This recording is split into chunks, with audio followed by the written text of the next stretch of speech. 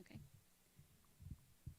Hello, everyone, and welcome to our 2022 Primary Election Candidate Forum. I'm Krista Threefoot, President of the League of Women Voters of Howard County, and I'm very happy to be able to present this event tonight. The forum will feature candidates for local Howard County offices, as well as Maryland General Assembly districts that represent Howard County residents. We have invited all candidates, but those who are running opposed, as well as both those who are running opposed and unopposed in their primary races. Let us now stand for the Pledge of Allegiance. I pledge allegiance to the flag of the United States of America and to the republic for which it stands, one nation, under God, indivisible, with liberty and justice for all. I'd like to begin the forum by thanking the partners who have helped make this possible, specifically the Horizon Foundation, the Association of Community Services of Howard County, and the Columbia Alumni Chapter of Delta Sigma Theta Sorority. I would also like to thank our candidates who are here now and those who will be coming later. We appreciate you taking the time to help us fulfill our mission of educating and empowering voters. Thank you as well to Howard County Community College and HCC Dragon Digital TV for allowing us to use their physical and virtual space to host this event. We're very, very grateful for how accommodating you have been. And finally, I would like to thank the many volunteers who have made this event possible. There are too many to name, but I appreciate your hard work. We would not be here without you. The candidates you're hearing from today are running in the 2022 Maryland primary election, which will be held on Tuesday, July 19th, both in person and via mail-in ballot. You'll be receiving your ballots in the mail soon, if you haven't already. And in-person early voting will run from Thursday, July 7th through Thursday, July 14th.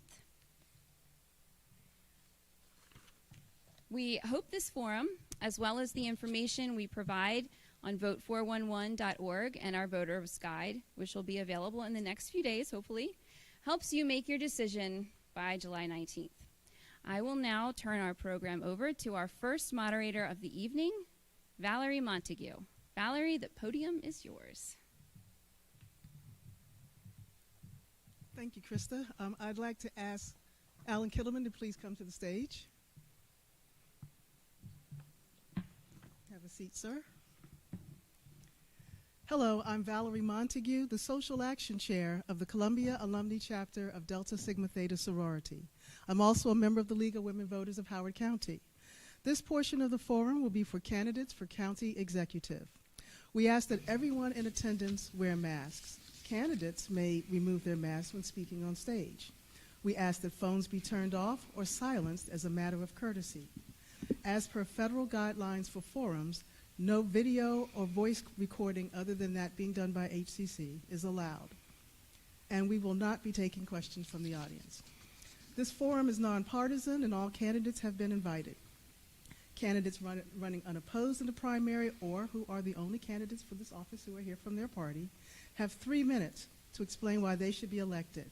Those running in contested races will have 1 minute to make opening statements and will then have the opportunity to answer several questions that I will ask, giving answers of up to 1 minute for each question. There's a timekeeper in the audience. For solo candidates giving 3-minute opening statements, the timekeeper will indicate when you have 1 minute remaining, then 30 seconds, and then when time is up. For candidates in contested races, the timekeeper will let them know when they have 15 seconds left and when time is up. Now it is my pleasure to introduce the candidate from the Republican Party for County Executive, Mr. Alan Kittleman. Mr. Kittleman, you have 3 minutes. Thank you very much. I want to thank the League of Women Voters for providing this opportunity for us to talk to the voters of Howard County. I'm a lifelong Howard County resident. I went to Howard County Public Schools. My wife Robin and I have been married for 35 years, and all 4 of our kids went to Howard County Public Schools. I'm running to be your next county executive because I share your concerns about our public school system, the safety of our community, the higher cost of living, and the undue influence of large donations, especially from developers. Unfortunately, school redistricting has become political, not based on capacity or proximity. We need a county executive who will stand up for our students and parents. When students need additional help, we must provide those resources to them in their neighborhood schools, not just move them farther away from their homes. When I was county executive, I started a program that did just that. I'm also concerned about school safety. I was very disappointed to see County Executive Ball remove school resource officers from middle schools. I strongly support school resource officers being returned to our middle schools and fostering positive relationships between the community and our police officers. And talking about safety of our community, it is extremely alarming that in 2021, Howard County tied the record for the most murders in history, a number not reached since 1984. Carjackings have increased 100% over the past few years. Even on Super Bowl Sunday, a mother and her young son were caught in a crossfire while at a park in Wild Lake. Fortunately, they were not seriously injured, but this must stop. We have had 3 police chiefs in the first 3 years of this administration. We need a leader who will support our police officers and focus on improving relationships with our community. We also need stronger leadership to make Howard County more affordable. With inflation over 8%, our residents are paying more at store, more at the pump, and more in local taxes. County Executive Ball raised our fire tax 34%, our trash fee 48%, and our transfer tax 25%. As county executive, I held the line on taxes and fees, and I believe, like you, government should live within its means. For the first time, Howard County voters will have the opportunity to pick a candidate who is not funded by big donors. As the only county executive candidate in the Citizens Election Fund, I do not accept any donations from PACs, businesses, including development companies, and other special interests. I am only accepting donations from individuals, and no one can donate more than $250 for the entire campaign. And when I'm elected, I will remain in the Citizens Election Fund. Therefore, I will be the first county executive in history to not accept donations from special interests while in office. Lastly, integrity matters. When he took office, County Executive Ball hired his campaign manager to work in his office. Not only did he continue to pay her thousands of dollars from the campaign, but she was also tasked with deciding what information the public received from his office. Incredibly, it was recently learned that she wrongfully denied access to nearly 500 emails between County Executive Ball and his office and the local developer's attorney. This is a huge breach of trust and transparency. Folks, Howard County deserves better. I'm asking for your vote. Thank you very much. Thank you to the League. Mr. Kilderman, thank you for addressing us this afternoon. There are 2 other Republican candidates for county executive who were unable to attend tonight, Darren Villas and Molson Hyatt. Thank you again, Mr. Kilderman. Thank you very much.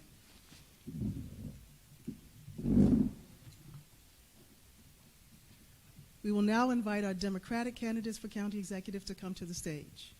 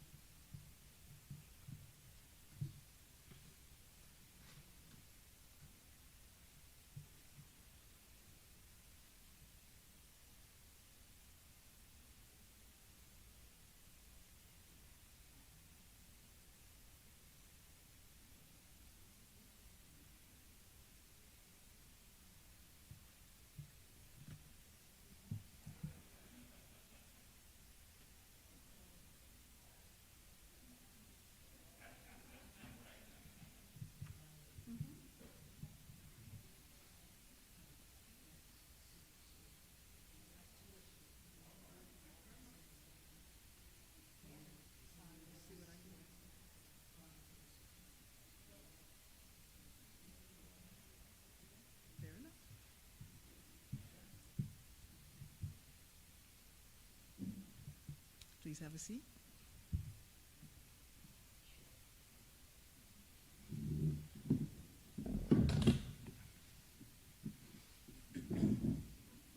Good afternoon. Fine, and you? Please have a seat.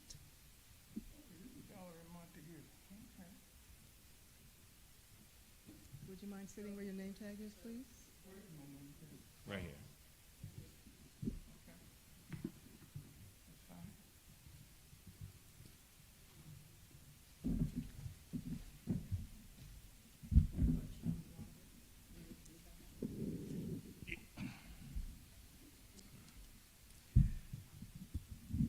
Thank you, gentlemen, for joining us this afternoon.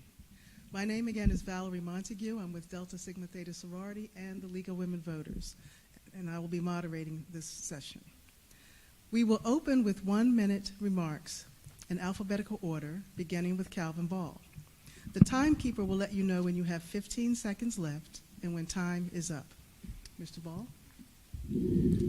Thank you so much for your time and attention. I'm Calvin Ball, running for re-election to Howard County Executive.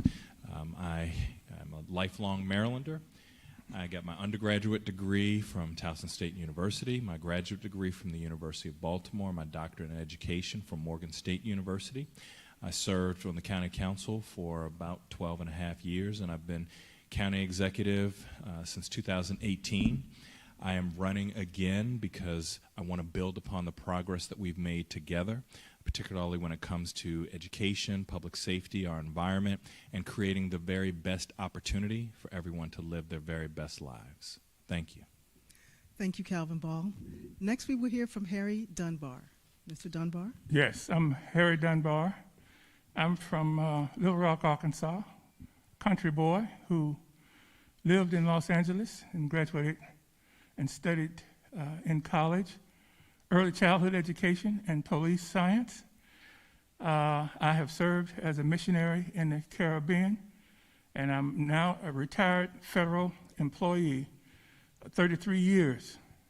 I am running for Howard County Executive because I am dissatisfied with the county executive we presently have.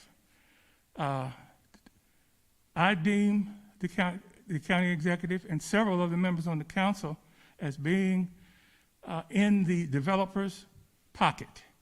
The developer gets what he wants, when he wants it, from this administration, and I want to change that.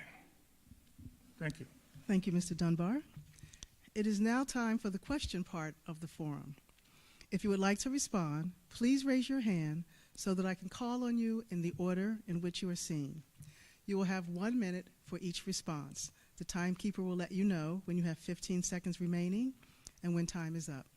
The first question is, the COVID-19 pandemic has exacerbated existing health disparities in our community. How do you plan to use American Rescue Plan funds, health department resources, and other public health resources to address the disparities and the ongoing pandemic? If either of you would like to answer, please raise your hand. Yes, the pandemic has revealed so many challenges that we've had. We all learned about things like pre-existing conditions, and I think it showed how much work we have to do on physical, mental, emotional, and economic health. We got the first tier of the American Rescue Plan funding, which is about $30 million, and we invested it in things like mental and behavioral health, our education, protecting our public safety workers who are on the front lines. And now we need to continue ensuring that we build upon our successes. For example, Howard County just last year was given the award, one of the only 4 jurisdictions in the nation to win the Robert Wood Johnson Foundation Culture of Health Prize. And that is something that we want to build upon to ensure that everyone can live their healthiest, best lives and thinking about their physical and emotional health. And we will be using the second tranche of ARP funds to make that happen. Thank you. Mr. Dunbar, would you like to answer the question as well? You can take your mask off if you like while you're answering the question. You can hear me, right? We can hear you. Fine, thank you. I am one of the agencies that I work for when I was working for the federal government was the Public Health Service. The Public Health Service is the agency that's responsible for ensuring that the public health of the country is protected. I'm unable to address that question as sufficiently as I would like because I'm not sitting in a position presently that I know all the facts and figures that I know in order to develop a comprehensive plan. I see what he has done, the present administration has done, and I guarantee you I will do better because I worked with those agencies years ago as one of my... Thank you, Mr. Dunbar. The next question is, in adopting the next County General Plan, HOCO by Design, you have a chance to change the future of our county. Which implementation actions most excite you? If you'd like to answer the question, please raise your hand. Mr. Dunbar? Yes, the ADVO. Again, the developers have control of this county. Everything, the developers are in control and, through their donations to campaigns. I would suggest that everybody look up the word corruption and understand what the word corruption means. You can be corrupt and not break the law. And I think this is what we have here in Howard County. We have corruption. Look the word up, understand what it means before you vote. In addition, I encourage you to look at this website, Howard County Watchdogs.com, HOCO watchdogs.com. Thank you. Thank you. Mr. Paul? First of all, I'd just like to thank our Department of Planning and Zoning and our community. They've been working diligently on developing the draft for HOCO by Design, and we're still having a great deal of community input. I am very excited, and I'm going to say two things. One, I'm excited about the environmental initiatives, continuing to build upon our environmental successes, like planting about 60,000 trees since I've been county executive, having the largest solar power purchase agreement in the state of Maryland, and so many other environmental initiatives. And since Howard County has either preserved or already developed about 98% of the land, I think the redevelopment of property, the reimagining of what can be something that we are going to be able to do together through this process was extremely exciting as we write that next great chapter in Howard County's history. Thank you. The third question is, the FY23 budget has record funding in various areas. What is your plan to sustain this progress, and what areas would you prioritize to make the best use of this record funding?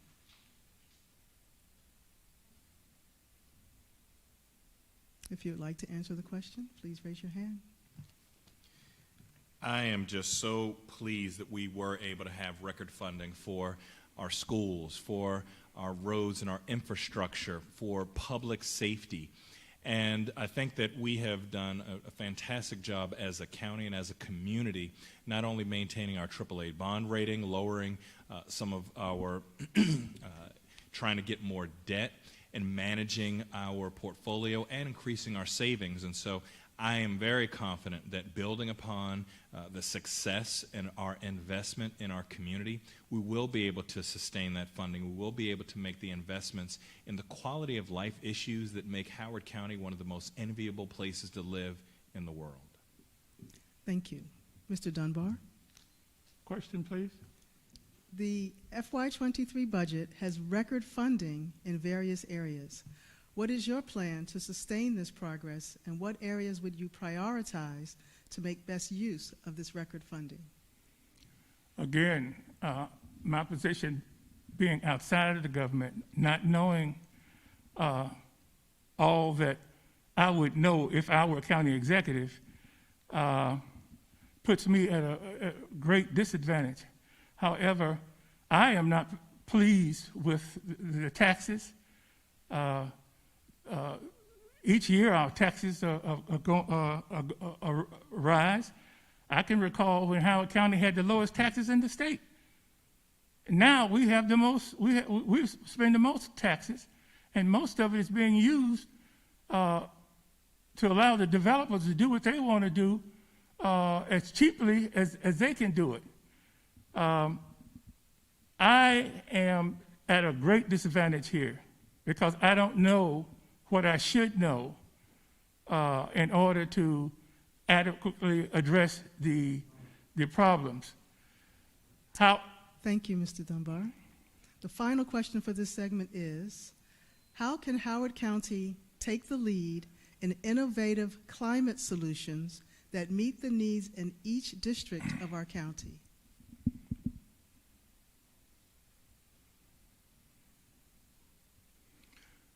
If either of you would like to answer the question, please raise your hand. I am very proud of the work that we've done as a community. Here in Howard County, once I became county executive, I hired the first chief innovation officer. And they have been working with our Office of Community Sustainability to, like I said, have the strongest forest conservation law in the state, the largest solar power purchase agreement in the state, planting as a community over 60,000 trees, having an expansion of our electric vehicle output, and making it so that we have changed over our street lights to LED lights. We have, in the last few years, become a not just state but regional leader on the environment, and I think that we can build upon that progress and that success to ensure that we protect our environment for current and future generations. Thank you. Mr. Dunbar? Yes, I think what the county has done so far has been insufficient. A few days ago, we were flooded out in Meriwether Post Pavilion because of all the trees that are cut down so that the developers can build. They are now building, in the process of completing roughly 2,000 to 3,000 apartments. And the design project is scheduled to give them another 4,000 or 5,000 projects to cut down the trees downtown all around the Lake Kittamukundy. We not only had floods in Meriwether, we also had floods in Ellicott City again. The administration cuts trees. I don't know who is not being researched properly. And our climate, it's only going to get worse. We'll probably have 1 or 2 more severe storms. All you need is 2 inches of rain, sustained rain, over an hour period, and you got floods. Thank you, Mr. Dunbar. I want to thank the Democratic candidates for county executive for joining us here today. Our next session will be with candidates for the county council and will be moderated by Dr. Yvette Oquendo of the Horizon Foundation. Gentlemen, if you would leave the stage to your left. Thank you again for coming this afternoon.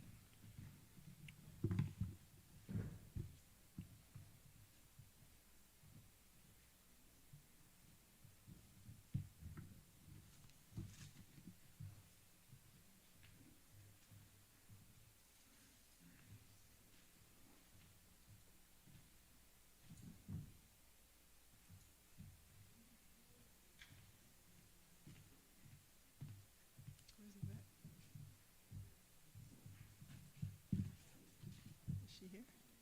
Oh, okay.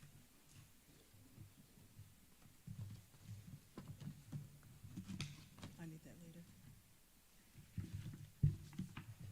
I'm putting the used ones in. For everyone who's here, we are running quite a bit ahead of schedule, so we're going to be waiting until the time that we have in our agenda for the next group of people to come. So if you need to go to the bathroom, get some water, this is the time to do it.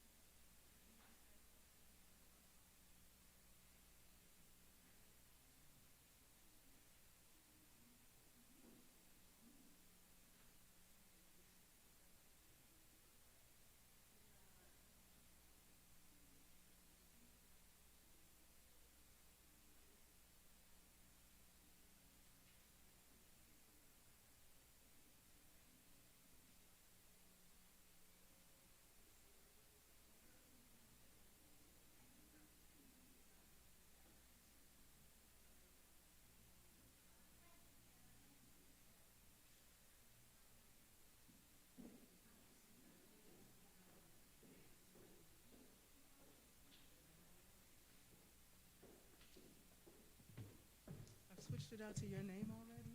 Okay. Put this here because I'm going to go again after you. Okay. And there are only two, so I would put one.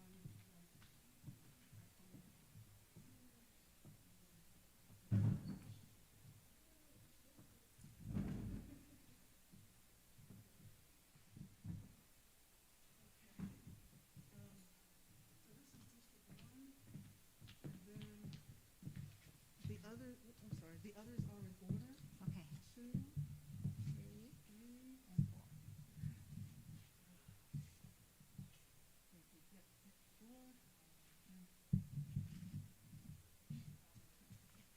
and 5. Between Maybe each we can one. put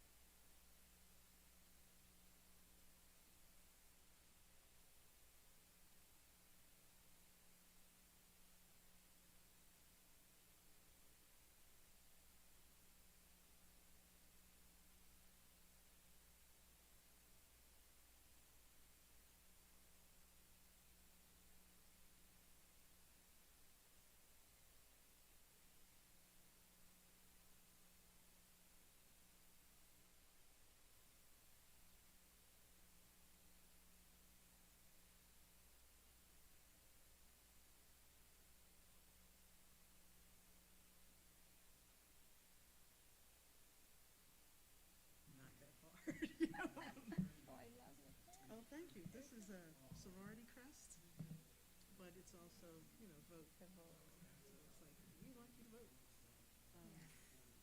But I'll be here at least for part of it, and Yeah, because I see that you come I'm back after you. again, right? Right, but I'm not necessarily going to sit in that chair the entire Okay. time. But at least for the first, make sure that you got what you need. Thank you. If you have any questions. Thank you, yeah. This is my first time doing something like this. So. Yeah, it's cool. Right, That's exactly. what I like. All you really do is polite, try not to show what you're thinking of what they're saying, Right, exactly. and be able to cut them off. Or I'm even polite. Right. Thank you for that answer. Next, we will have. You did a wonderful job with that. It does, like, and they know the league will do that.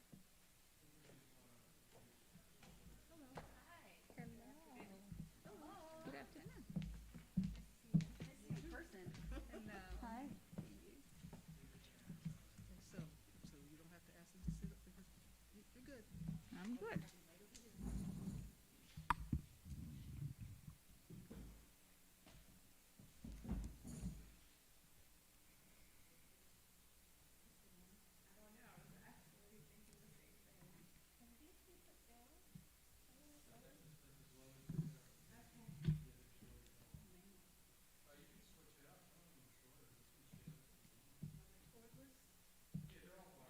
They're either wireless.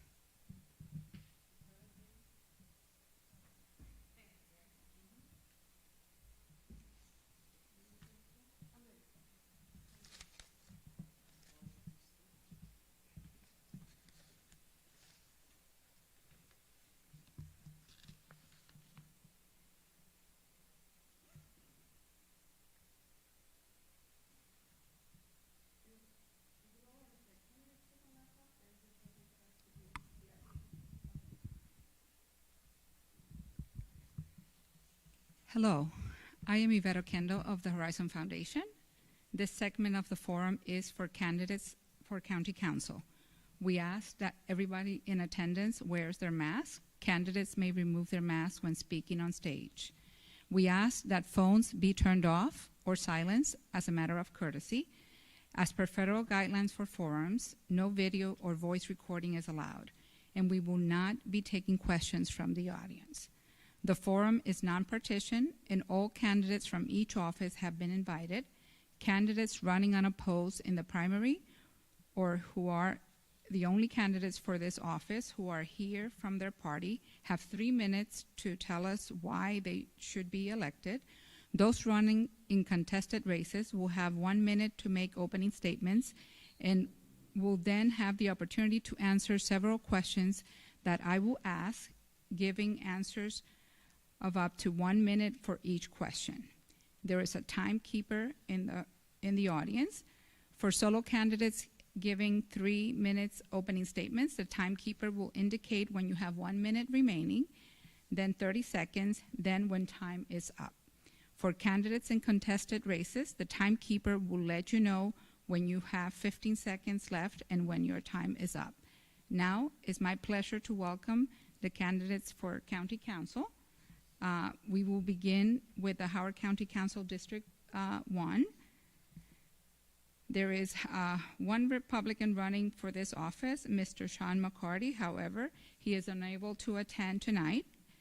Therefore, we will start with opening remarks from the Democratic candidates for District 1. We will proceed in alphabetical order, starting with Naveen Curtin. Thank Ms. you. Curtin? Thank you. Thank you, everyone, for having me here today. I'm Naveen Kurtam, and I'm running to be your next District 1 council member. I live in Ellicott City with my 3 kids, all of who attend our great public schools. I have 2 elementary schoolers and 1 middle schooler, soon to be high schooler. I am an attorney. I practice in the area of family law, and I've owned my own practice in Columbia, Maryland for over 13 years. And prior to having my own business, I was a prosecutor in Prince George's County. I attended the University of Maryland, College Park, where I double majored in government and politics, in criminology and criminal justice, and then I attended the University of Baltimore School of Law. I ran for office because I'm dedicated to our community. I'm deeply passionate about public service, and I've been in community service my entire life, and I hope to be your next District 1 council member. Thank you, Ms. Curtin. Ms. Liz Walsh? Thank you. My name is Liz. I live in Old Ellicott City, and for the past almost 4 years, I am your elected representative on the Howard County Council for District 1. By education, I am a civil engineer. By profession, I am an attorney, and now by choice and heartfelt conviction, I'm a public servant. I serve the public good. 4 years ago, I promised to, and since steadfastly have supported our county's public schools. I put real money back into the school's annual budget each of the last 4 years and pursued legislative fixes to schools overcrowding particularly, again and again. I am proud to be endorsed a second time by our local teachers union. As promised, I have fought for preservation of our most vulnerable green space, temporarily deferring new development in Old Ellicott City watershed and better protecting our county's 2 historic districts. Our local Sierra Club chapter has also a second time endorsed me. I ask for your endorsement too. By July 19th in the Democratic primary, vote for Liz Walsh, District 1. Thank you, Mrs. Walsh. Now we will move on to the question part of our forum. You will each have 1 minute to answer each question. The timekeeper will let you know when you have 15 seconds left and when your time is up. Please raise your hand to speak, and I will call you in the order in which you raise your hand.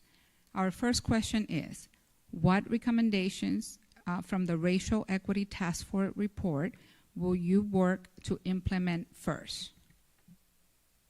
Mrs. Walsh?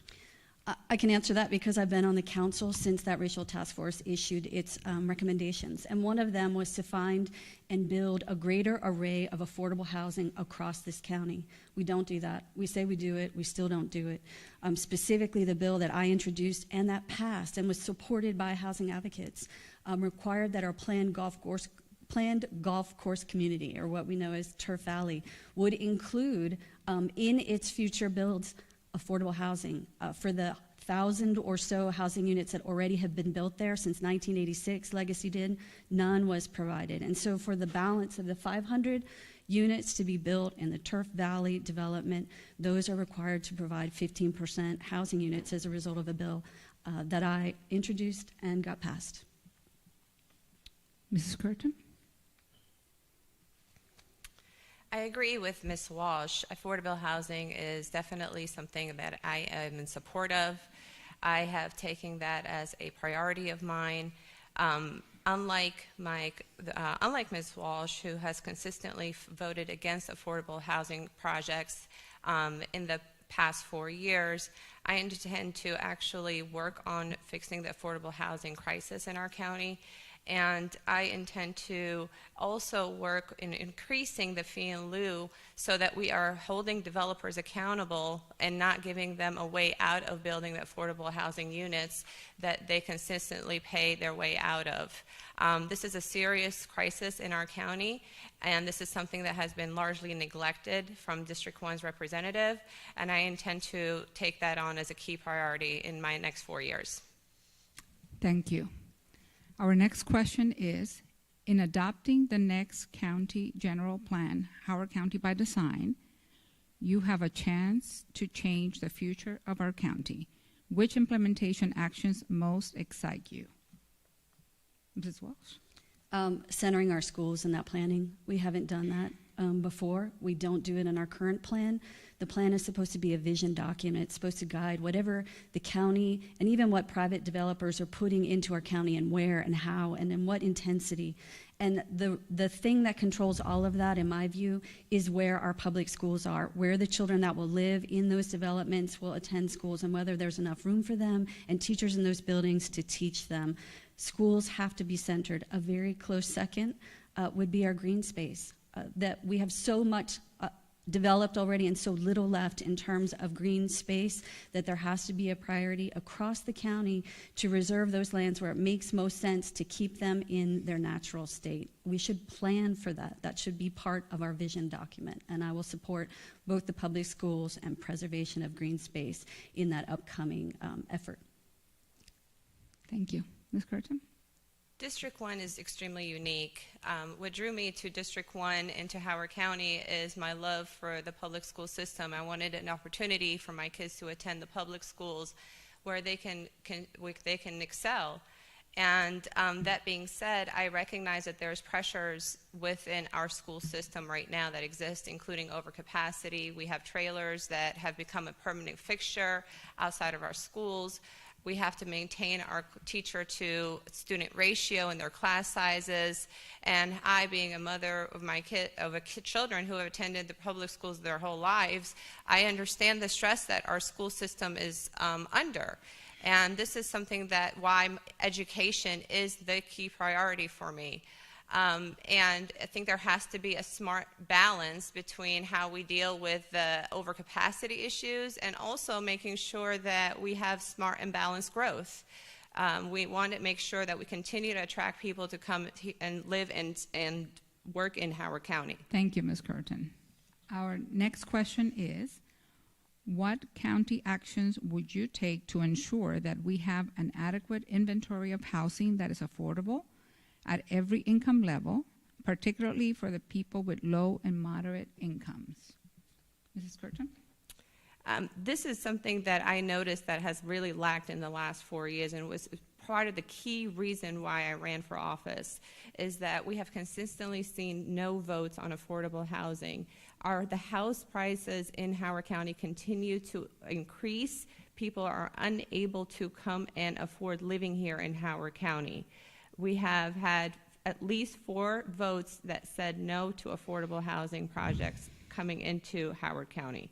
That being said, I am going to make sure that we continue to work on legislation to get affordable housing projects done in Howard County and holding folks, including developers, accountable to not finding their way out of getting those units built. I propose legislation that will increase payment of the fee in lieu up to $30,000 and not having them just pay minimal fees to get out of affordable housing units done. Mrs. Walsh? I think as a county government, as a Department of Planning and Zoning, approving new development, we have to insist that the builders build in affordable housing as new housing is built. Again, we do not do that. We have to ensure that those legacy projects that don't require with laws that have been improved since 1990 comply with them now. We want affordable housing built across the county in all styles, in all places. I voted against a Joe Reagan Manor development that was asking for an extension of an exception from affordable housing in my first term on the council. As mentioned before, I passed legislation that required planned golf course communities, Turf Valley particularly, to provide affordable housing on site. I think that we should also have allocations that say there should be this many units of these ranges of affordable housing built in every year. And you can't build these other ones that are so profitable unless we're also keeping pace with, again, the array of affordable housing we need at all levels. Thank you. Our last question is, in your district, what specific climate solutions will you support or initiate? Obviously, one issue that continues to plague District 1, and I really want to make sure that we continue to work on it, is our flooding. We're making sure that our Safe and Sound plan continues to move forward. Secondly, we have to make sure that we continue to have reforestation in our district and across Howard County to make sure that people that for either undeveloped space and owners that allow reforestation to be on their property, that we continue to do that. And also making sure that we have opportunities where we continue to work with our county executive on our solar panels and upstream mitigation efforts, and working on making sure that we continue to address these climate change issues. And I look forward to working on that with our county executive and our delegation. Thank you both. Candidates for County Council District 1. May I answer that last question? Oh, sorry. I'll go ahead. preservation of natural land, I think at the local level is one of the best things that we can do to combat climate change. Absolutely what we're seeing happen in Old Ellicott City and lots of other neighborhoods across the county, the intense rain, the extraordinary flooding that results, that is climate change. But what it's contributing to that effect of climate change at the local level, at the hyper-local level, is our land use policy. We have to preserve natural land. We have to allow our watersheds to function as they're intended, our floodplains to function as intended, our wetlands to function as intended, and they can't do that if we build into them unceasingly, always, without exception. We have to stop doing that. I would hope that in this pandemic era, we have learned that there is an ability to work from home. And in a suburban neighborhood like ours, I think we should be looking for ways not to get in our cars and drive everywhere. We should be focusing on walkways and bikeways. We should be able to roll and walk where we want to go and hopefully telecommute in large part for those people who have the luxury of being able to do that. Thank you both. Thank you. Thank you to the candidates of County Council District 1. And if you can exit in that direction. We would have now invited the candidates from District 2, but there are two candidates running for County Council District 2, Sheila Jennifer, Republican, and Opal Jones, Democratic, but unfortunately, neither one of them can attend today. So we will now hear from candidates from County Council District 3. Both are running unopposed in their primaries, so they will each have 3 minutes to give remarks. We will begin with the Republican candidate, William Campbell.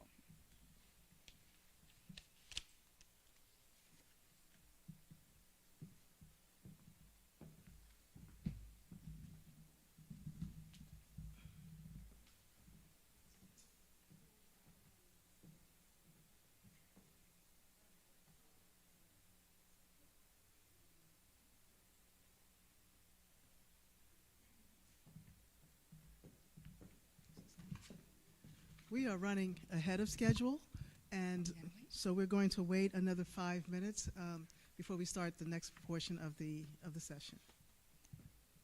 Thank you. I guess I need to pay attention to my watch.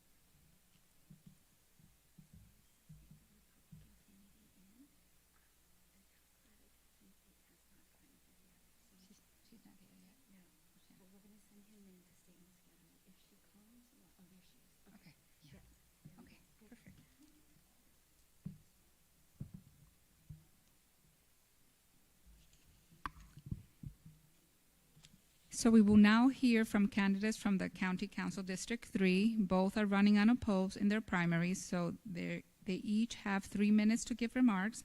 We will begin with Republican candidate William Campbell. Mr. Campbell?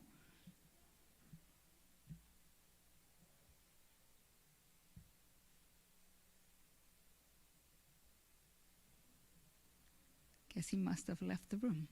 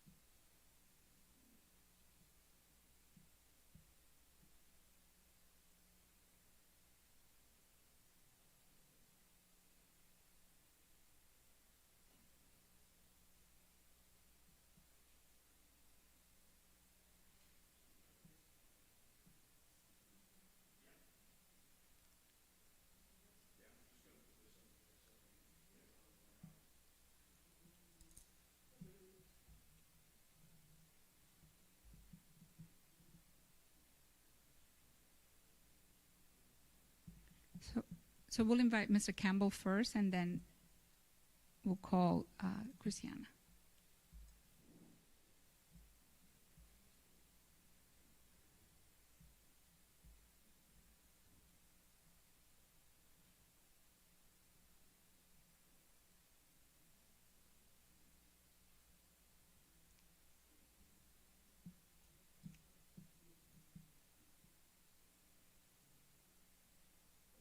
Hi. So we welcome the Republican candidate, Mr. William Campbell. Can I take this off while I'm speaking? Yes. Oh, thank you.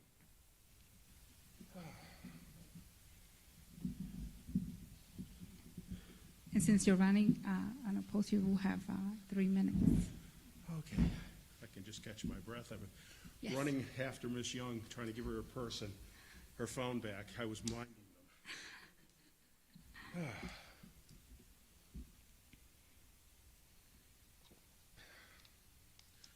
Good afternoon. Thank you for inviting me here to your forum. I appreciate it. My name is Bill Campbell. I'm a 48-year resident of Howard County. I am running for County Council District 3. Our county is a large business. We have a budget, an annual budget of almost $2.4 billion. I have run larger budgets, $66 billion. I was the Chief Financial Officer for the U.S. Coast Guard, the Assistant Secretary for Management and Chief Financial Officer for the U.S. Department of Veterans Affairs, and the Chief Financial Officer for Amtrak. Now, I couldn't make Amtrak make money, but they lost less money with me than they ever lost before. So, we're a large business, and I think we need professional management. And I can bring my professional experience to help us wend our way through all of the problems that we're going to have in the future. Because we have been growing almost unrestrained for over 50 years, we are not going to be able to do that again. So things like inflation, which is over 8% right now, are going to greatly increase the costs of governance. And so we need to have professional management to help get us through those tough times. But the primary reason I'm running is 3.5 years ago, I went to the investiture of the current council and executive, and I heard how that election had been all about the children. Well, I don't know about your children, but the children in my neighborhood, District 3, are not doing well. And they're doing worse than they were 3.5 years ago. We currently have 5,500 students in 222 mobile classrooms, which I affectionately call trailers. So that's primarily why I'm running, is to get our kids out of the trailers. I don't want any more courthouses, parks, firehouses, administrative buildings built until we finally get our kids out of the trailers and behind safe concrete block walls and steel doors. Thank you. Thank you, Mr. Campbell. We will now hear from Democratic candidate for County Council, District 3, Christiana Rigby.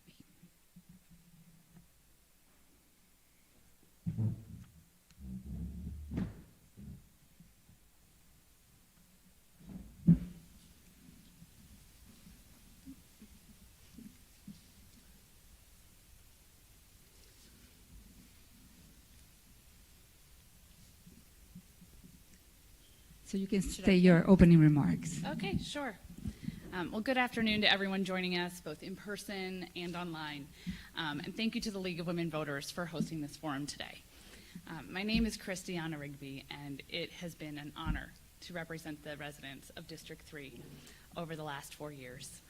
I'm a Democrat seeking re-election to the Howard County Council in 2022. My educational background is in environmental policy, and I started my career as a community organizer, strengthening environmental protections, working to safeguard employment opportunities for the LGBTQ+ community, and strengthening consumer protections. Like Bill, I've been running around all day, so taking a minute to catch my breath. I returned to Howard County several years ago to raise my family, and I've continued my work in the community with many local nonprofits. And after serving for several years on the King's Contrivance Village Board, I decided to run for County Council in 2018. Over the last several years on the County Council, I've worked collaboratively with County Executive Ball to deliver record funding for District 3 school construction, including securing funds for the Hammond High renovation and addition, High School 13, and the Talbot Springs Replacement School. I've also worked hard to pass landmark legislation for the residents of Howard County that will improve our lives. These efforts include generating funds for school construction, reducing environmental pollution, expanding opportunities for preservation and creation of affordable housing, advancing complete streets and safe transportation policies, and raising the minimum wage for over 40,000 working people in Howard County. In this second term on the County Council, I hope to expand this work of increasing school funding, taking climate action, improving access to affordable housing, improving economic justice, and building more equitable transportation systems. During this campaign, I am participating in the Citizens Election Fund, which means that I only accept contributions of up to $250 from individuals who are Howard County residents, and no donations from corporations or PACs or businesses. And donations from Howard County residents are matched through the program. To learn more about my campaign and our shared vision for Howard County, please visit christianarigby.com. And I hope you'll sign up for our newsletter. You can volunteer, and if you feel inspired, chip into our people-powered campaign. Thank you so much for your time today. Thank you, Mrs. Rigby. We appreciate your time. Thank you. This concludes the Howard County County Council District 3 portion of our forum.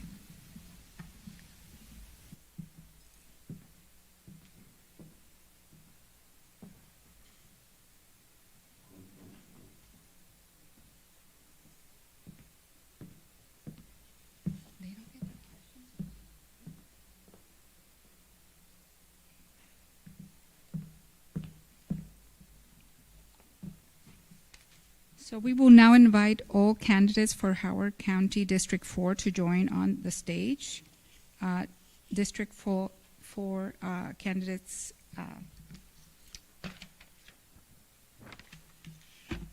There are no Republican candidates running for County Council in District 4. There are 3 Democratic candidates.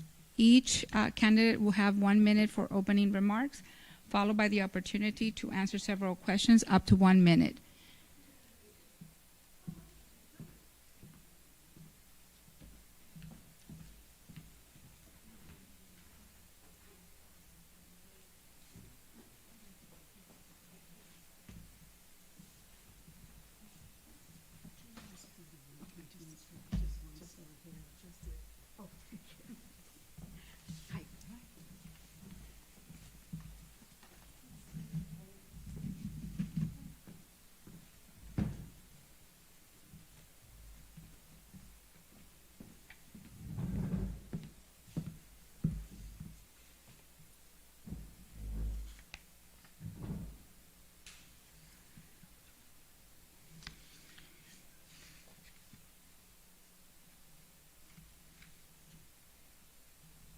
I guess we're running ahead of time, so we'll have to wait a little longer.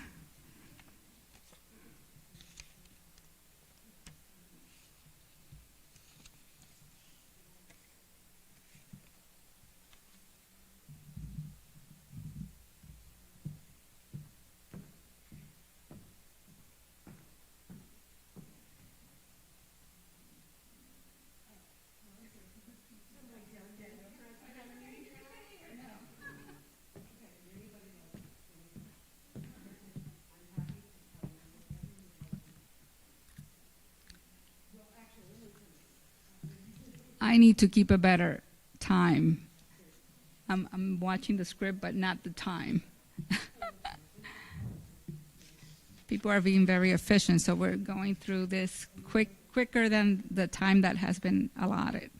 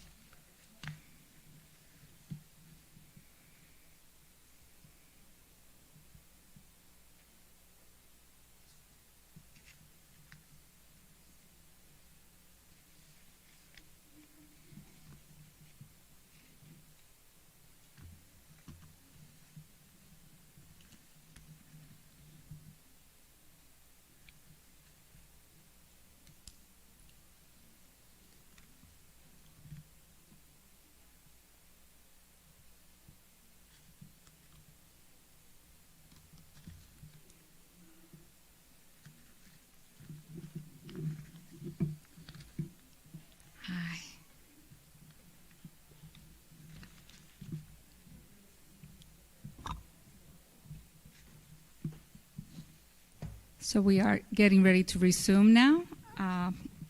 This is District 4. There are no Republican candidates running for County Council District 4. There are 3 Democratic candidates. Each candidate will have 1 minute for opening remarks. There's a timekeeper in the audience, and she will alert you when there is 15 minutes left and when your time is up. We will begin in alphabetical order with Hank Boyd. Your opening statement? Can I take my mask off? Yes, you can. Hello, everyone. My name is Dr. Hank Boyd, and I'm running for Howard County Council District 4. I'm not your traditional politician. I'm a professor at the University of Maryland at the Robert H. Smith School of Business. And as an academic, I've had the pleasure of teaching over 17,500 students the intricacies of marketing theory and practice. So you're probably saying, Hank, you're a nice guy. What are you doing up on this stage? Well, here's the answer. Something unspeakably ugly happened to my daughter. On November 3rd, 2021, she found the N-word scrawled on her locker. And of course, the school took a picture, and they had their policy where they cleaned it up right away. My wife and I got in there with the principal, took it all the way up to the superintendent, and we said, your policy's outdated. You're never going to catch the person who committed this crime. In fact, you had a crime scene, you eliminated the crime scene. So I said, well, Hank, it's time for you to jump into the game. You're a lawyer, you're a professor, and I care about safe, conducive schools because education is the key to the future. So thank you. Thank you, Mr. Boyd. Next, Jansen Evelyn. Yes. Hello. Good afternoon. My name is Jansen Evelyn. I use he, him pronouns, and I'm running to be your next county council member representing the people of District 4, where this world-class community college sits. The choice of my public life has been as an attorney, appointed official, as well as a community advocate, and I'm now looking to be District 4's next county council member. Howard County is the second fastest growing county in Maryland, and we need elected representatives with deep local government and community experience that understand that reality and will boldly go to meet the challenges of how we ensure that opportunity is shared by all. This is why I've been endorsed by former County Council member Mary Kay Siggety and a broad-based support of national and local organizations, including the Working Families Party, the Columbia Democratic Club, the Howard Progressive Project, and the venerable African Americans in Howard County. I look forward to answering all your questions, and thank you for putting on this wonderful forum. Thank you, Mr. Evelyn. Next, Ms. Deb Young. Ms. Young. Good afternoon, everyone. My name is Deb Young, and I am the current County Council member for District 4.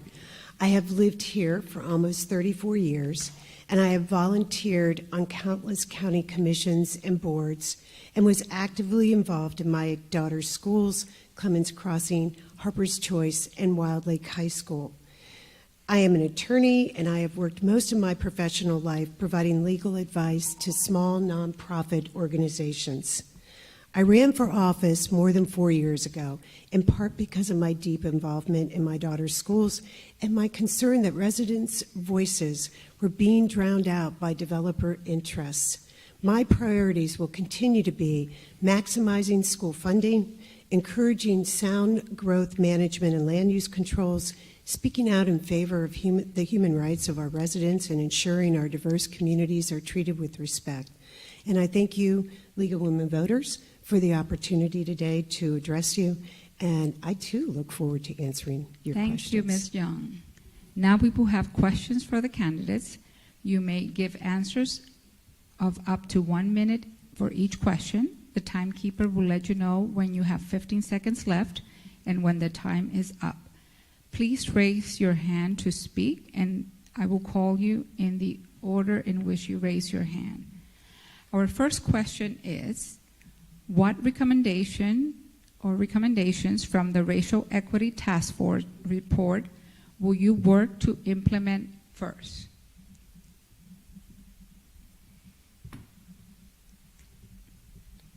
Mr. Evelyn? Can I begin? Yes. All right. The Racial Equity Task Force, that report happened about maybe a year ago. And in my former role as the Assistant Chief Administrative Officer, I served as the acting human rights administrator. There was also a stint where that office reported to me. One of the recommendations was to perform an equity audit. That was something that prior to this, prior to the task force recommendations, that was something that we had already been working on. So I would want to, and this was a community-based audit as well as an internal county government audit. I would ensure on the council that I would, due to my experience dealing with dealing in the DEI space, I would continue to implement as many as practicable, and more importantly, work to develop a culture where equity is used in all the decisions that we're making, including land use. Thank you. Thank you. Mr. Boyd or Mrs. Young? Okay. At the Robert A. Smith School of Business, I was the first person to serve as the DEI or diversity officer. And in that role, I said accountability is the key. We all talk a good phrase about, yeah, diversity and inclusion, I care, it matters. But you have to put something in effect that will allow the outcomes you seek. So in this case, accountability has to be there. If you're saying, we need so many numbers here, we need so many numbers there. If you don't have the mechanisms, it won't happen. We all understand morally what we should do, but the reality on the ground is that you have to have certain provisions, certain mechanisms to get there. That's what I would be about if you elect me to this role. Thank you. Ms. Young? Thank you. I think probably one of the most important recommendations was to look at legislation through a racial equity lens. And I think that had we done that, there are probably a number of pieces of legislation that would have been amended or modified before they were even introduced. One example is the Developer Rights and Responsibilities Agreement that was renewed for a development that came about through the Dorega Manor. That agreement prohibited any sort of townhomes or apartment buildings on a space that only allowed for single-family homes and no requirement for moderate income housing. And I do believe that had we had a racial equity lens, it might not have gone through. Thank you. Thank you. Now for our second question. In adopting the next county general plan, Howard County by design, you have a chance to change the future of our county. Which implementation action most excites you? Okay, so the Route 1 corridor, I think, has a golden opportunity to do something. And we have land, and we have to get very creative with the land that we have left. Only 2% of it is in some sense pristine. So we're going to have to revamp and reuse areas that have been purposed for something else. So I see that the corridor, Route 1 corridor, as a great opportunity to do something in that area. And that would excite me. I think we've had feedback from the public saying that, yes, it's time to do something. And therefore, we just have to sit down, work it through to make it happen. And we're going to need more of this going forward because, like I said, we're just running out of land in terms of building projects and the like. So I've talked about on my website, you need balanced growth going forward, and you have to be smart about it too. Howard County is a great and it's a wonderful place. We all enjoy it, and I'd hate to see us lose our integrity and character because we didn't think it through. Thank you. Ms. Young? HOCO by Design has put out 4 different development scenarios. They range from 18,000 new units to 36,000 new units, depending on which one of these scenarios you're looking at. The thing that most excites me about looking at each one of these scenarios is planning for open space, planning for parks, planning to protect our environment, and most importantly, planning when you are looking at that type of future growth for schools, setting aside land for schools, making sure that we're actually seeing what it is that we're going to need for the future if we're going to add between 18,000 and 36,000 units. I think that's very important. And lastly, I think that making sure affordable housing is established in areas throughout the county is something that I would be very interested in doing in the general plan. Thank you. Mr. Evelyn? Yes, this is the area that excites me the most. I'm a graduate of Plan Howard Academy. I also served on the Columbia Association's Vision and Project when I served on the Hickory Ridge Village Board.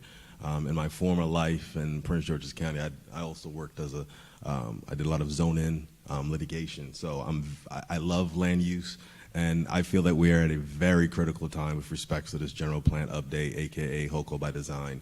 Howard County is the second fastest growing county in Maryland, and we have to stop ignoring that fact. And what excites me most about the priorities and the goals is the reality that we have to create middle and middle housing, and we cannot be afraid to talk about that. And the question is, how do we do it in a way that does not impact our schools, impact the infrastructure? And there are ways we can look at this as a challenge, or we can look at this as an opportunity. So I welcome the opportunity in the chat. I welcome the opportunity to deal with making this a more equitable, resilient community. Thank you. Thank you. Our third question is, what county actions would you take to ensure that we have an adequate inventory of housing that is affordable at every income level, particularly for people with low and moderate incomes? Mr. Boyd? Okay, when you deal with developers, developers are keen on, let's build something, let's do it. We're capitalists, and that's cool. But invariably what happens, if you look at the language of the law, you should set aside anywhere from 10 to 15% for moderate income housing, which is a great idea. And then what normally happens with developers, they get to a point saying, well, the project's going along, and do we really want to build these moderate income units? Is there a way around it? Yes, it's called in lieu of fees. They pay the in lieu of fees, which when you run the numbers, it's better to pay this out now. We don't have to build those moderate income units, and we keep the project going, and we're on to the next project. So we must abolish in lieu of fees. If we're going to get serious and build this moderate income housing, that has to be there. It doesn't work the way it currently stands, and so it's time to rethink it. Thank you.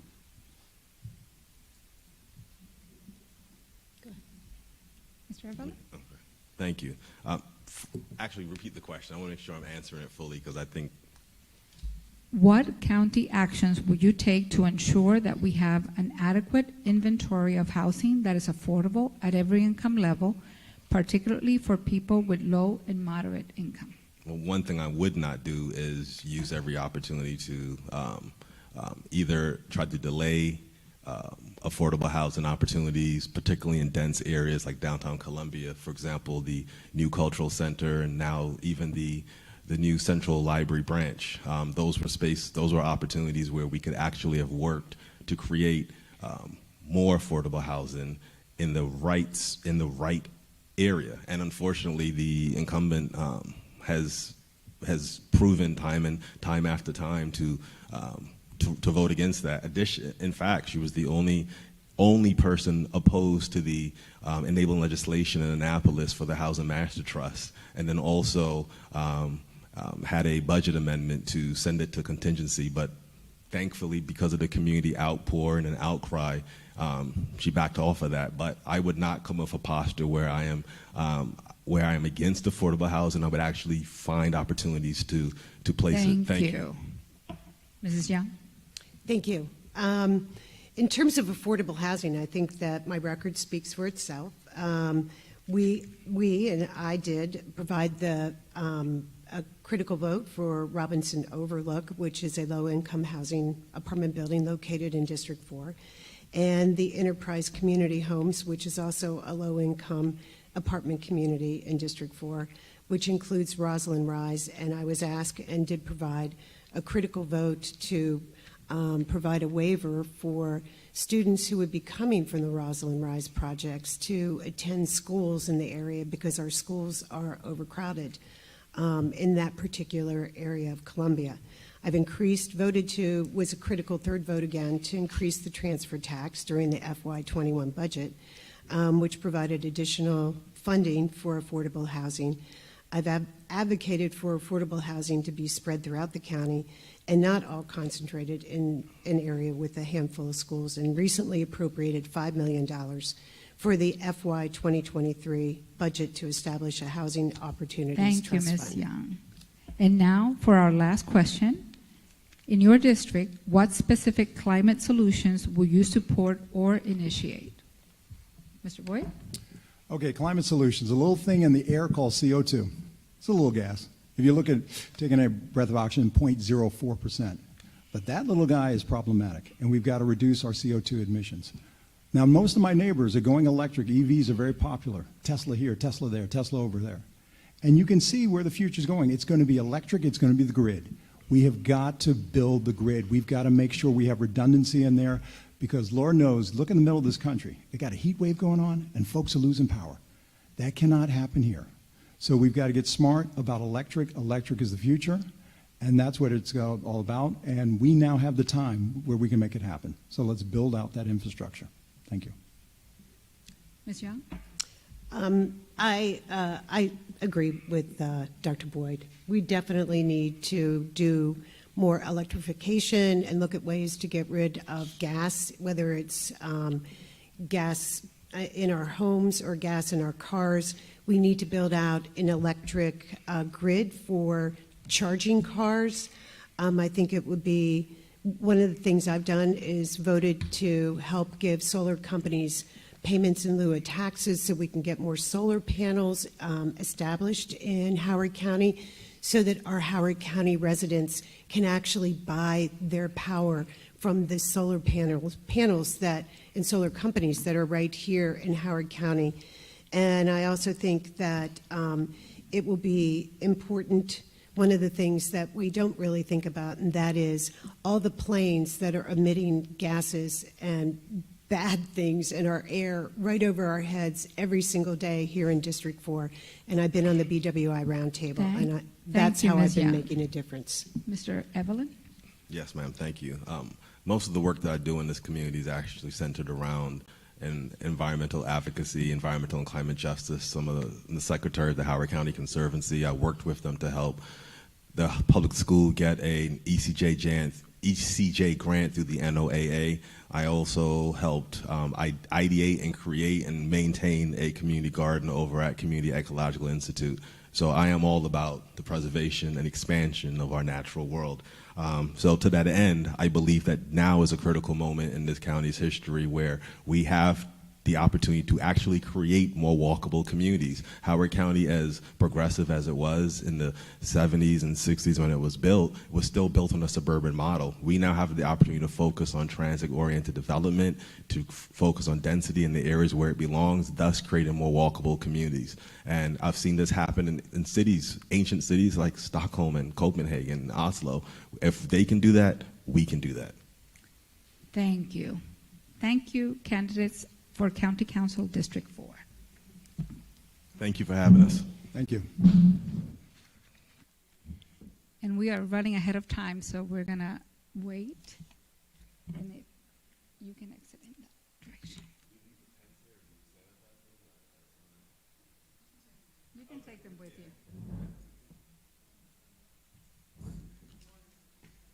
Yeah, you can take your bottle of water too. Thank you. You can exit in that direction.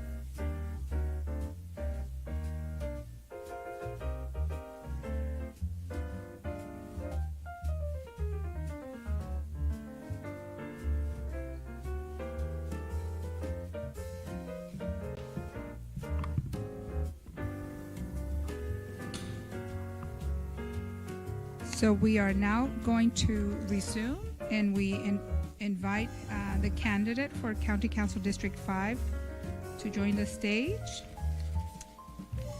Both candidates for County Council District 5 are running unopposed in their primaries, so they will each have 3 minutes to give remarks.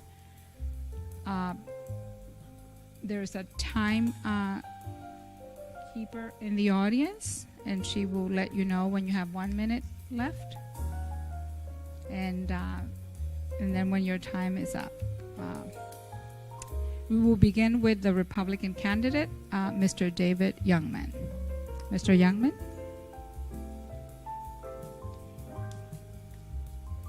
You can remove your mask while you speak.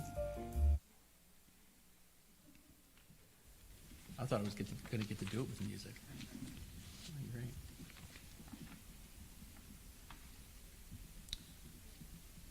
You start anytime? They keep the time. You ready? Yeah, Okay. you can start. Okay. Okay, great. Hi, I'm David Youngman. I'm the current council member representing District 5. Lived in Howard County almost 50 years.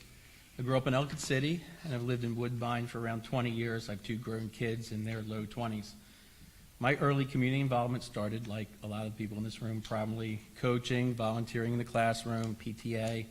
Mine evolved into officer positions, being a P-TECH delegate for 2 schools, serving on the boards of numerous community nonprofit organizations, and involvement in some land use issues that sort of grew my interest in local county government.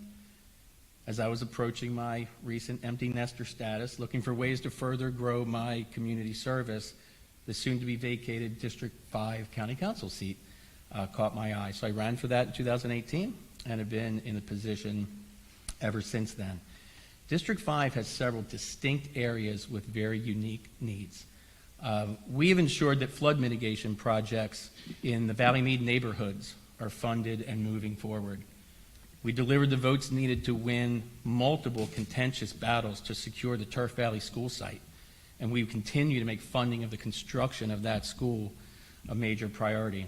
We worked on and supported the much-needed increase in the school facility surcharge, a critical funding source to build school capacity in the county. It's important everywhere, but in my district, particularly Highland Fulton area, Turf Valley, Ellicott City area, where the schools are still very overcrowded. We've expanded grants for agriculture and fought against policies that would hurt farmers. Being the leading advocate for agriculture and being the leading defender of maintaining the rural character of the West is a requirement of being the District 5 council member. And finally, our office works tirelessly on constituent service, helping our residents and businesses with any problem they have with government might have a role in.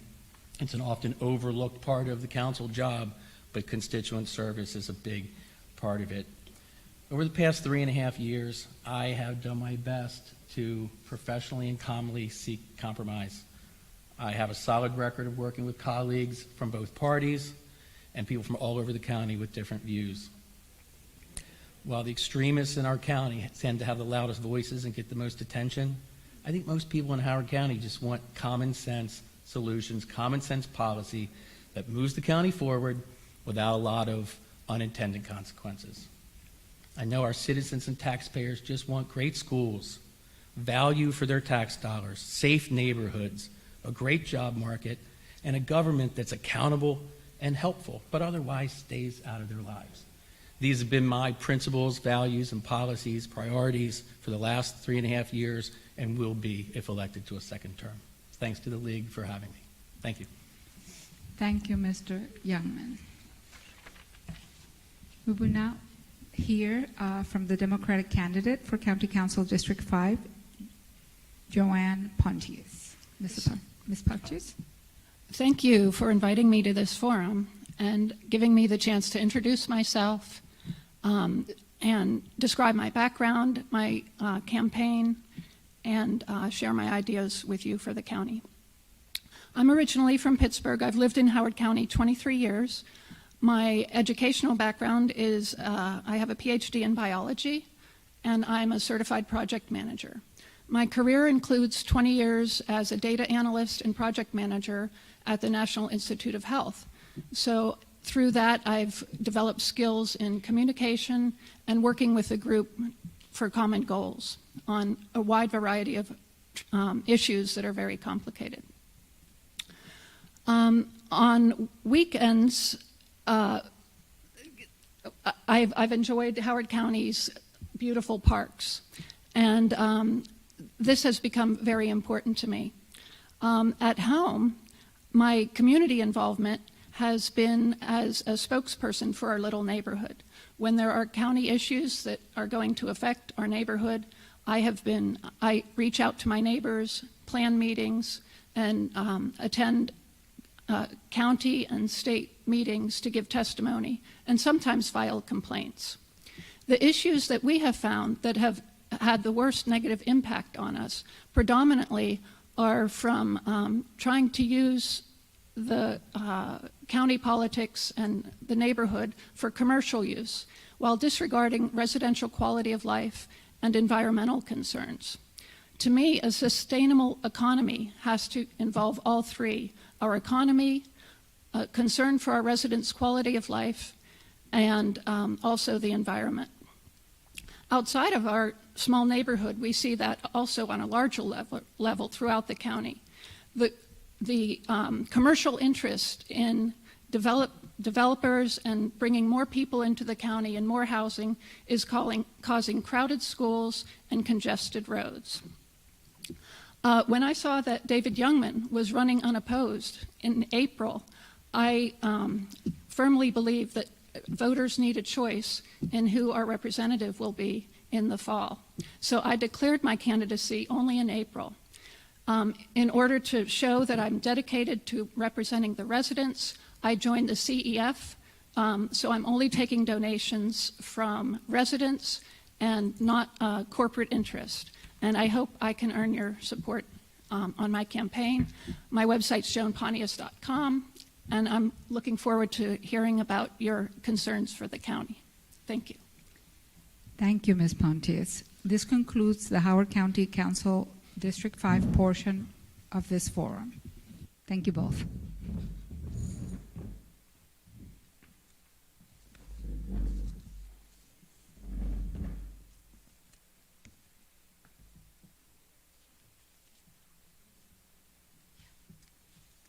I want to thank all of the County Council candidates for joining us here today. Our next session will be with candidates for several different offices and will be moderated by Valerie Montague of Delta Sigma Theta Sorority. Sorry.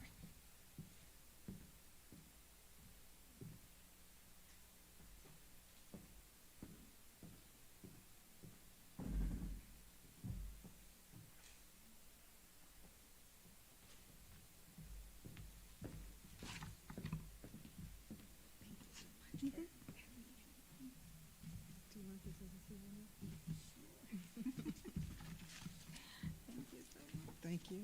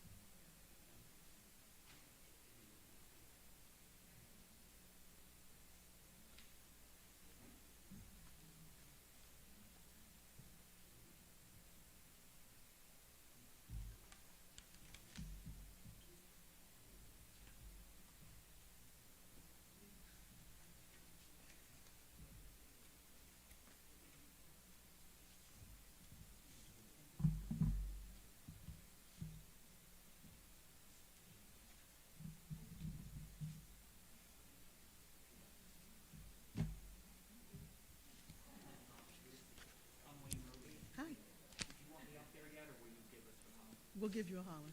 Mhm.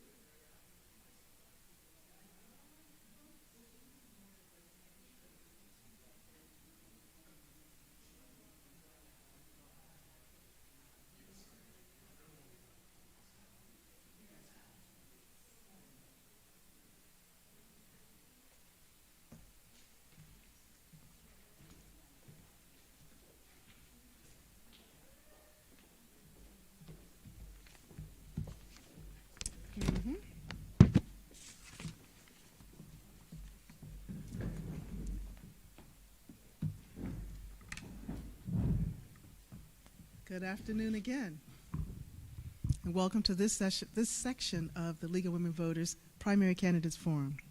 I'm Valerie Montague, the Social Action Chair of the Columbia Alumni Chapter of Delta Sigma Theta Sorority. I'm also a member of the League of Women Voters.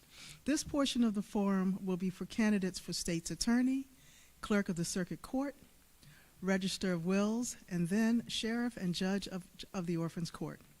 We ask that everyone in attendance wear masks. Candidates may remove their masks when on stage. We ask that phones be turned off or silenced as a matter of courtesy. And as per federal guidelines for forums, no video or voice recording is allowed. We will not be taking questions from the audience. The forum is nonpartisan. All candidates from each office have been invited. Candidates running unopposed in the primary or who are the only candidates for this office who are here from their party have 3 minutes to tell us why they should be elected. Those running in contested races will have 1 minute to make opening statements, and then we'll have the opportunity to answer several questions I will ask, giving answers of up to 1 minute each. There is a timekeeper in the audience. For those of you who are unopposed, you'll be giving 3-minute opening statements. The timekeeper will indicate when you have 1 minute remaining, then 30 seconds, and then when time is up. Later, for candidates in contested races, the timekeeper will let them know when they have 15 seconds left and when time is up. So let's first welcome the unopposed candidate for State's Attorney, Rich Gibson. Mr. Gibson, you have 3 minutes. Thank you very much.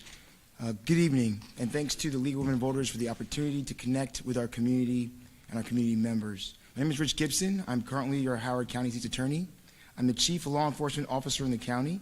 I work very closely with our law enforcement partners to maintain safety and ensure that all of our laws are enforced in a fair and just way.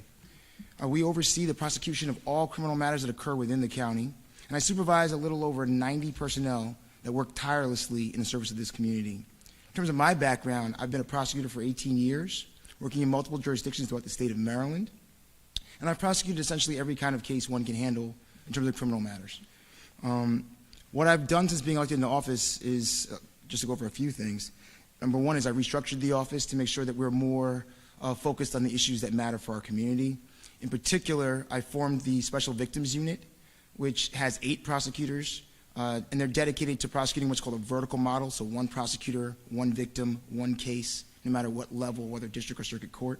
And they focus on domestic violence, sex offenses, human trafficking, animal cruelty, elder abuse, child abuse cases. And there formerly were 5 prosecutors assigned to those kind of cases, but they weren't specifically assigned to those matters. And so they handled those cases and other cases. These are 8 dedicated prosecutors working on those especially challenging matters. We also wanted to make sure that we meet the times, and so we didn't have any technological IT specialists in our office when I took over in 2019. Now we have 2 dedicated to ensuring that we have the technological aspects covered so that we can handle trial in a modern age. I wanted to focus on community engagement, and so we created a dedicated office website to give the community greater access to information and transparency related to the office. We also formed a social media presence that was far more robust. So we have Facebook, Twitter, YouTube, and we have over thousands of contacts through social media. I've also started programs for the community. The LEAD program, which is a Law Assisted Diversion program, is a diversionary program that we started. If you want more information about it, you can find out about that on our website, howardcountysao.gov. I'm also involved in legislative activity. We testify on bills in Annapolis to shape and affect public safety. For instance, I testified on the long gun bill, which passed, requiring background checks for long guns, and the most recently passed ghost gun bill. And what I'd like to focus on in this next term is continuing the programs that we started, but also working on creating a robust reentry program for those individuals that are returning to society after serving periods of incarceration. The vast majority of individuals that we incarcerate are going to return, and right now we don't really have robust services to allow them to have a stable, functional, and supportive reentry into society. My name is Rich Gibson. I'm currently running for re-election as your state's attorney. I'm unopposed, and I hope to have your support when you go to the polls in November and in July. Thank you. Thank you, Mr. Gibson. Now the unopposed candidate for clerk of the circuit court, Wayne Roby. Mr. Roby, you have 3 minutes. Thank you. Good evening. My name is Wayne Roby, and I'm seeking re-election to serve a third term as clerk of the Circuit Court for Howard County. I have 35 years' experience working in the clerk's office and have received a court management certification from the National Center for State Courts after completing their 4-year program.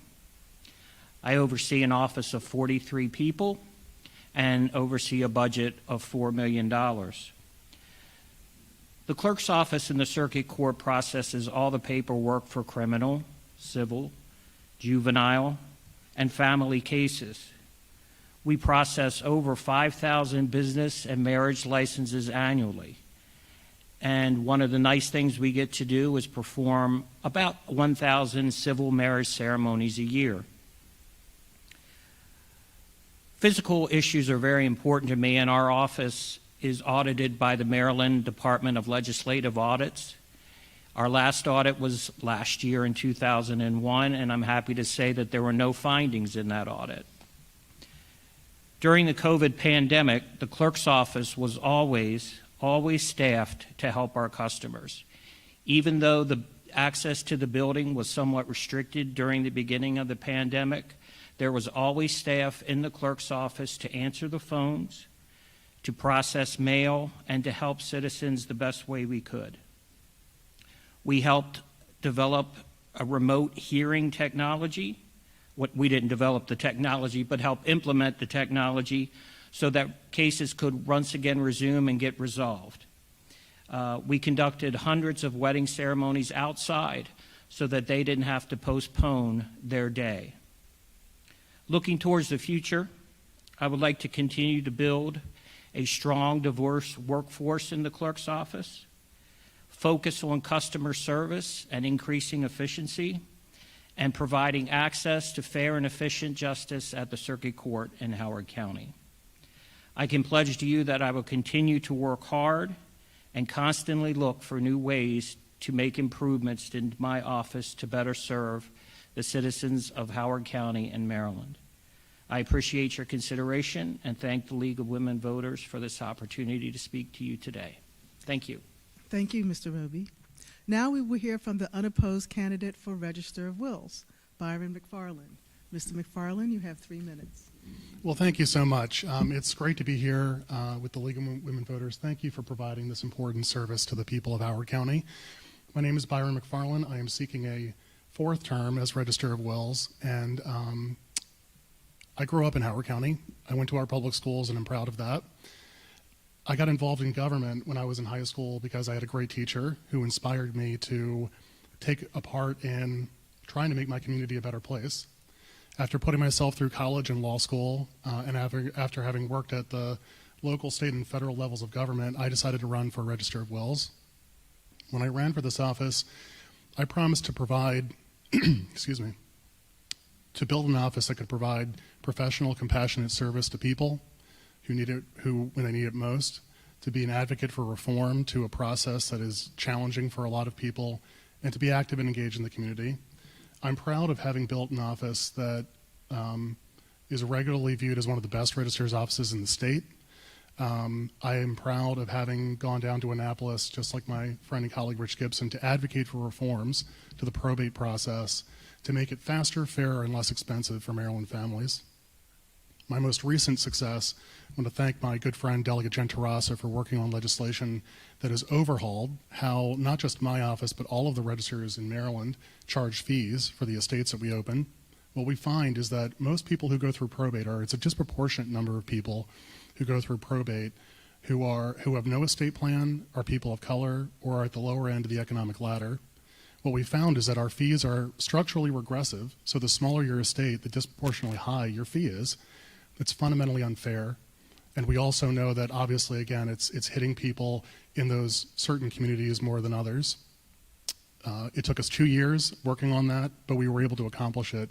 And starting October 1st, anyone in Maryland who opens an estate that's under $50,000, what we call small estates, will pay no fee. And we did that simply by leveling the playing field so that people who pass away with tens of millions of dollars pay their fair share. Not more than anyone else, but just their fair share. Those are the kinds of reforms that I have championed while I've been register, that I will continue to champion in the term ahead.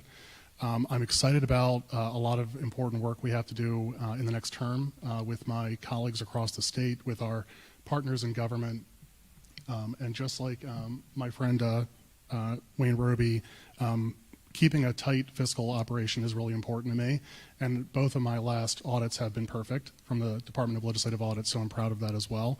I'm humbled and grateful to be running unopposed for another term.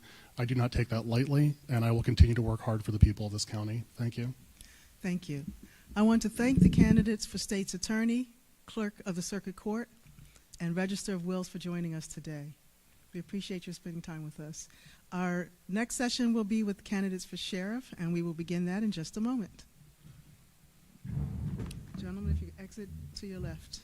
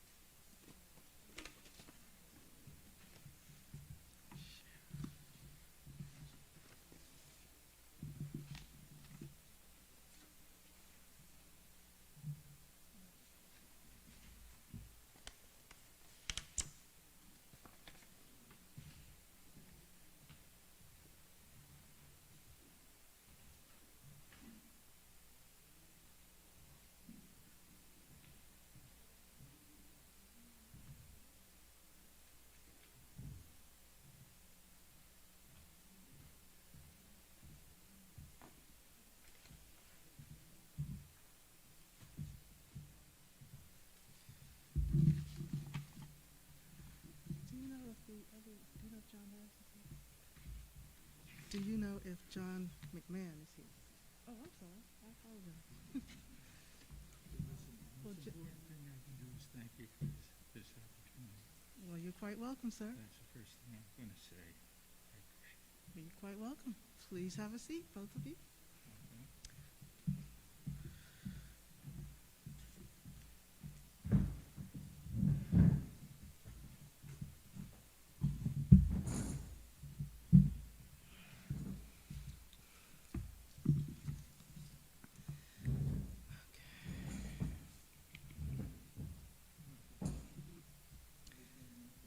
It's on.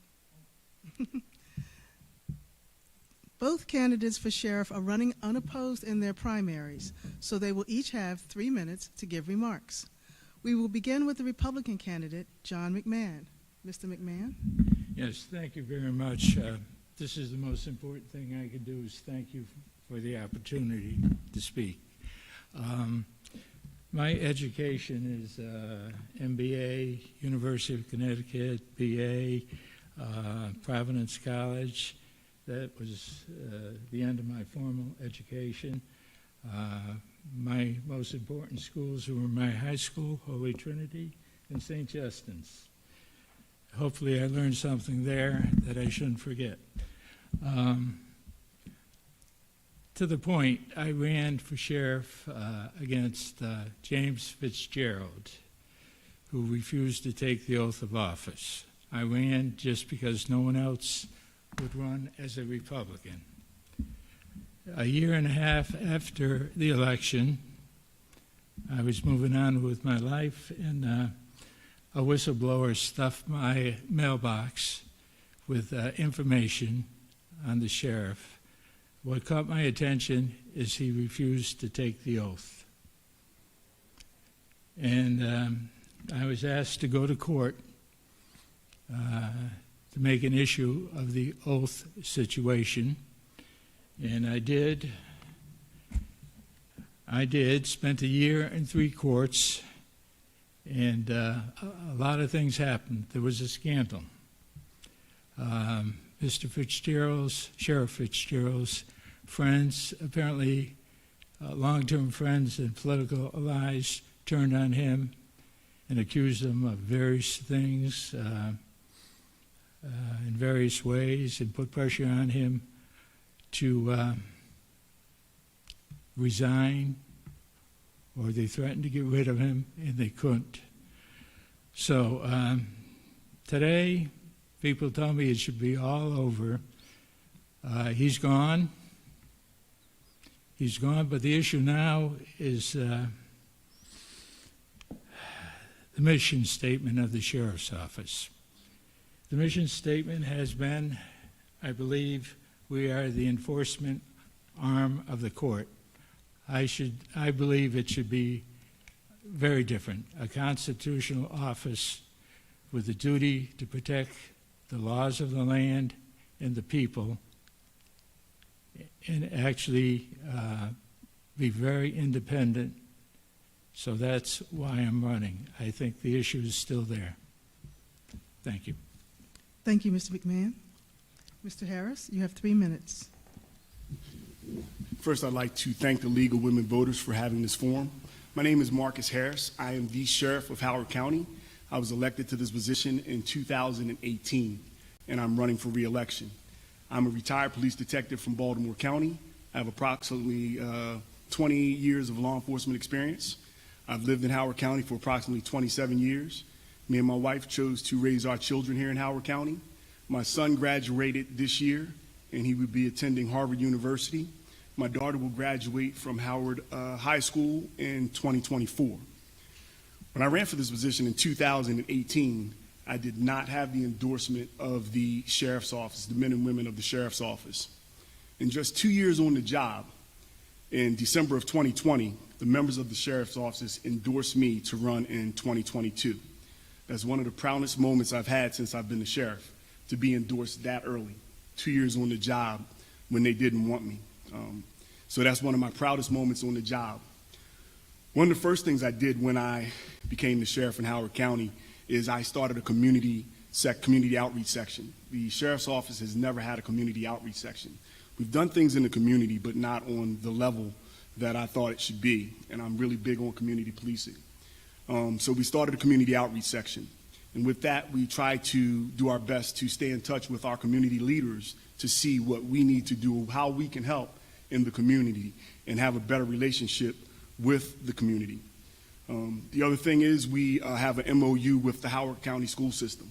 I'm big on the children here in Howard County. I was a coach here for approximately 11 years, and I know that we have kids in need here in Howard County, although we're a rich county.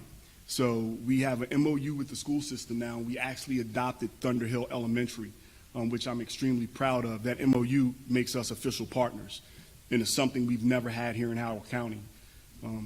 Another thing I did is we met with about 15 nonprofits when I took over and was able to basically bring them to the table. So we work with several nonprofits. I'll move on to the office itself. We hold our deputies accountable. One of the things that we didn't have when I took over was the deputies weren't getting yearly evaluations. So I didn't understand how you ran an organization if you weren't giving yearly evaluations. So now we have yearly evaluations, which has helped us basically determine who needs help or how you can improve in certain areas. We also have a peer-to-peer program that we've just started for mental health, which is also big to me, so that I can help my deputies if they're in need for mental health issues. We just started that program. So those are some of the things we've done. If you ever have questions, feel free to contact me at the Sheriff's Office. Thank you. Thank you, John McMahon and Marcus Harris. We appreciate your taking the time to share your thoughts with us regarding the office of sheriff. In a moment, we will hear from candidates for judge of the Orphans Court. Gentlemen, if you could exit to your left.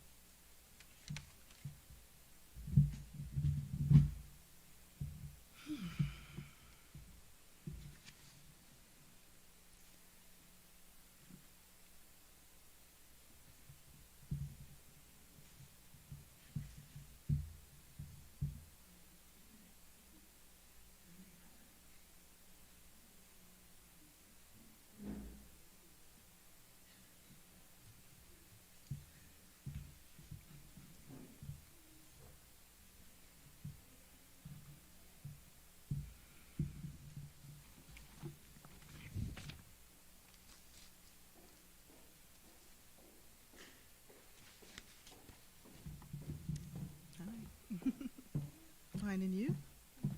Please have a seat.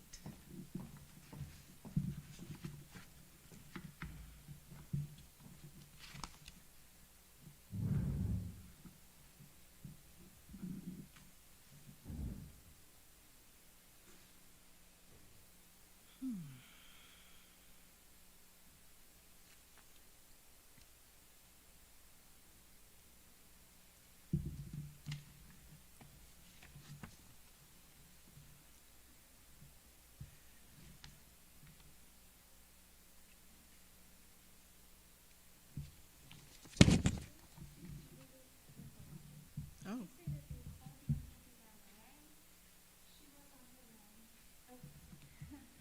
I advise him to come up because it's. Yeah, it's already past the time, 5 minutes past. So how would you like to proceed? Let's see.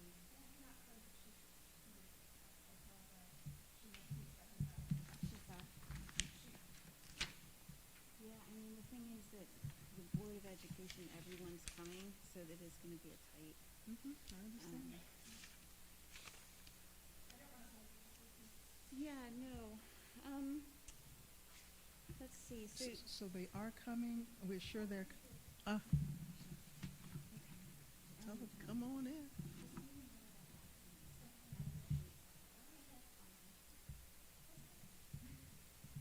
We'll start with who we have. Yeah, because Christina Bostic never got back to me, so Okay. these are the only two All right. who are confirmed. We'll go with that. Yeah. Just could you ask the other one to come in? Thank you.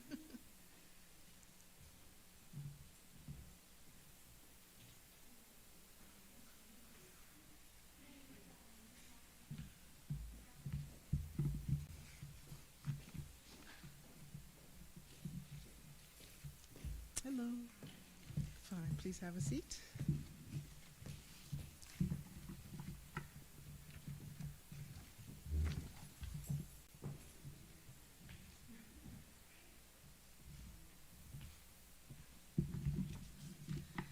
All right, everybody take a deep breath. This portion of the forum will be for candidates for Judge of the Orphans Court. There are no Republican candidates running for this office.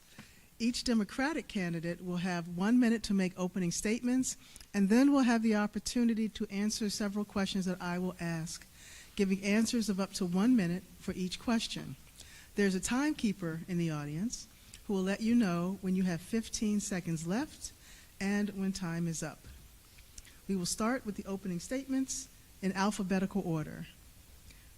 So our first candidate will be, forgive me if I mispronounce it, Ajile? Ajile Brown. Good evening, and thank you for having me. My name is Ajile Brown, and I'm a candidate for Judge of the Orphans Court in Howard County. My profession has been for the last 20 plus years. I'm an attorney, a licensed attorney in the state of Maryland. I've practiced in the area of estates and probate for most of that time. As an attorney, recently in the last 5 to 6 years, I switched over to become an administrator, and I actually am an administrator in the Orphans Court for Baltimore City. So the estate and probate process has been something that I've been around for probably the last 15 years of my career. I find it that it operates differently depending on the county that you're in. In Baltimore City, there's a requirement that each of the 3 judges in Baltimore City are attorneys.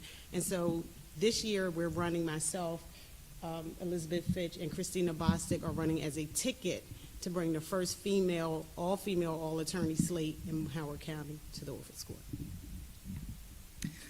Thank you, Ms. Brown. We will now hear from Elizabeth Ann Fitch. Hi, good evening. My name is Elizabeth Ann Fitch. Thank you very much for organizing this forum and for having us here in person tonight and for live streaming the event so that everyone can meet their candidates.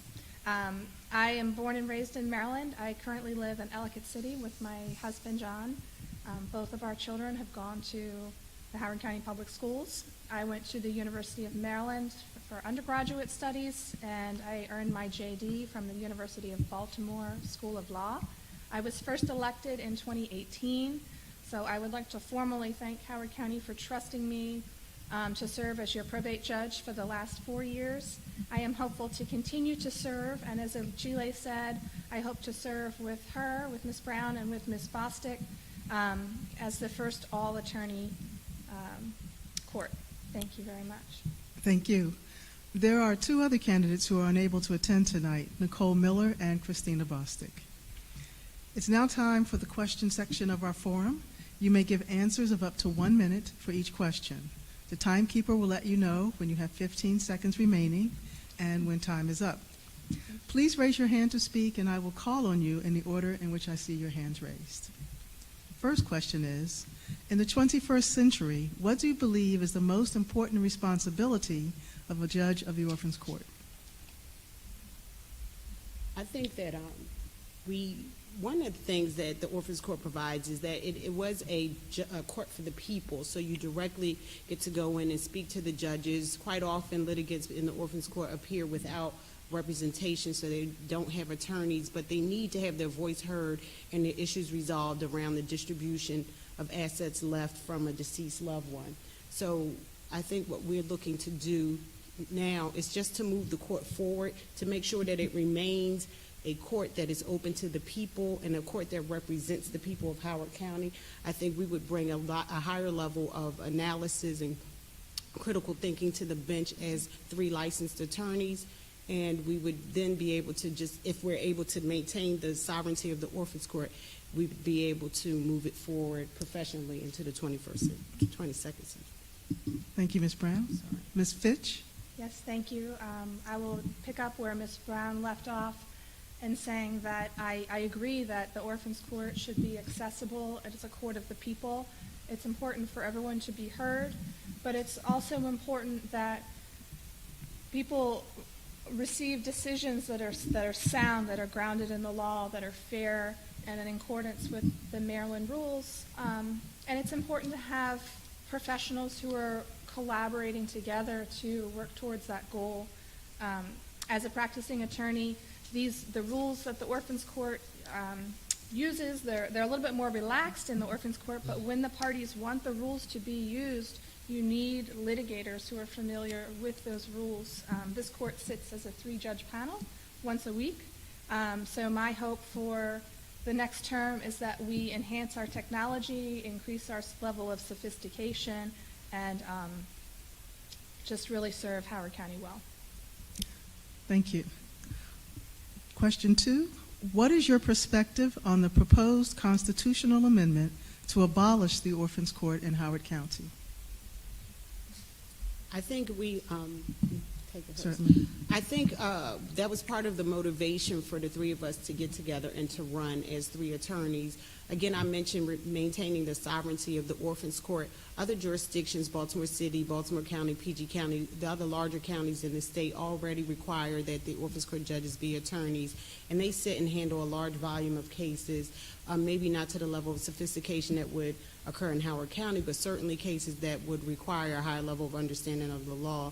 And so we are obviously hoping to maintain that sovereignty and defeat the constitutional amendment because it's unnecessary. We think that we can maintain the sovereignty and have a court that's more accessible to the people as opposed to having the probate process absorbed up into the circuit court, which would be a longer, more difficult process and more than likely require hiring an attorney. Thank you, Ms. Brown. Ms. Fitch? Thank you. As a sitting judge, I tend to steer clear of legislative issues, and I don't give opinions on political things, but since this does relate directly to the Orphans Court, and since it is a ballot question that will be on everyone's ballot in November, I echo what Ms. Brown has said, is that that's what really has brought us together as attorneys to try to professionalize this process, the probate process, and to professionalize the Orphans Court and restore, respect and integrity without abolishing it. And I appreciate the legislature's attention and their efforts to professionalize the court. And I'm sad to see that those efforts have failed and they've resorted to attempting to abolish the court. But I do think it's a special place where people are comfortable going, that is accessible. As Mr. McFarland spoke to earlier, the fees are lower. Not just the probate fees, but the filing fees are lower here. Thank you.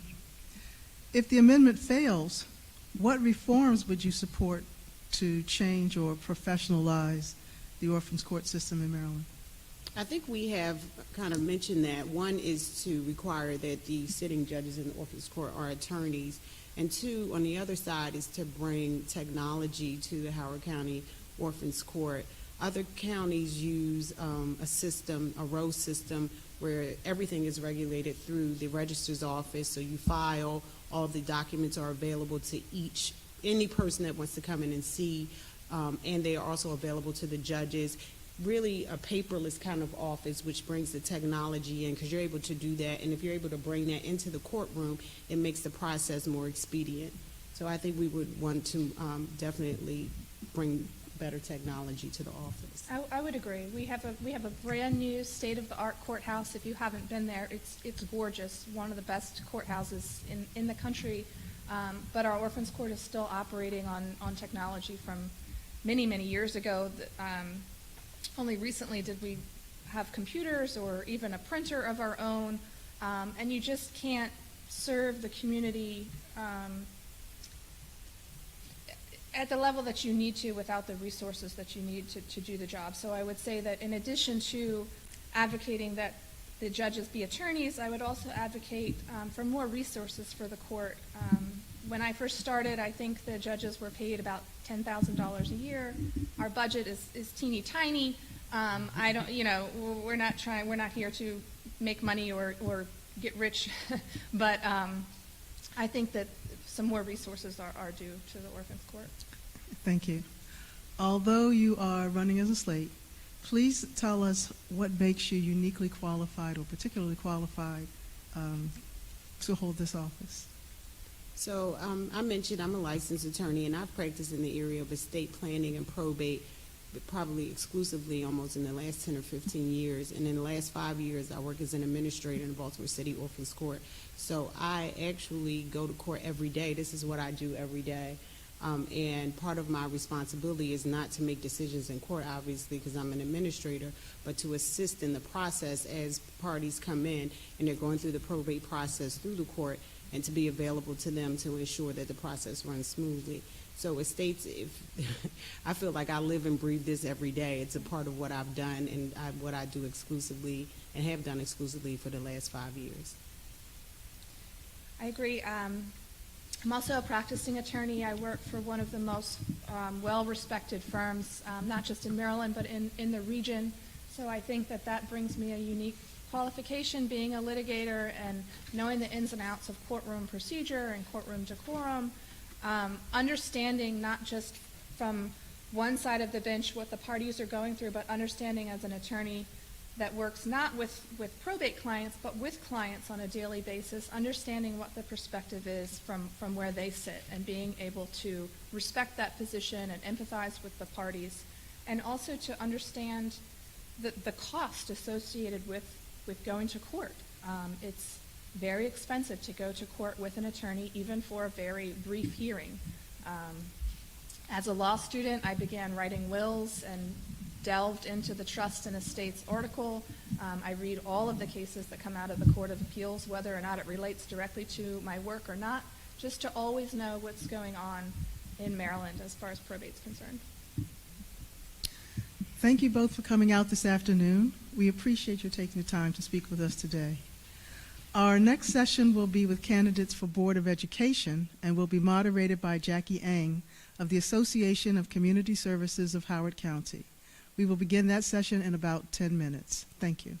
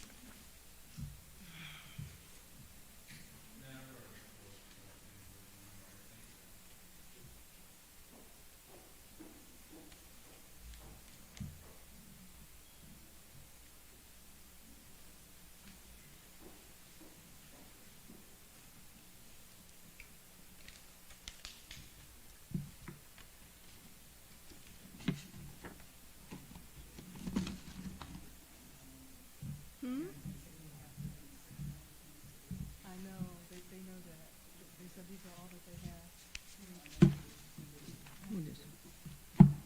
We'll let, I haven't spoken to the candidate. here, I'll let them know when they come up. Okay, very good. All right, let's see who we got here. See who we got here.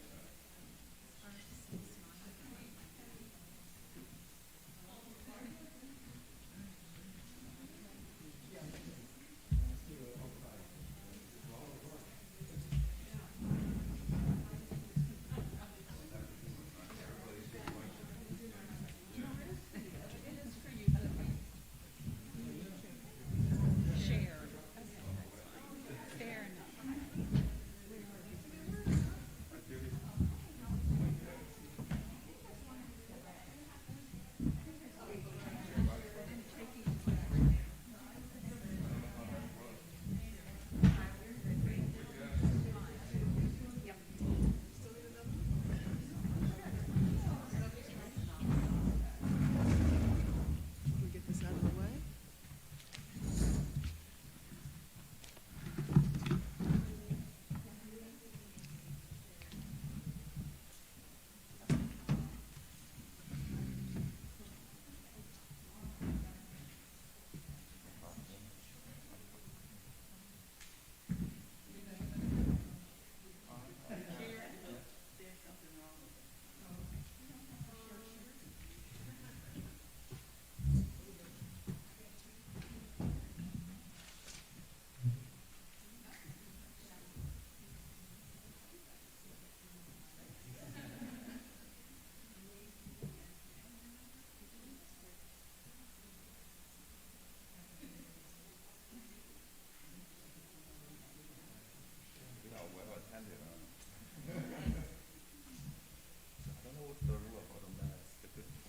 When you're speaking, you can take it off. I think you can probably leave it off, but it's your comfort level, everybody's comfort level, and the person sitting next to you.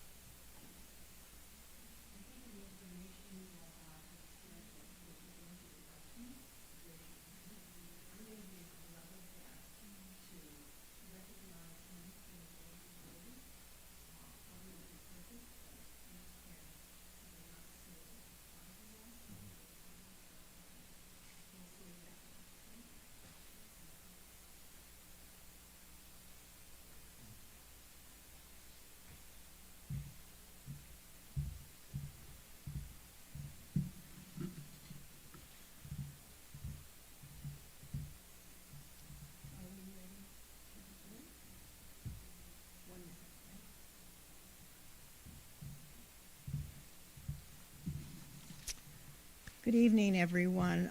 I'm Jackie Yang. I'm representing this evening the Association of Community Services of Howard County.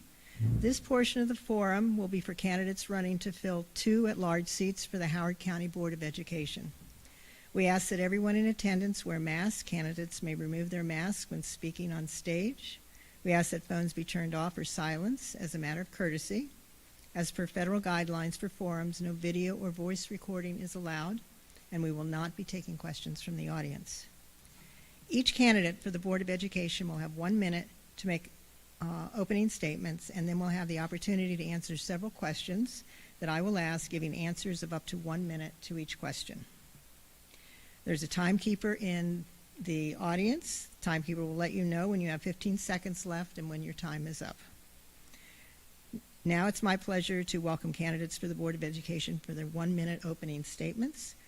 You'll be called in alphabetical order, beginning with Trudy Adler. Good afternoon, and thank you, Ms. Eng, and for the League of Women Voters for hosting this today. My children are graduates of Howard County Public Schools, and I have grandchildren in the system now. I'm very concerned about the direction of the school system, and so are many other parents. The Board of Education needs members who will vote to recognize parents' rights and basic expectations as taxpayers of their public school system. Here are a few examples. Children remain in their neighborhood schools as a priority. Support school resource officers in each school. Support teachers' schedules to focus on core subjects. Keep schools safely open for in-person learning. Maintain our testing benchmarks. Restore parents' rights to opt in and opt out of activities that do not relate to core education. A respectful environment for all requires leadership. Parents are aware of the dramatic change in the public schools over the last few years. They know that 13 years of their children in this environment of progressive national dictates is concerning, and there needs to be more balance. Thank you. Thank you, Ms. Adler. Next, we'll hear from Linfeng Chen. Okay, so my name is Linfeng Chen. Thank you for the organizer and Jackie. And I live in Howard County for 11 years, and I have 3 children in the school system, high school, middle school, and elementary school. And I'm a structural engineer. I'm very STEM focused, and also I'm very active in the school system. I was a member in the committee, many committee members, including this year OPRC, and past in the social study and the calendar committee. And also I have involved in scouting and Asian American communities. And also I'm first graduating my family. I know it's not easy to overcome the barrier. So I think that's why I try to, to help create more opportunity for the students. So for me, my emphasis is to try to create the best academic performance and also keep schools safe. Thank you. Mm-hmm. Thank you, Mr. Chen. Next, we'll hear from Susan Dreich.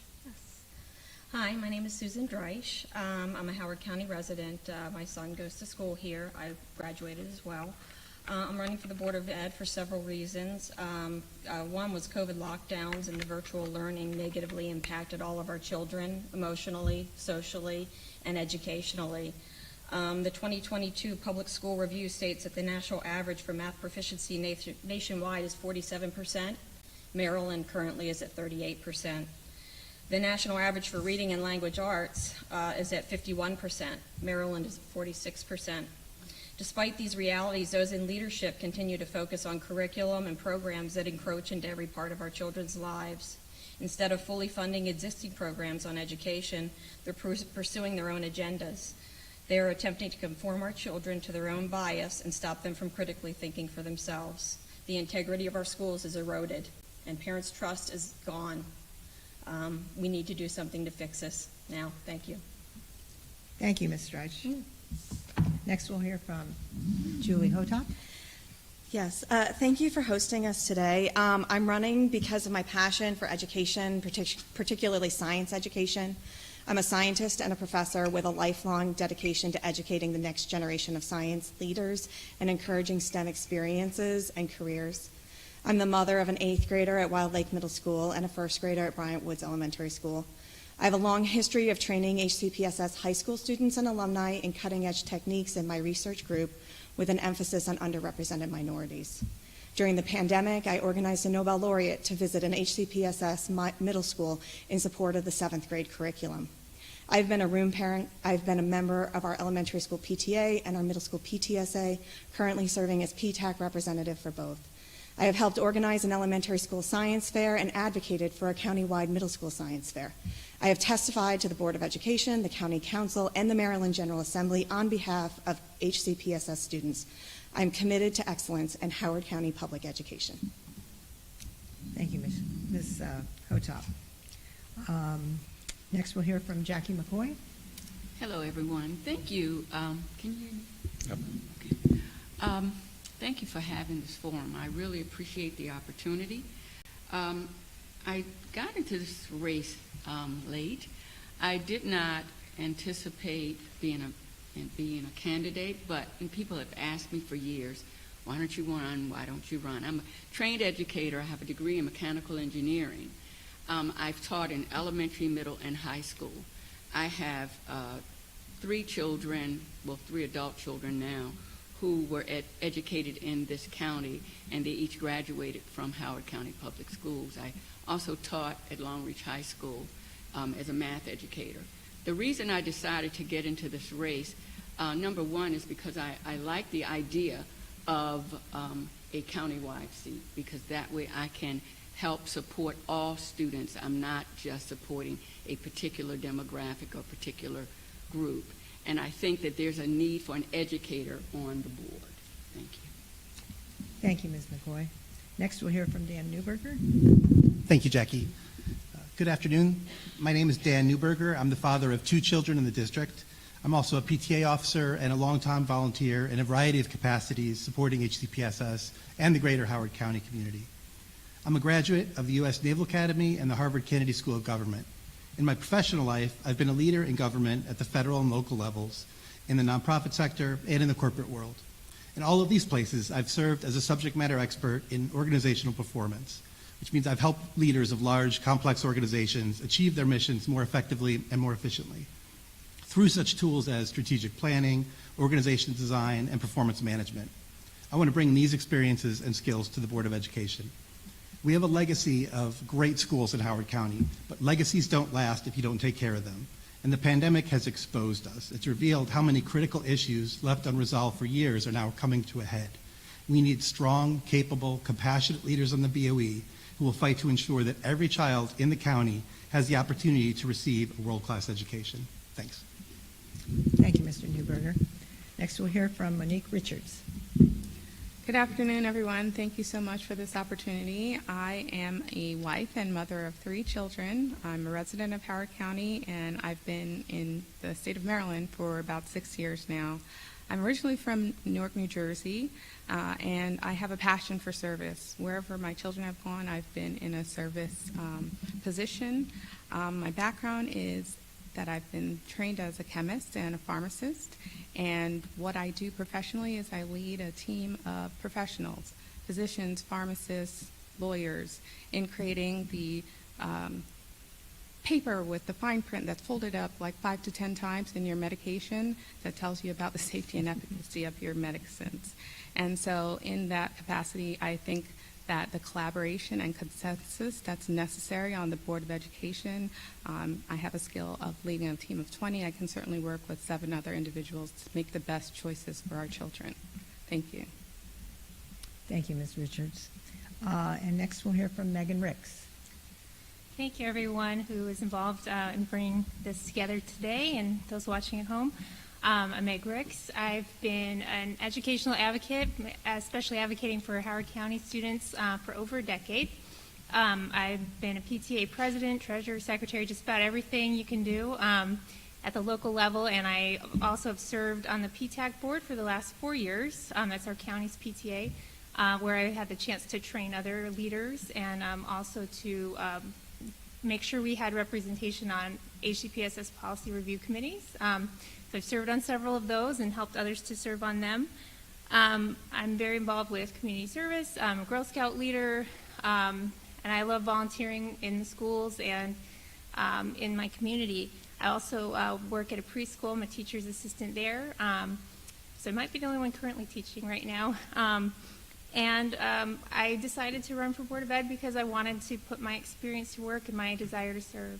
Thanks. Thank you, Ms. Ricks. Appreciate it. We'll now move on to the question portion of our forum.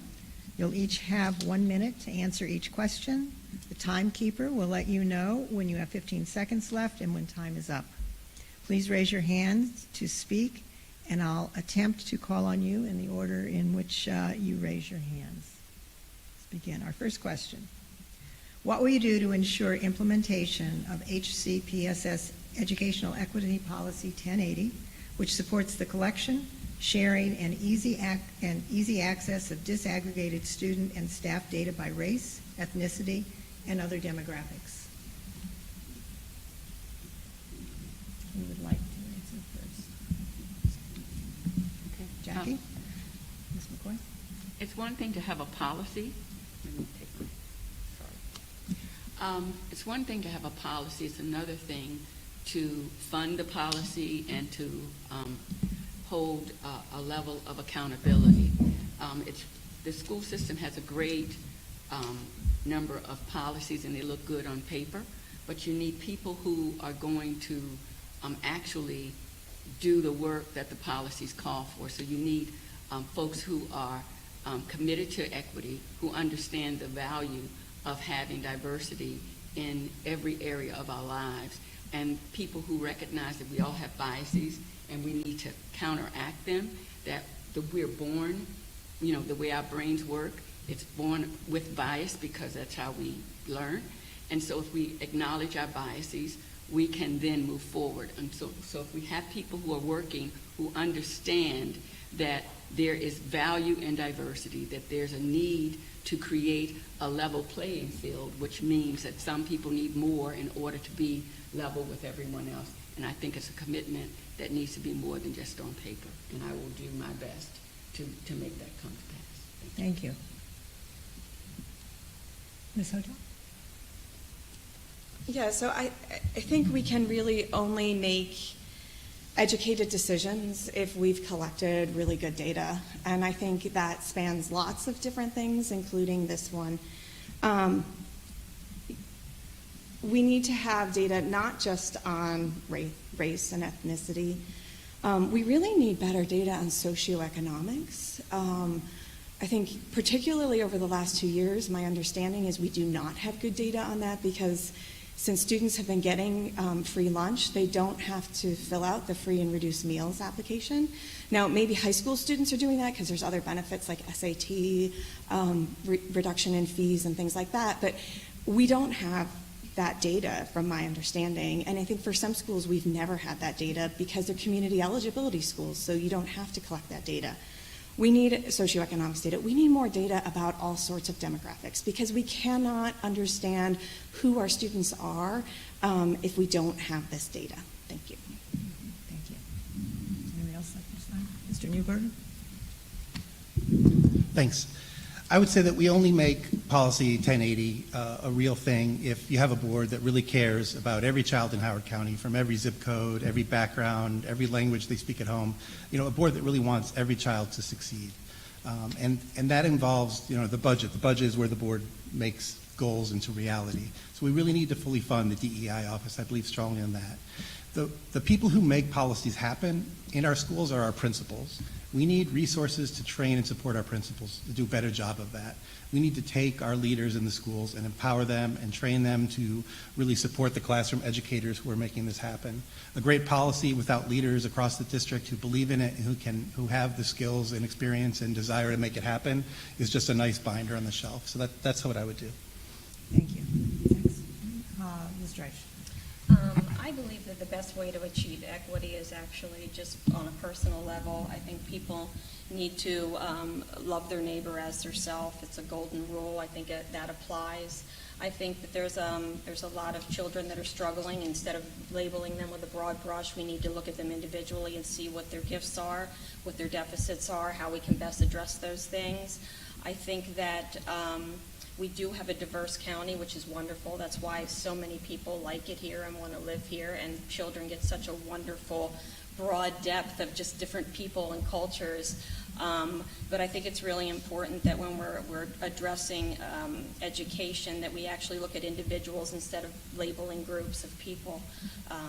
And I believe that would be the best way to address those needs and those problems is when we do it that way instead of doing, what I just said. Thank you. Ms. Richards? Yes, I think that the policy 1080 is in place because it needs to be in place, and I do not think that the best way to achieve it or ensure its implementation is to ignore the fact that inequity exists. I think that one way to start in implementing that is to make sure that the board is a reflection of the demographics of the county. It is currently not reflective of the county demographics.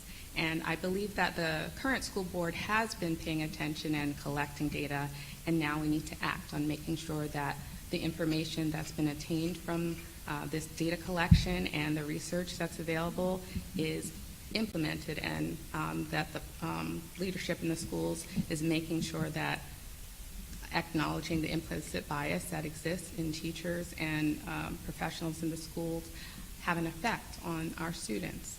And so I think that that's where we need to start, acknowledging that there is inequity and moving to make the change. Thank you. Ms. Ricks? Thank you. Yeah, I'm a firm believer in collecting data, in looking at the data, and actually using it to make changes, to evaluate how well we're doing what we purport to be doing, how well the efforts that we're making to make change are actually working. And I think that's something that we can't just pretend that there's not problems. We can't just pretend that, if we just say, well, everybody has the same opportunity, then that they will. The data doesn't lie. So we really need to make sure that when we see this information, it's not just a report that's going into the abyss, but that it is actually something that we can turn into actionable steps, and then we can continue to evaluate as we go on.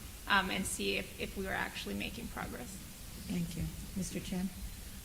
So my side is that equity is one side, but excellence is another side. I mean, ultimate goal is we try to provide equitable resources so that we can make people, they are willing to challenge themselves getting better, right? And that's my case because my family don't have a lot of resources, and I always thinking if you can do that attitude, give to the kids, every kid will blossom. They will doing better. So I think policy is good, but how do we implementing? How do we work with the school system, with the communities, with the families, have attitude, have the confidence they can challenge and they can say, I can do it. The other people can do, I can do even better. So that attitude is more important. I think, and the resources side, we also be careful when we implementing some policy doesn't cause the unwanted, consequence. For example, devices. I heard it's equity, but it's cause damage for many families. So thank you.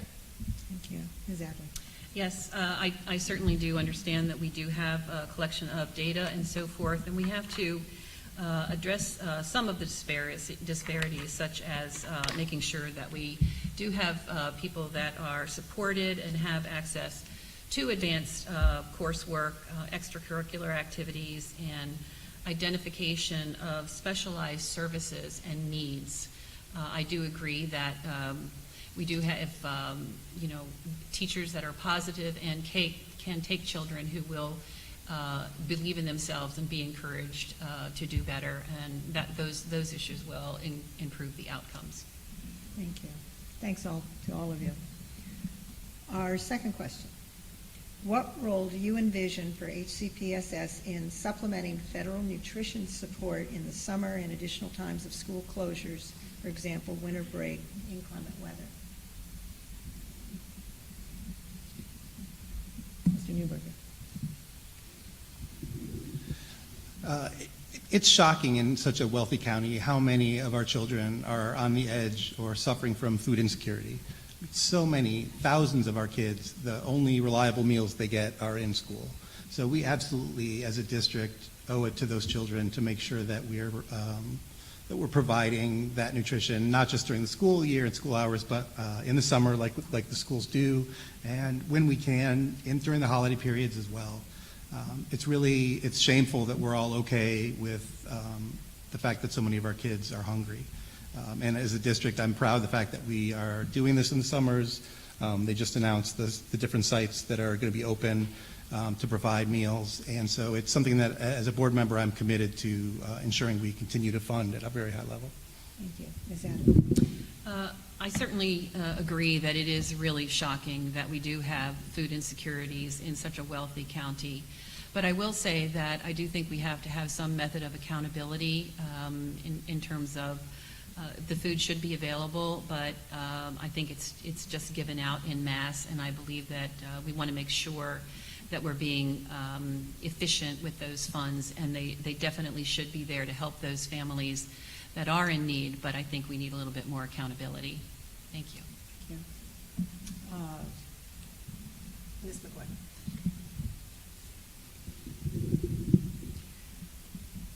One of the things that came up when I decided to run is my grandson said, "Grandma, please make them have better food at school." Okay?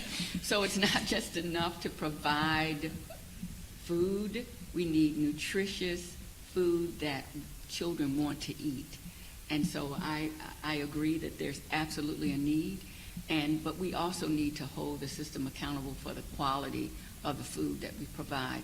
It's not enough to just keep giving kids pizza and hot dogs. That's not nutritious food. It's filled with salt and unnutritious things. And so there is an absolute need, and if we're going to hold people accountable for giving out food and really be parsimonious about it, I question the sincerity of any system that would make people jump through hoops to prove that they're poor in order to get food. Thank you. Ms. Hotep. Yeah, so I definitely think that the school needs to have a role in supplementing nutrition. There are kids, it's not just summer, it's not just holidays, it's not just inclement weather, and inclement weather might be the hardest unless you can predict that you're going to be closed and give out the food the day before. It's also weekends. There are principals who have to provide food to their students to take home on the weekends because they don't have enough to eat.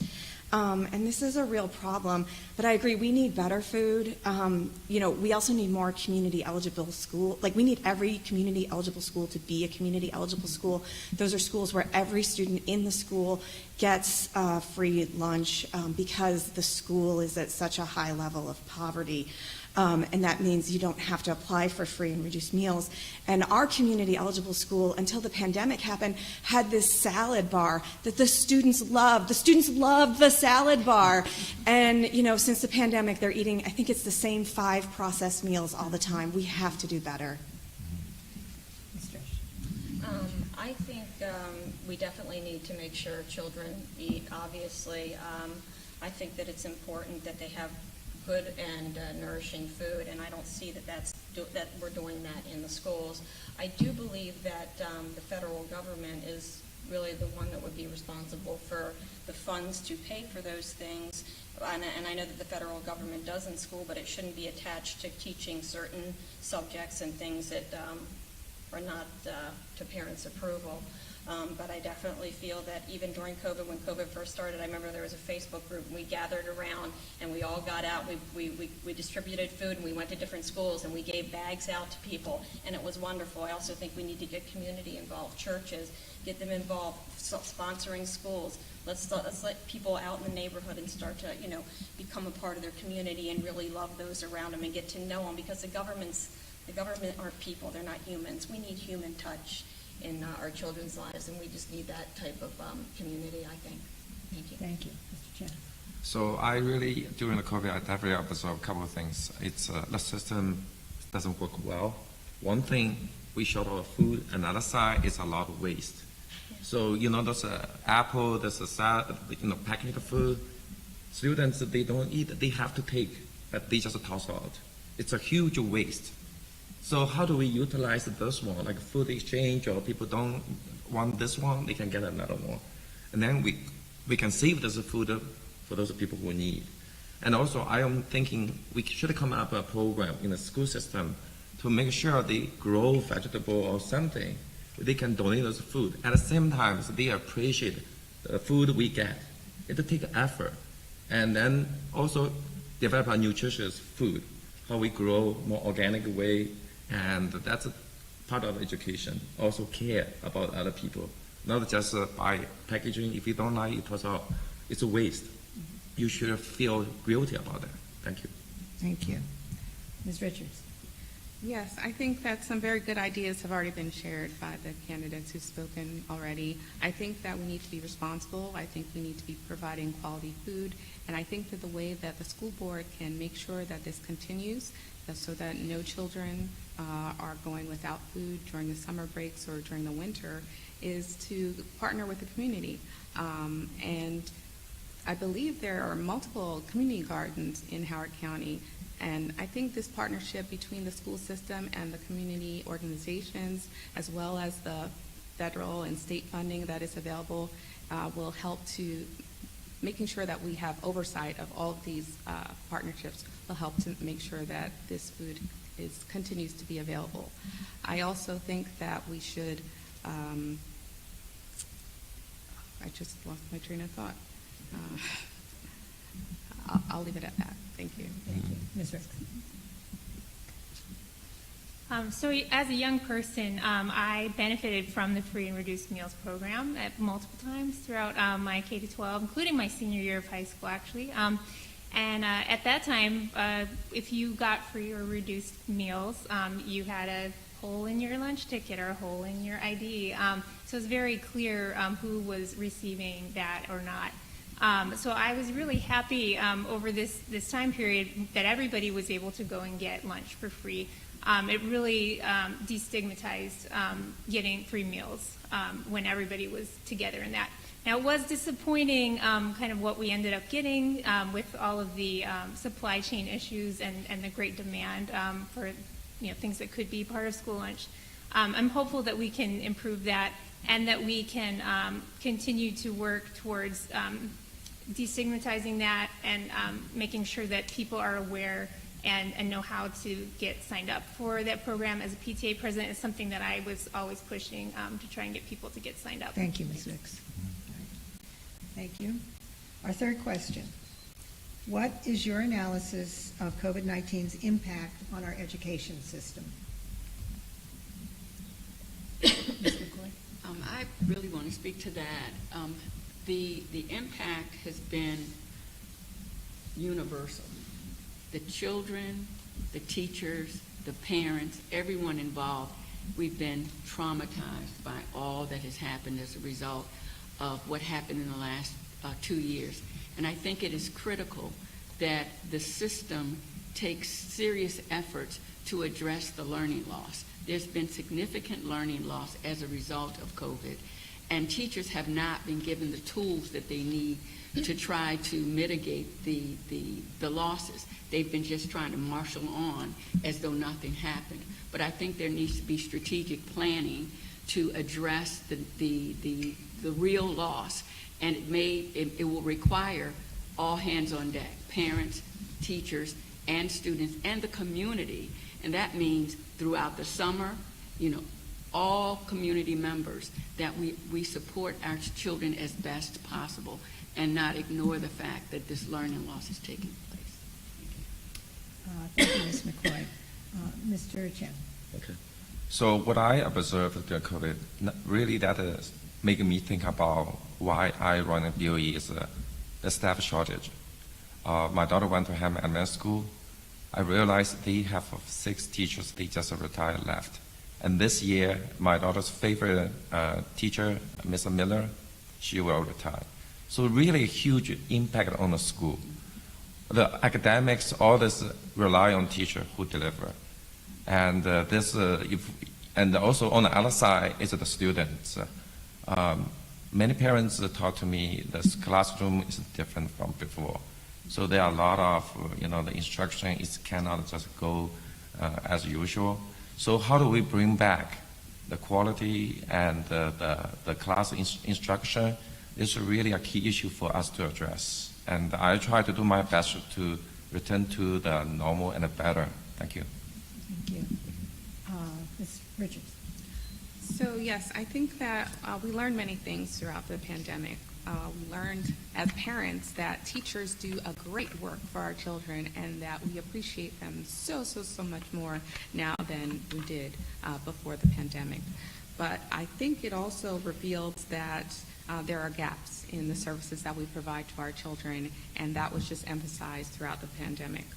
The pandemic and its effect on our children also highlighted the fact that because of the Great Resignation and its effect on all areas of work, we need to support our teachers and paraprofessionals, all of our staff members, and pay them appropriately for the great work that they're doing. That's what I support very much. And also the stress on the teachers needs to be relieved by enhancing the number of staff support in the classrooms. Thank you, Ms. Drive. Yes, the learning loss from COVID actually went across the board on all categories of children. And unfortunately, I think a lot of the burden has fallen on the teachers, and that's why there's a lot of burnout and people retiring and things like that. I'm thinking too that it may be a good idea for teachers and students to have programs for older kids to mentor younger kids, those who are more academically savvy or doing well. They could tutor or have different programs within the school to try to help, with those learning gaps instead of all of it being on the teacher. I also think that discipline, I hear that, kids have their phones with listening to music and teachers cannot tell them to put the phones, turn them off. And things like that are really having a bad effect on our children as well, especially with the conglomeration of COVID. So I just think it's really going to involve an effort between, everybody, students, parents, and teachers to try and to fill in those gaps and get the standards back up. Ms. Hotel? I agree with much of what's been said about the issues with children, teachers, parents, the effect of the pandemic. I think two things that haven't been raised is we didn't really have a good conversation about electronic devices before the pandemic, and we need to have that conversation because they cause problems. They cause problems at home, they cause problems in the classroom.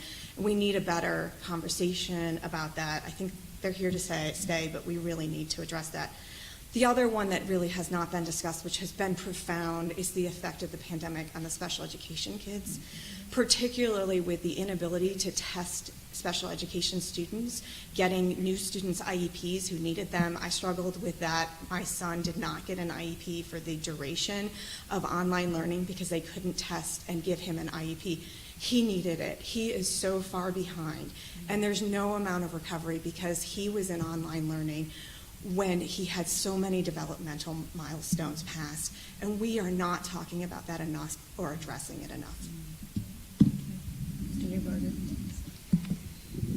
So the pandemic has been this storm that has slowly blown through town, and now that the sun is coming out, we're all sort of peeking out and testing the foundations and seeing what's broken, and a lot is broken. A lot. This is a serious problem. It's going to take us years to recover fully from the pandemic. Our kids are in a bad place overall. The American Association of Pediatrics declared a national emergency in mental health in 2019, before the pandemic. Things are only worse now.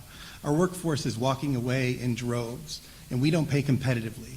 So we're going to have a real struggle next year and the years beyond to hire the educators, the teachers, the social workers, the psychologists, the nurses, the paras we need. Our special education program is broken for so many kids. The board cannot be satisfied. We cannot let the district continue to do the same old things. We need a board that pushes the district to be innovative, that holds the superintendent accountable, that is aggressive. As a district, for too long, we've sat back, let other districts be creative and innovative. We're so risk averse. We can't afford to do that. Our kids need us to be better. Ms. Ricks? As others have said, alluded to, we really have had a real struggle coming back in person with just learning how to be together again, and then also just the things that we kind of have missed as far as academics go with a different situation we were facing. As Dan said, but even before the pandemic, mental health in our schools was such a big issue. Even at our elementary schools, and I know at ours in particular, it was a really big issue. We have a very overcrowded school, and had a lot of kids that weren't getting their needs met, and a lot of special education services that weren't getting met, and it affected everybody. And so I have hope working with preschoolers this year who had been at home most of their living memory. We're so excited to be back together. and did really well. I think we can improve things and we can turn things around, but we need to work together. Certainly, clearly, so many wonderful issues have been brought up. The developmental gap for the period that they were out of school is enormous, in addition to all of the other things. The ability to interact socially, in addition to all of the loss of education. I believe it probably would be a good idea for some sort of a, commission, if you would, between the board and superintendent and so forth, and powers that be, to really try to figure out some portion of maybe the next school year, or when it would be appropriate to just devote time to catching up on things on the learning curve that's been missed. So I think talking about it is one thing, but I think we have to really put some sort of a shoulder to the wheel and do some sort of implementation. Thank you. Thank you all.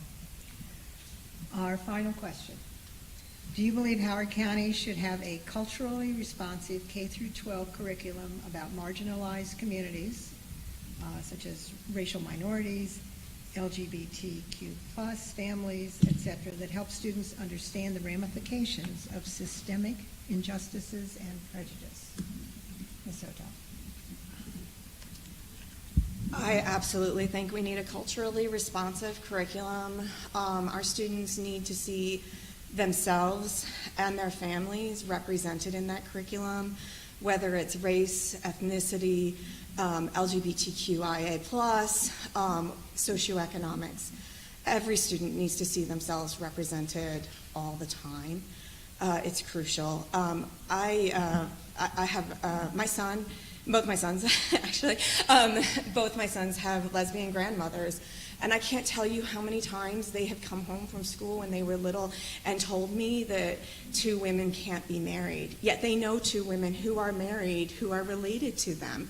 And it's because of what they learn from the curriculum, in all honesty. Same for, the biracial children in my family, right? Like they need, we need to have in our curriculum, my extended family, by the way, but we need to have in our curriculum things that honor and recognize those sufferings of all those groups. Thank you. Thank you. Ms. Ms. Richards. Yes, I do agree that the curriculum should be culturally responsive and recognize the marginalized community members. Beyond the needs, the basic needs of food, shelter, clothing, and rest, our children need to feel a sense of belonging and feel safe in their classrooms and in their schools. And that means affirming the humanity of all of the children, whether they're black, brown, whatever background they come from, whatever way they identify, whatever type of family they come from. I do think it's important because once those needs are met, of that, the basic needs and the sense of belonging, the sense of feeling safe, they will be able to learn. And that's what the focus should be on, learning. Thank you. Ms. Rick? Yeah, I definitely agree with what's been said so far. We need to know, we need to see ourselves in the heroes. We need to see ourselves in the history, because we've all had all the groups have had a role to play in our nation's founding and our culture and our continued evolution as a nation. So we need to see ourselves. We need to also see others and see how they are like us and how they're different, and how we all have similar goals and wants and needs, and we have a similar purpose. And we can work together. And I think that's so important, that we're having a chance for our students to learn and to appreciate one another and to accept one another and to not be fearful or not to, give into stereotype. When you know someone, it's really hard to hate them. So I'll leave it at that. Thanks. Thank you. Ms. Adler. Yes, we are fortunate to be in Howard County, which is an extremely diverse county. Since it's the Jim Rouse formula that all are welcome, and we have benefited from that for I've been here for 30 years, and we now have 3 generations in my family of parents, children, and grandchildren that are all multicultural, and they really appreciate and love one another sincerely and are happy for their successes and look after one another often. I do believe that within our school system that diversity is there, and we do have teachers who are really caring about their students and offer that constant support and devotion to all people. That's the example that we're setting here. Thank you. Thank you. Ms. Dresch. Yes, I believe that we do have like Judy was saying, we have a very diverse culture here, and I think that our books and our history classes need to reveal everything in our history. Of course, that's true. However, the curriculum that I'm seeing that's implemented in the schools is really actually uplifting and glorifying alternative sexual lifestyles, practices, putting sexual images in our libraries, which to me is appalling. I can love my neighbor as myself without seeing what they do in the bedroom. I've also seen critical race theory and white privilege being taught in the classroom.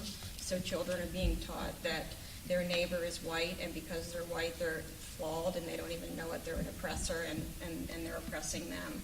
And that's creating a culture of actually the opposite thing of what we're trying to achieve.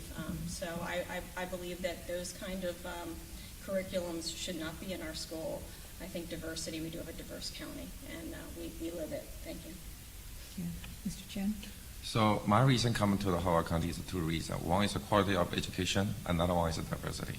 The more I live here, I really cherish that part, and especially I knocking on the door, talk to the people, I learn so much from them. That's why I put in my platform, is to promote the strength of diversity. But at the same time, I also do experience the racism towards me, and not also the other people. But the racism is not belong to one race. It's actually every race has some racism. So we need to be careful about how do we, not just define it in certain way and one group or another group.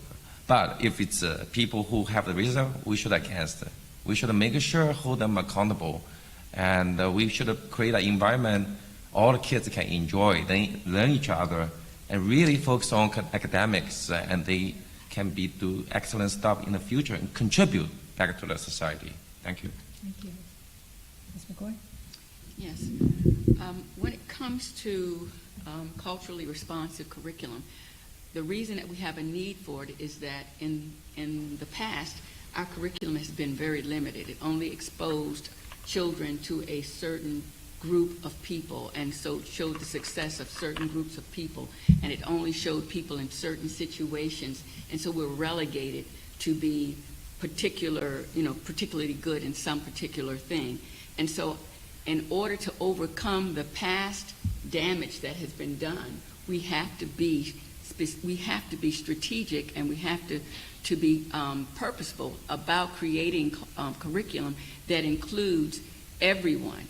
And no matter what their lifestyle, no matter what that may be, the reality is that our children live in a world that they're going to see people of all different stripes, and they need to learn how to accept people for who they are and not discriminate. And the only way they'll do that is to counteract what they've been exposed, what has been gone before, and to override what we did in the past.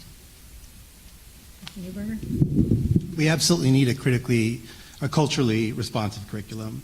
Our schools need to work for every child in the county, and that means every child in the county needs to be able to relate to and understand and be heard by their teachers and have the curriculum that works for them. And that's especially true for our students from marginalized communities, not just racially or ethnically, but our LGBTQ plus kids as well. Thanks. Sorry. I hope I get some extra seconds here for the mic moving. We need to teach our kids to be citizens of the 21st century. Our kids are going into a world that we can't even imagine. And we need to get them ready. They need to be critical thinkers. So we need to teach them the truth about our history. We need to challenge them with art and literature. We need to help them see the common humanity in each other and themselves. We need to move forward. And if you believe our schools need to continue to move forward, you need to come out and vote on July 19th. Because there are a lot of people in the county who want us to move backwards. And I don't believe that that's right for Howard County. Thanks to each and every one of you for your participation this evening. We appreciate your time, and we hope that you enjoy the rest of your evening. The next section will be moderated by former League President Lily Gallant. Thanks to all of you. Exit left.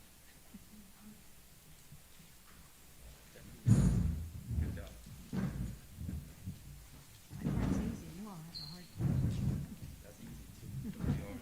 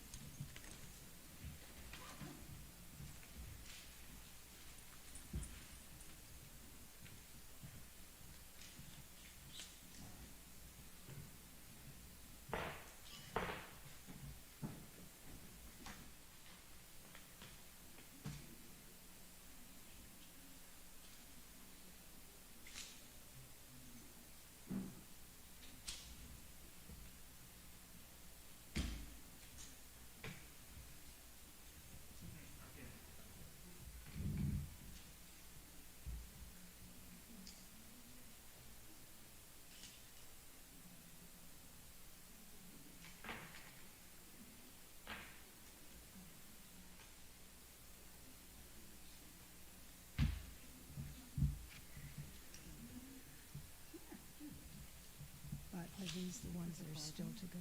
Yes. Okay. Stand up back in there. Thank you.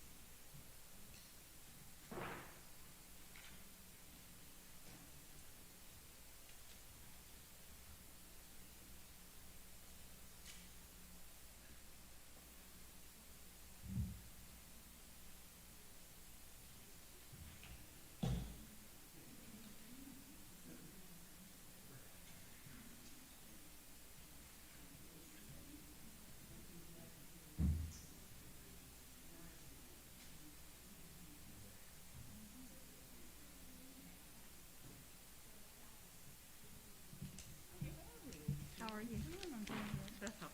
I know it's been a while. Yeah, it has been a while. Several things. You got your name. The tent cards are out for the Republicans. Okay. Good, good. Okay, good. And, okay, I'll see where they're sitting. Mr. Yates, Mr. Patrick. Kudrack. Kudrack. Kudrack. Okay, Kudrack. You can ask him before you start. Okay, good. But that's very Irish. Kudrack. You know, it, Kudrack. I don't think so. I think it's Kudrack. okay. Okay, okay. Yeah, yeah, okay. And it's alphabetical, so it's Walsh and then Yates. Okay. So they'll do their intro in that order. Okay, sounds perfect. Okay. Anything else I can do for you? Need a bottle of water? Grab one there. They're unused. You know, I got one. Okay.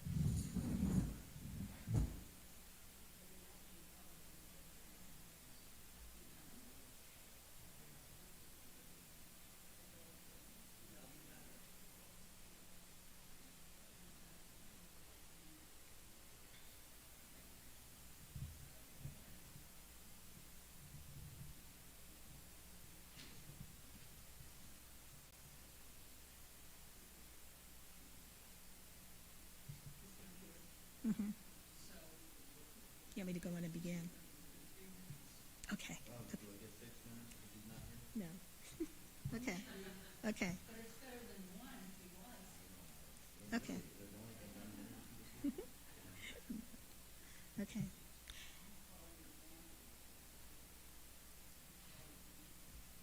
Okay, I'm going to begin now then. Okay.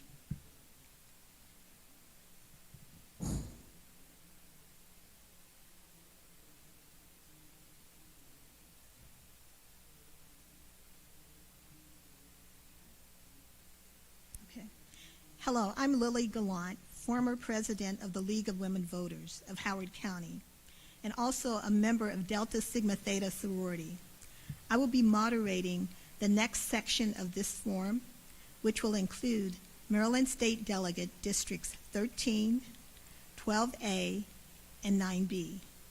I will begin with Maryland State Delegate District 13. We ask that everyone in attendance wear masks. Candidates may remove their masks when speaking on stage. We ask that phones be turned off or silenced as a matter of courtesy.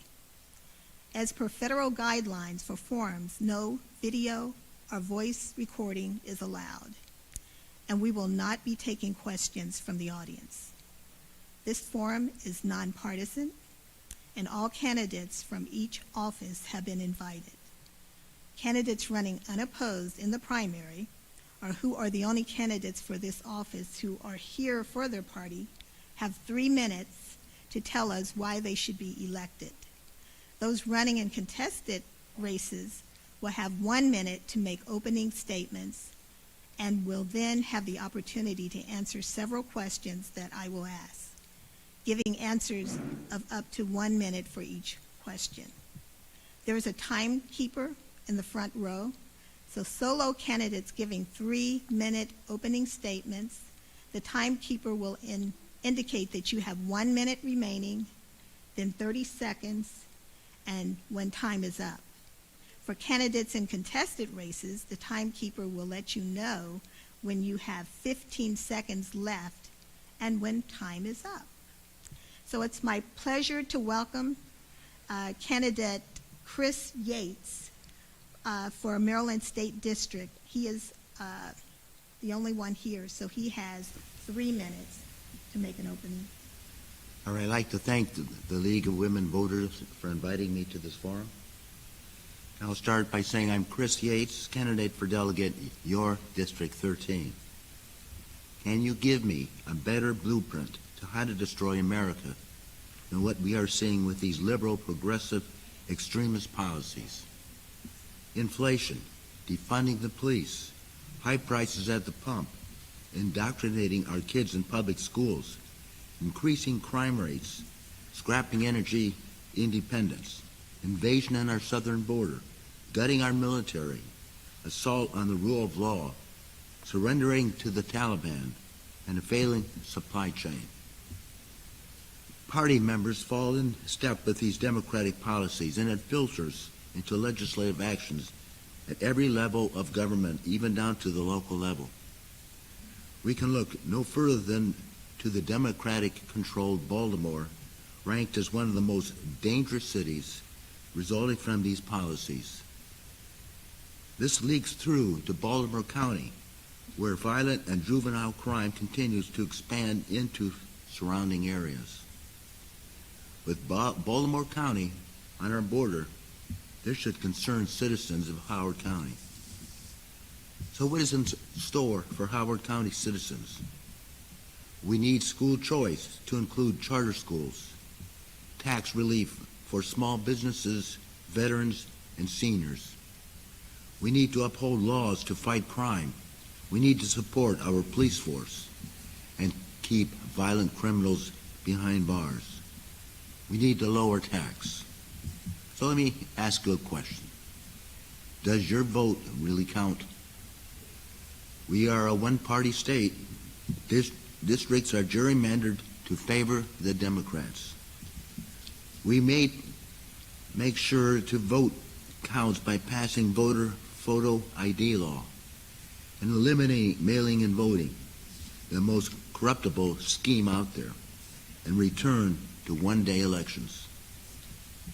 In Maryland, the Democrats have a supermajority, meaning they can pass any legislation they want because the Republicans don't have enough votes to stop them, and they can override every governor's veto. There is no diversity in the General Assembly, no competition over ideas and policies. We need to stop their overreach and prevent them from enacting their national policies. In the upcoming midterm elections, we can stop this Democratic madness by your votes in numbers and break their hold in the State House. This is my third try as an alternative to the ruling class. We are approaching a point where your vote won't matter, and will not be another alternative. Again, I'm Chris Yates, and with my colleague Patrick Walsh, we are standing up for Howard County to represent you in the General Assembly and to stop this crap. We ask for your vote and hope it matters to you. Thank you, Mr. Yates. We want to thank you for joining us tonight. We appreciate you being here. And that concludes the Republican portion of the Delegate District 13 Forum. Okay. We now invite our Democratic candidates to join us.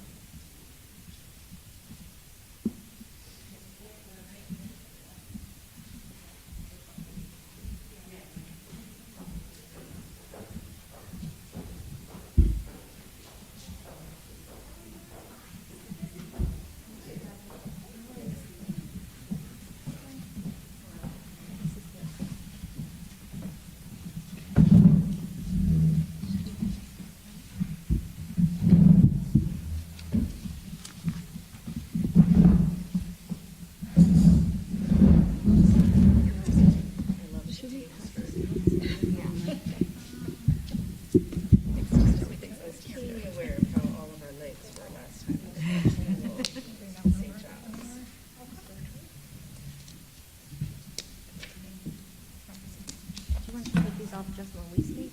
Yeah, you can take it off when you speak. Okay.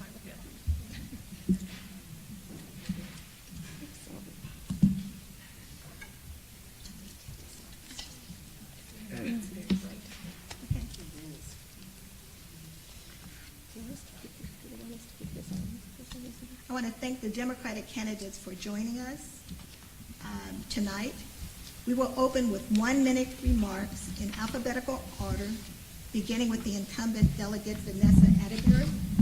There is a timekeeper in the front row who will alert you when you have 15 seconds left and when your time is up. Ms. Atterbury, you may begin. Thank you, and good evening, and thank you to the League for having us here this evening. I'm Delegate Vanessa Atterbury. I'm running for re-election to my third term. I'm currently chair of the Ways and Means Committee, And I was born and raised right here in Howard County, a graduate of Appleton High School. Then I went on to the College of William & Mary and then to Villanova University School of Law. So I've been practicing law for 22 years. And I'm very, very proud and honored to be raising my 3 young children in the actual community where I was born and raised. So I look forward to your questions. I'm running as a team along with incumbent Delegate Jen Terrassa and Pam Gazzoni and Senator Guy Gazzoni, who chairs the Budget and Tax Committee. And we are running as a team. And I would like to say that I have, thank you, been endorsed by the Teachers Union. Thank you. Next up is this my mic? Next up is Amy Brooks. Hi, I'm Amy Brooks, and I am a big fan of Howard County in every way possible. We decided to move our family here. My husband grew up in this area and went to Oakland Mills High School, where I have been a teacher for years. I have 2 of my sons currently at Oakland Mills High School, and my 3rd son is at Oakland Mills Middle School. I grew up in Pennsylvania, and I came to this area via Towson University, and I've dedicated my life to education, first in Baltimore County, then Baltimore City, and now in Howard County. And as a delegate, I think it's important for us to reach across all county lines because we're so interconnected. Everything that I see as a teacher is a direct impact of a law or policy that is made in Annapolis. I think that educators are underrepresented in our decision-making spaces, and so I bring a unique perspective because I'm not a career politician. I don't have any connections to big corporate funds.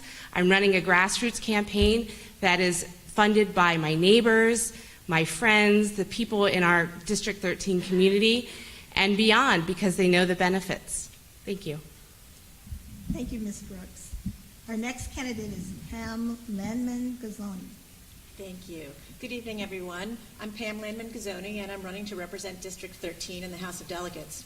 I'm originally from Massachusetts and raised in a family of civil servants, teachers, school administrators, and firefighters, but I've been here in Howard County for over half of my life now.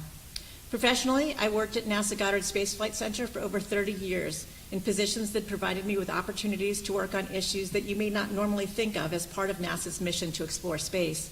Issues like systemic racism and social justice, small business development, and early childhood education. I've also lived in District 13 for over 30 years and have been involved in the community throughout that time. As the kids were growing up, it was PTA, Girl Scouts, Columbia Summer Swim League, and years of selling pizza at Hammond High School Snack Shack. All 3 of my kids graduated from Hammond. Currently, I'm a member of the Howard County Commission for Women. I'm on the ARC of Howard County's Board of Directors, and I'm a mentor and volunteer with Ohana HC. As a delegate, I will bring my NASA skills and ability and my community knowledge and awareness together to do good things in Annapolis. Thank you. Thank you, Ms. Gazzoni. Next, we're going to hear from Rebecca Nyberg. Nyberg. Thank you. Hi, I'm Becca Nyberg. I'm an immigration attorney, and I have been an immigration attorney for over 10 years. What I have learned throughout that practice is regardless of your immigration status, we all have issues, and a lot of them come from the trauma that we've experienced and that has been put upon us. So I've devoted my career and my life to helping those with trauma. So my clients face issues of homelessness, they face issues of food insecurity, they face issues of enrolling their kids in schools and getting a good education once they're even enrolled in schools. So I've gotten really involved in Howard County, and I'm really proud of my service on a wide variety of different issues and different boards. The one that's closest to my heart was the Out of the Darkness Walk to benefit the American Foundation for Suicide Prevention. I am making mental health a priority in my campaign, as I have done so for the past 10 years, both to honor the people that I have lost to mental illness and suicide, but also to make sure that nobody else has to do that. Thank you. Thank you, Ms. Nyberg. Next, we have Delegate Jen Terrassa. Good evening. I'm Jen Terrassa, and I represent District 13 in Annapolis. Many of you know me for my 12 years on the County Council and 4 years now serving as a state delegate. I'm a proud Oakland Mills High School graduate, and I've lived in Howard County most of my life. I now live in Kings Contrivance, and my 3 kids are all Hammond graduates. I'm running for re-election to continue serving my community as I have for nearly 2 decades, because I think it's critical that we have strong, experienced, progressive voices in the Maryland General Assembly I know what it takes to be successful in Annapolis, how to work with my colleagues and others to craft legislation for a better Maryland. I have a reputation for being persistent, asking difficult questions, and speaking up for people even when it's not popular to do so. As a legislator, I'll continue fighting for our schools, the environment, a woman's right to choose, campaign finance reform, and improved access to health care. Again, I'm Jen Terrassa. I have the experience, background, and passion to represent the community, and I ask for your vote in the Democratic primary on July 19th. Thank you. Thank you, Ms. Terrassa. It's now time to begin the question and answer portion of this forum. You will each have 1 minute to answer each question. The timekeeper will let you know when you have 15 seconds left and when time is up. Please raise your hand to speak, and I will call on you in the order that you raise your hand. The first question is, a significant number of Howard County residents struggle to meet basic needs, despite the overall wealth of the county. How will you advocate for systemic change and secure resources to address persistent disparities?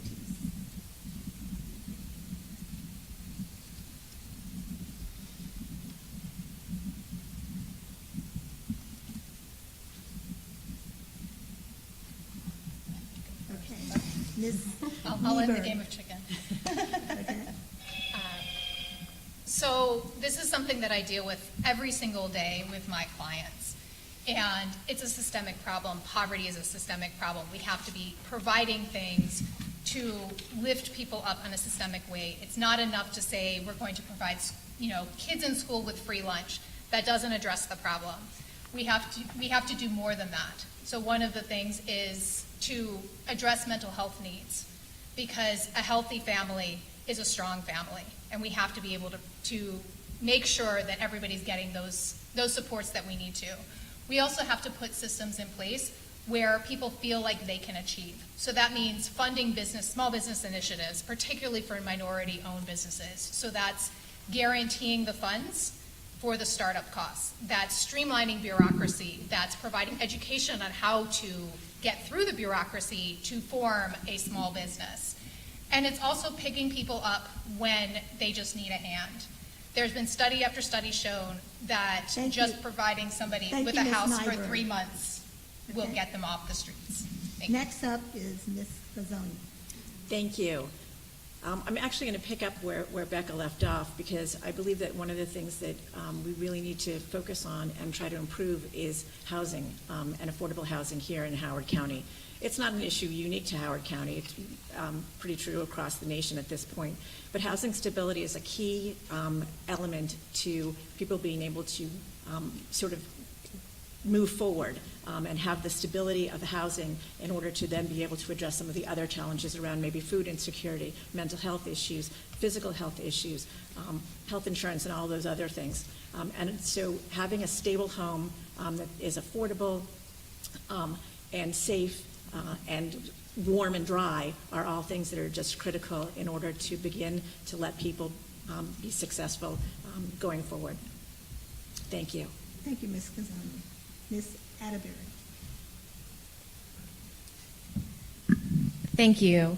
I agree that education and housing are two of the biggest things that can get individuals out of systemic poverty and help our marginalized communities.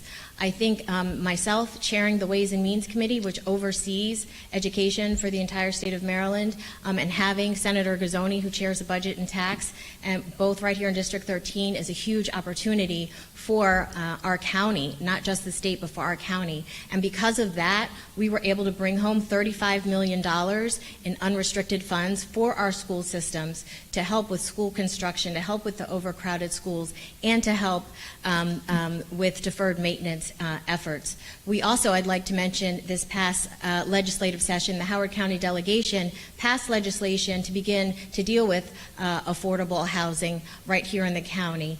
And so we are looking at those issues and working on those issues already. Thank you. Thank you, Ms. Atterbury. Ms. Brooks? Thank you so much. I'm excited to to think about the potential of industries we haven't pursued and that could be incentivized on a statewide level that would benefit people in our county and beyond and offer opportunities to folks who maybe wouldn't have normally accessed them if they are not part of the inner circles that usually produce a lot of funds. What does that mean? It means connecting our populations, our groups, our citizens who maybe are marginalized historically and getting them on track into green jobs, getting them into transferable skill jobs right out of high school instead of requiring a 4-year college degree. It is already in place to some degree with our community colleges where we can use a Jump Start program to have our students graduate with associate's degrees. But I know that we talk about education so much because it's at the center of what we're doing, and we're in the middle of an overhaul of our education system, and we are in the middle of a crisis with our educating staff. And so that includes everybody at every level. So a lot needs to be done with the blueprint. Ms. Brooks. Ms. Teresa. Yeah, thank you. And thank you for the question. I think there's a number of things we need to do. I think my colleagues here have mentioned a number of them, including education. Minimum wage, I think, is a big deal. I think if we don't have the money to live on, it really doesn't help to have the education because you're struggling every day. My committee looks at these issues in terms of housing. That's one of the biggest issues my committee in Annapolis, ENT, works on. And we have done a number of things on the affordable housing, in the affordable housing area, especially as it relates to tenant protections, preventing evictions, and keeping people in their homes so we're not dealing with them as in crisis of being homeless. Just a couple other things I want to say about affordable housing. We know what it takes to create affordable housing, and there's many people working hard in this county to do that, and that's a requirement and basically a requirement and funding, and I'm committed to being a partner on both of those issues. Thank you, Ms. Teresa. The second question is, how will you expand and secure voting rights for all Marylanders, including eligible people who are currently or recently incarcerated?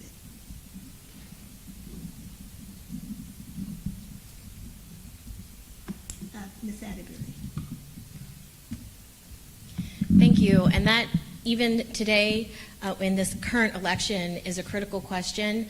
And we have some issues with the expansion or curtailing of voting rights. One of the things that the Ways and Means Committee oversees, which I chair, is election law for the state. And this past session, we had to pass legislation that said our local election boards could not curtail the number of polling places for individuals. And I just actually got a call today saying that right here in Howard County that is happening, and the local election board is trying to minimize the number of polling places for the election. So that's something after I leave here I'm actually going to have to deal with for the primary, if not for the general.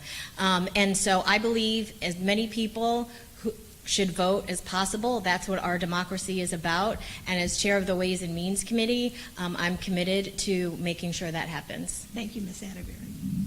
Ms. Nyberg? Yeah, voting is at the fundamental heart of our democracy, and everybody should be participating in it one way or the other. The best thing we can do is provide lots of different options on how to actually vote. So, expanding the mail-in ballot system is wonderful. But making sure that they're not getting counted as provisional ballots, or there's not a delay in counting them, and because some people do feel like they don't matter as much. We have to increase the polling locations, which means putting more resources to having election judges.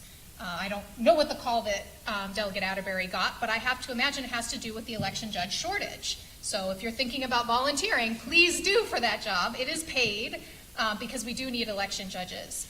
But I also wanted to look at the incarcerated persons part of this question. I've been participating in expungement clinics throughout Laurel. We have one planned through the NAACP, of which I'm a board member, for later this year. And that's a really big part of it, and we should be having more people participate. Okay. Ms. Thank you. information about voting, I think, is often missing in the younger populations. We tend to see the same groups of people voting again and again and not broadening the base as quickly as we should. So a campaign to inform voters, both people who have been incarcerated or have already completed a felony charge, needs to be increased. And there are lots of ways we can do this on a state level. I also think that the idea of getting everyone their license when they get their driver's license, registering to vote when they get their driver's license is awesome, and we have 16-year-olds now who are registering. However, a lot of our youth are not getting their driver's license because it costs so much money. It's very different from when all of us on the panel were in high school. It's hundreds and hundreds of dollars. So we have to find alternate access pathways to the next generation of voters and help them feel empowered in the process and have more campaigns around what it entails to vote in a primary versus a general election. So all of those access points, I think, are important.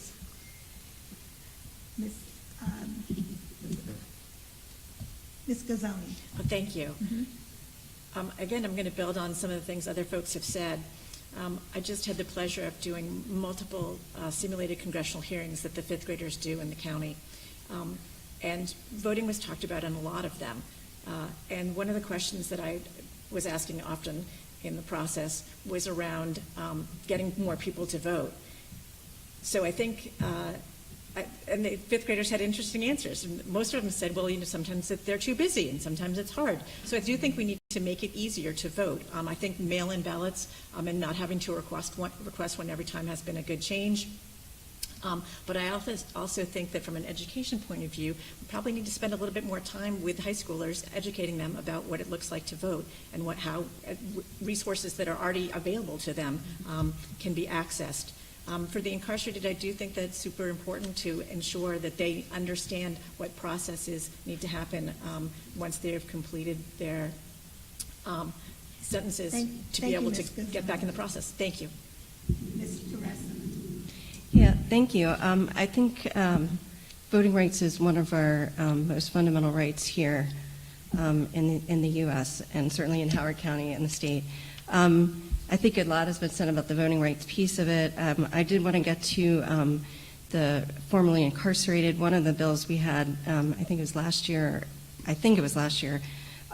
was to have people register to vote before they leave. I don't think that passed. It did not pass. But I would like to see us do that again. I think it's really important. I think expungement is really important. And not having over-incarceration of people is also important in that. In terms of what I've done on this, I helped run, this brings me back a little bit, Howard County Youth for Obama, back when folks were saying, I don't think youth are going to get involved in this, and they did. I also have done a number of things in the campaign finance reform realm, including setting up small donor fund in the county level. The next question is, how will the new state budget process impact your priorities for Howard County in the next legislative session?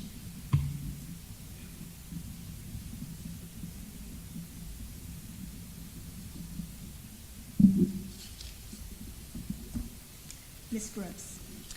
So the current commission led the charge with figuring out how to improve our schools and increase access to education. And now we have the Blueprint for Success, which is just millions and millions of dollars. And it's very exciting. And this is going to be at the center of a sweeping change across our state. So that's one of the reasons why I decided to run. This is a pivotal moment where we have a supermajority in our House. We also have definitely a Democratic governor coming in, maybe even one who has a special focus in education. And I think this is going to guide a lot of the resources that we have and a lot of the focus. Because schools are at the center of our society, we saw how the economy really struggled when school buildings were closed. Not education, the buildings. We're also rethinking how we can use technology and alternative ways of learning to support our students, even if the pandemic continues, which it will. And we'll think about how we can bring our school system up to a modern day age. Thank you, Ms. so Brooks. much. I didn't see Ms. Atterbury. Thank you. I think if we do have a Democratic governor get elected, that, it would be great for the legislature, the House and the Senate, because we won't have to play these games. Right now, there are games being played by the current governor. He will withhold bond projects or not fund capital projects for certain areas until he sees certain things happen in the budget. So that process will switch. I don't know that it will necessarily change our priorities, because I know that Delegate Terrassa and I and Senator Gazzoni, and I'm confident Ms. Gazzoni will, if elected, we always go in 100% trying to get the most we can for the county. And the great thing about the blueprint that I know, because I've been there and I chair Ways and Means, is that we have funded it already for 7 years. So we won't have to fight for that money. It won't be used as leverage by the governor, hopefully, if we have someone coming in who Thank you, sees Ms. Adler. education as a priority. Thank you. Ms. Nyberg. Yeah, the legislative priorities have been really great, but they need to expand and they need to look at different places. And what I mean by that is we have places in Howard County that have been chronically neglected.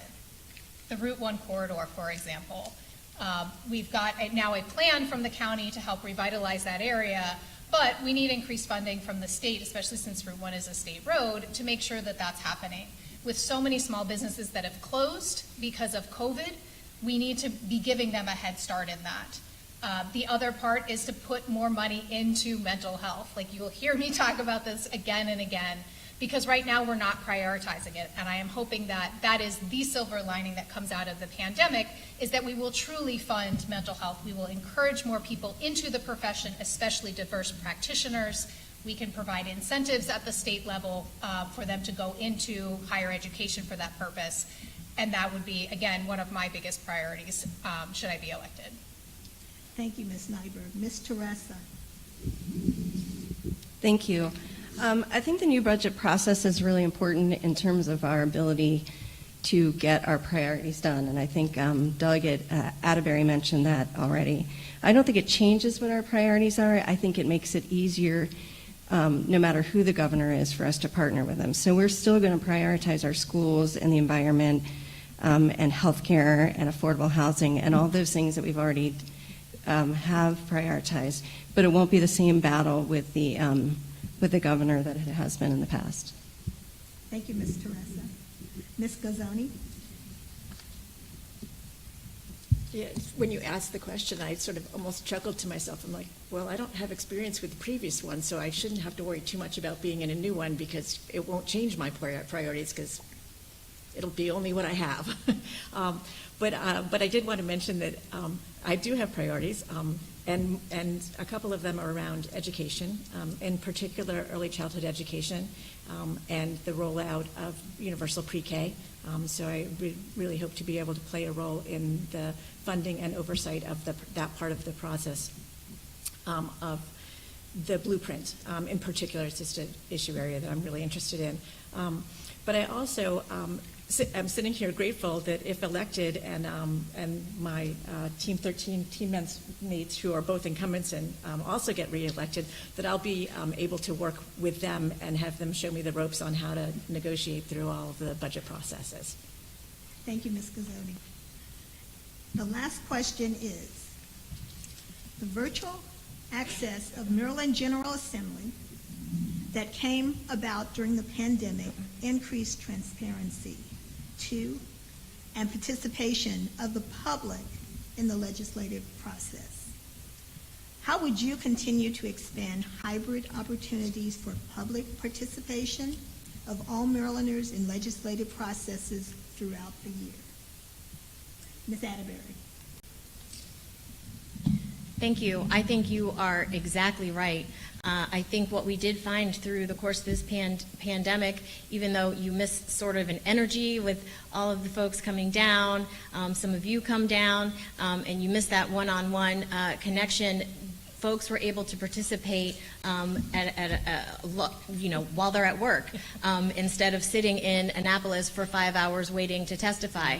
So I do think absolutely, particularly the House, I can't speak for the Senate, is going to keep some sort of hybrid model. And I would recommend that to the speaker when we have these conversations if I'm reelected and continue to chair the Ways and Means Committee, because I do think the greater participation of the public was significant and it was noticeable to everyone, and I know I absolutely appreciated it. Thank you, Ms. Atterbury. Ms. Brooks.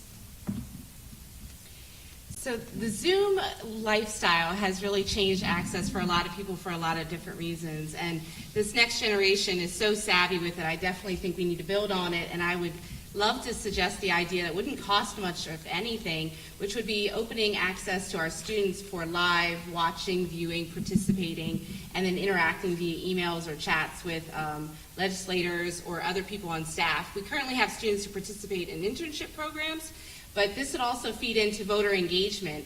The League of Women Voters come into high schools to register students. This could just be another additional layer that takes advantage of the technology we already have. It's already paid for. Students already have one-on-one technology. And as I like to tell my students, you are already constituents. Even if you're 13 years old, you are the people who are benefiting or feeling the burden of legislation, policies, and laws that are enacted in Annapolis. So having them be part of the conversation is going to be a win-win-win-win-win, especially for our social studies classes. Thank you, Ms. Brooks. Yes. Ms. Nyberg. So I agree with Delegate Atterbury. It's been amazing to see the increased access that the hybrid hearings, the hybrid ways of testifying, the lack of sitting in Annapolis waiting to be called has afforded us. But we also can't lose sight that we are still waiting for people to come to the legislature instead of bringing the legislature and people and the elected representatives to the people. So right now we have across every level of government, the squeaky wheel is getting listened to because the squeaky wheel is the one that's in the room. So we need to make sure that we are not only broadcasting from Annapolis, but we're providing opportunities to go to the populations that are actually going to be affected by proposed legislation. So if we're talking about, let's say, Baltimore City schools that don't have air conditioning and got out at 12 o'clock today because of the heat, we're going to those schools and talking to the professionals, the students, the parents that are actually affected before we propose something. So we need to make sure that we're accessible in both directions. Thank you, Ms. Nyberg. Ms. Teresa.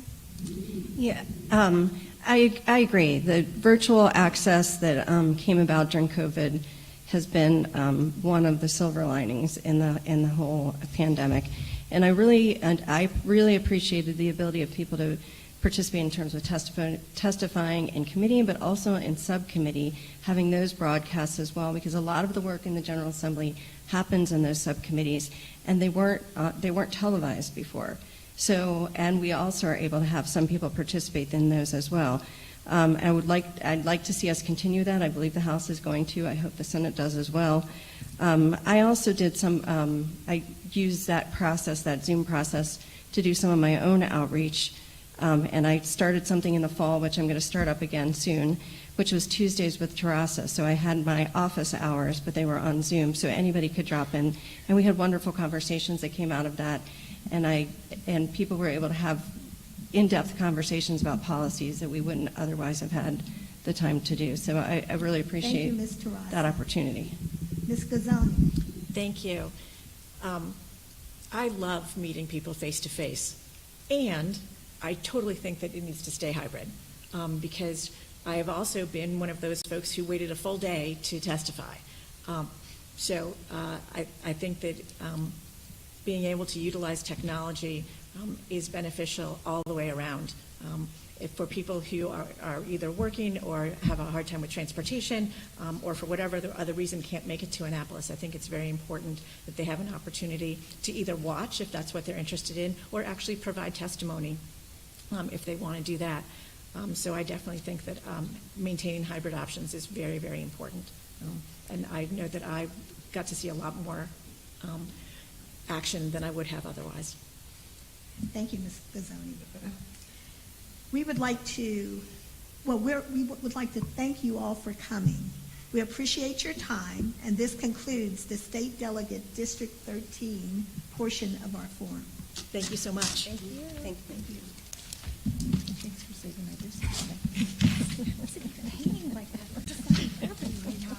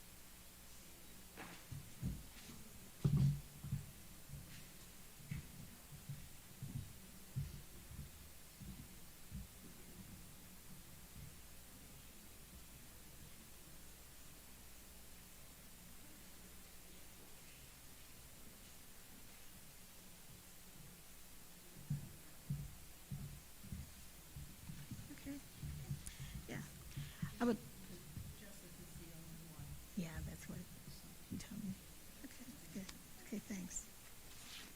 Okay.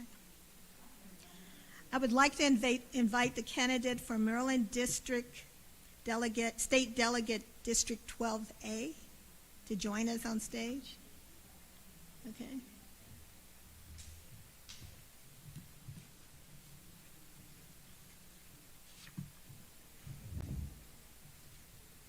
Okay.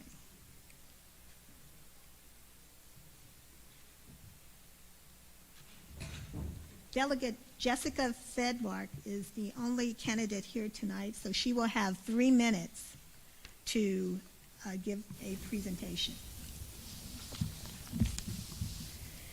Thank you. Good evening. My name is Jessica Feldmark, and for the past 3.5 years, I've had the honor and privilege of representing District 12 in the Maryland House of Delegates. And I'm excited to be running for re-election in the newly created District 12A, together with my colleagues, Senator Clarence Lamb and Delegate Terry Hill, who unfortunately could not be here this evening. When I first decided to run for office 4 years ago, it was largely about what was happening on the national level. I saw so many of our fundamental rights, voting rights, civil rights, reproductive rights, workers' rights, environmental rights, so many of the things that are fundamental to our democracy and our well-being were under attack and at risk. So I knew we needed state leaders who would step into the breach and stand up and fight to protect those rights here in Maryland. And that's exactly what I've done. 4 years later, I'm glad we're rid of Trump. But as you know, those threats to our democracy and our fundamental rights are as strong as ever. And that's why I hope you'll send me back to Annapolis to continue the work of safeguarding Maryland. I'm proud of the progress we've made over the past 4 years, and there's more work to do. I bring over 25 years of public service experience to my work as a state delegate, and my entire career has had a single common focus of strengthening our communities. Over my first term in office, I've established myself as an effective legislator and advocate for my constituents, and I've earned a reputation as a key leader on voting rights, workers' rights, tax fairness, and other economic justice issues. I serve on the Ways and Means Committee, where I'm on the Election Law Subcommittee and the Revenue Subcommittee, and much of the legislation I introduce focuses in these areas. I'm also proud to be known for my commitment to our schools, our environment, and affordable access to health care, including full access to reproductive health care. Most of all, I'm proud to be known as someone who listens to the community, asks tough questions, works with stakeholders, takes on complex issues, and gets things done. I know how to collaborate on solutions without compromising on values. I believe that's why I've earned the endorsements of our teachers, the Sierra Club, the Maryland League of Conservation Voters, the AFL-CIO, Pro-Choice Maryland Action, CASA in Action, and many other organizations. And I hope to have your support too. Once again, my name is Jessica Feldmark, and I look forward to continuing to serve Howard County and Maryland. I'm almost out of time for tonight, but I encourage you to take the time to look at my voting record, look at the legislation I've sponsored, and if you have questions, please reach out to me directly at jessica@jessicafeldmark.com. Thank you, and have a good night. Thank you. That concludes our State Delegate District 12 Democratic portion of our forum. Thank you. I missed your question.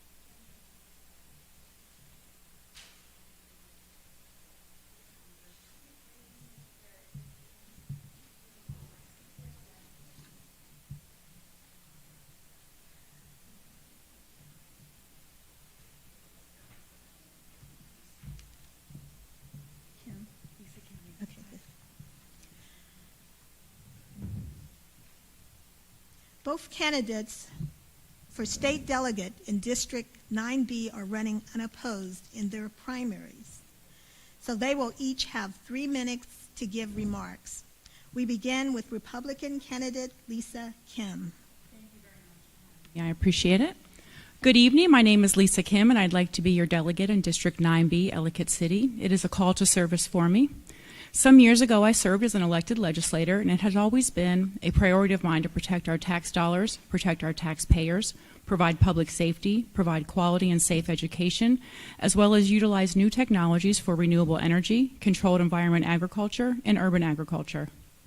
I stopped a $60 million taxpayer money giveaway to developers for land that has since been developed without taxpayer money. Our current delegate is heavily funded by developer money. We see what overdevelopment has done to Old Ellicott City, and it is time to prioritize the fixes. Now we, the taxpayers, are on the hook for the over $100 million required to fix it.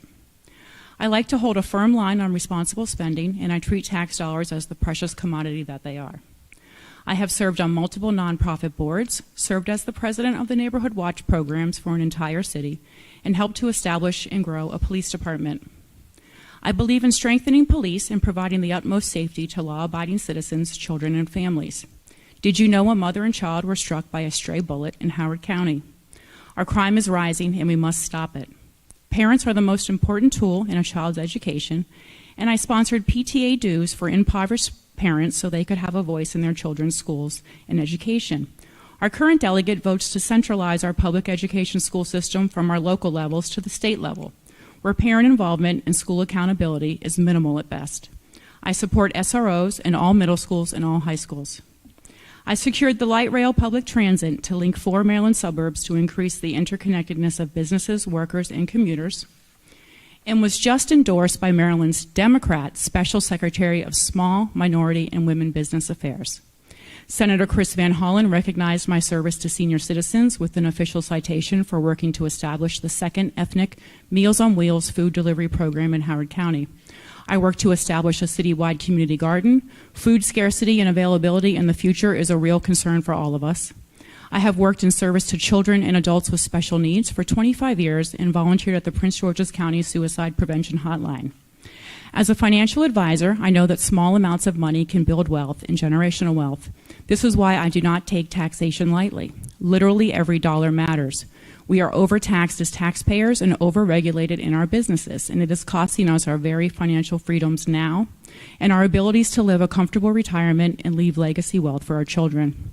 Let's stop the tax and spend culture at our state government that is decimating our personal finances. Let's hold criminals accountable and protect law-abiding citizens. Let's put quality and safe education with parents' involvement in education first. Let's explore the new technologies available to us when it comes to renewable energy and controlled environment agriculture and urban agriculture. It is time for a new direction, it is time for understanding, and it is time to bring contrast and compromise back to our government. Thank you, Ms. Kim. Thank you.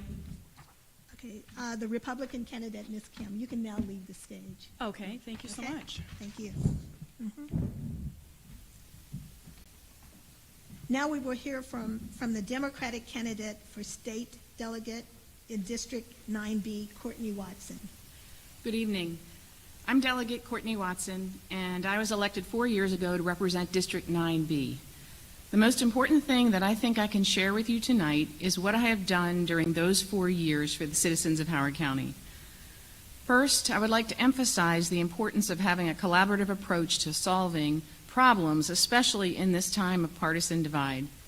I have a record in the past 4 years that includes passing a dozen bills on a variety of topics, all with bipartisan support, and 6 of those 12 bills with a unanimous vote of both the House and the Senate. Second, I've been able to persuade the Maryland General Assembly that our historic town of Ellicott City deserves state funding for the Safe and Sound Flood Mitigation Plan. Before I took office in 2019, less than $500,000 had been allocated to Ellicott City from the state. Since I took office, we have brought home close to $40 million to fund the flood mitigation projects needed to preserve historic Ellicott City. $40 million. That is unprecedented. Was this easy? No, it was not easy. There are not piles of cash lying around for the taking. Senator Katie Hester and I created a highly strategic 4-year campaign to go after state funding by giving tours of the town, providing data, making convincing arguments of the economic and historical importance of our 250-year historic town. The $40 million that we were able to get is a result of a lot of hard work. Third, I have championed the most significant investment in public education in our lifetime that will change students' and teachers' lives and make our schools the model of the United States. It's called Blueprint for Maryland's Future, and it's already funded for the first 6 years of implementation. Fourth, I supported an income tax relief program that will lower taxes for 80% of our seniors. This income tax credit of as much as $1,750 a year takes effect in 2022. I also supported a gas tax exemption and broadening sales tax exemptions on medical and family items. Finally, a little bit about me. I am a lifelong resident of Howard County, graduated from Atholton High School, and I've lived in Ellicott City for 32 years with my husband and our 3 children who attended public schools. I'm a sales executive with an international firm, and I work with small and medium-sized businesses to manage their risk. I love working in the community together with others to make it the best it can be.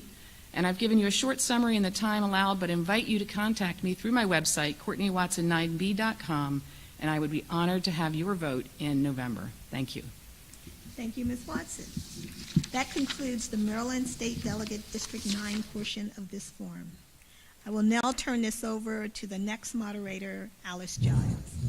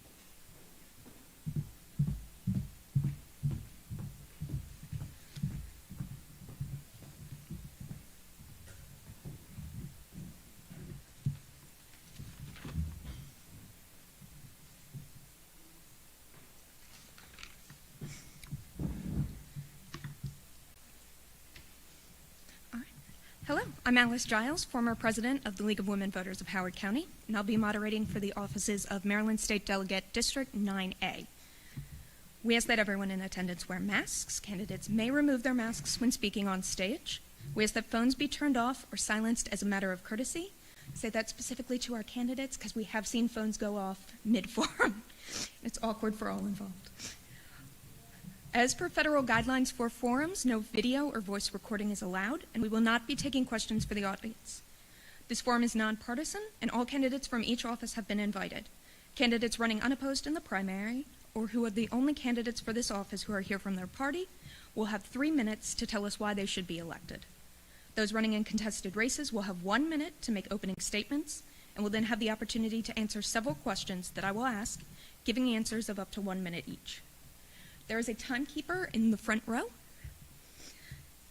For solo candidates giving 3-minute opening statements, the timekeeper will indicate when you have 1 minute remaining, then 30 seconds, and when time is up.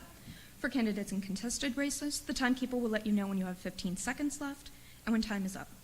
And now it is my pleasure to welcome candidates for Maryland State Delegate District 9A. I will begin the opening remarks with our first Republican candidate, Seth Raymond, and continue in alphabetical order. A timekeeper is seated in the front row and will warn you of your time. Mr. Raymond, you may begin. I'm Dr. Seth Raymond, and I came to this country about 4 decades ago. As a first-generation American, I have lived the American dream firsthand. I came with nothing, but I worked hard, earned my bachelor's, master's, and PhD, started my own business in information technology, and currently raising my 3 kids in Howard County, where they're going in Howard County Public School System. I'm an appointed commissioner for Maryland Economic Development Commission under Department of Commerce, and a commissioner for Consumer Council under Maryland Attorney General. Both positions are appointed positions by Governor Hogan with Senate's consent. I'm also a board member for Disaster Services Corporation, which is a sister organization to St. Vincent de Paul Society. I'm running to bring back common sense solutions to Annapolis and asking for your support and vote on July 19th. Thank you very much. Okay, now we have Jenny Zhang. Good evening, dear member of the League of Women's Voters. As a minority woman candidate, I'm very happy to have the opportunity to speak here. I'm so appreciated that we still have this organization to support women's rights, represent women's voters, and empower voters' rights for election integrity, and uphold the principle to defend our democracy and freedom. I hope I can work with the LWV in the future to protect our women's rights and fight for fairness, justice, and love. I'm Dr. Jenny Zheng. I live in Ellicott City, and I'm running for state delegate in District 9A. I came to the U.S. in 22 years ago for my PhD degree in astrophysics and to start a new life. I'm a Christian, a wife and mother of 2 boys, a software engineer, a small business owner, and a farmer at heart. Thank you. Please vote for me. Thank you both very much. It's now time to begin the question and answer portion of this forum. Please raise your hand to speak, and I will call on you in the order in which you raise your hand. Our first question. A significant number of Howard County residents struggle to meet basic needs despite the overall wealth in the county. How will you advocate for systemic change and secure resources to address persistent disparities?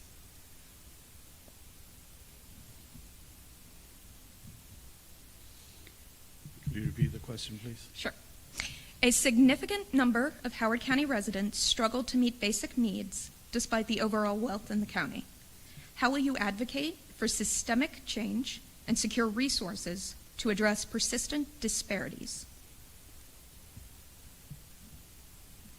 Ms. Zhang. The state has the responsibility of uplifting the economically disadvantaged people.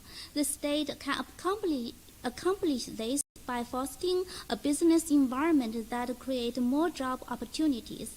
The state can make sure our public school systems provide quality Yes, quality education to economically disadvantaged children to break the poverty cycle and provide training programs to make sure people are career ready.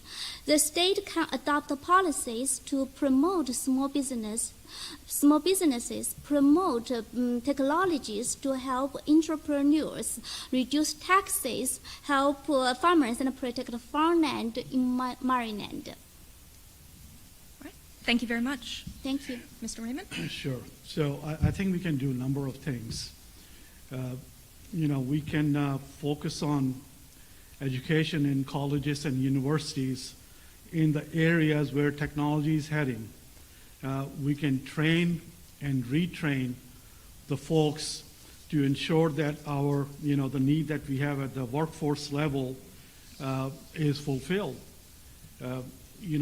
With that, we're not only able to ensure that the economically disadvantaged people are getting the help that they need, but this helps the state or the counties to remove the people from the handouts that they provide that does not have any incentives.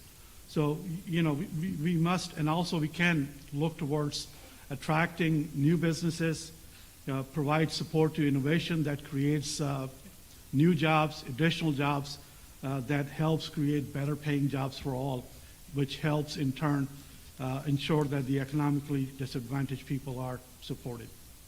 Thank you very much. Our second question: how will you expand and secure voting rights for all Marylanders, including eligible people who are currently or recently incarcerated?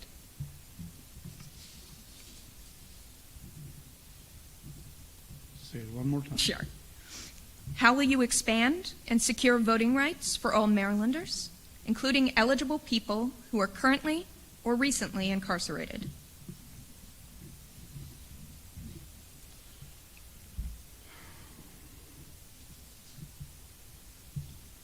Ms. Zhang. I think to secure our voting rights, first we should encourage people to register as a election judge and polling station observers, and to make sure the election integrity. That's what we are trying to do. Thank you very much. Mr. Well, Raymond? I'll just say that we need to ensure that every single person is able to vote that is eligible to vote, but by ensuring that we have systems in place to ensure that the person voting is a person that they say that they are. Ensuring one of the things that we need to do is ensure that we have voter IDs that are checked, and ensuring that prior to them voting that they are, like I said, the people that they are. As far as what was the other part of the question? Eligible people who are currently or recently incarcerated? Well, I don't, for incarcerated people, I don't have any comment at this point. Okay. Thank you. Okay. Our third question, I'll repeat the question after a few seconds. How will the new state budget process impact your priorities for Howard County in the next legislative session? Okay. One more time. How will the new state budget process impact your priorities for Howard County in the next legislative session?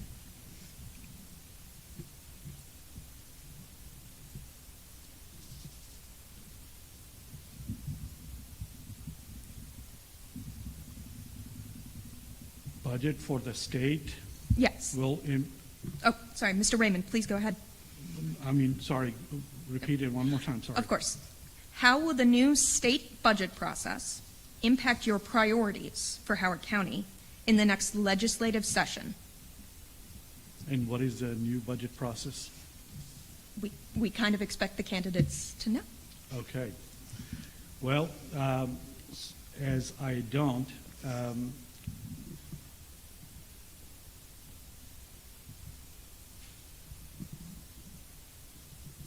sorry, I don't have the answer for, as I'm not aware of the New process. newly budgeted process that new candidates are supposed to be aware of. That's all right. Ms. Zhang? One biggest concern of the state budget is the blueprint, which we highly against it before, and I even asked those lobbyists who promote this current commission for the that's a big money. It will cause a huge burden in our county and in our state. That's the biggest concern. Yeah, people will need to think of, education is so important. It's never too much important to mention it, but we need to have, to make some standard to have some standard of output. Otherwise, no matter how much we put into the education, but we need to improve our education, quality. All right, thank you very much. Our final question tonight. The virtual access to the Maryland General Assembly that came about during the pandemic increased transparency to and participation of the public in the legislative process. How would you continue to expand hybrid opportunities for public participation of all Marylanders in legislative processes throughout the year? And one more time. How would you continue to expand hybrid opportunities for public participation of all Marylanders in legislative processes throughout the year? Mr. Raymond. So technology has advantages, as we have seen with the recent COVID situation, may it be the assembly, may it be the our school system. As far as expanding,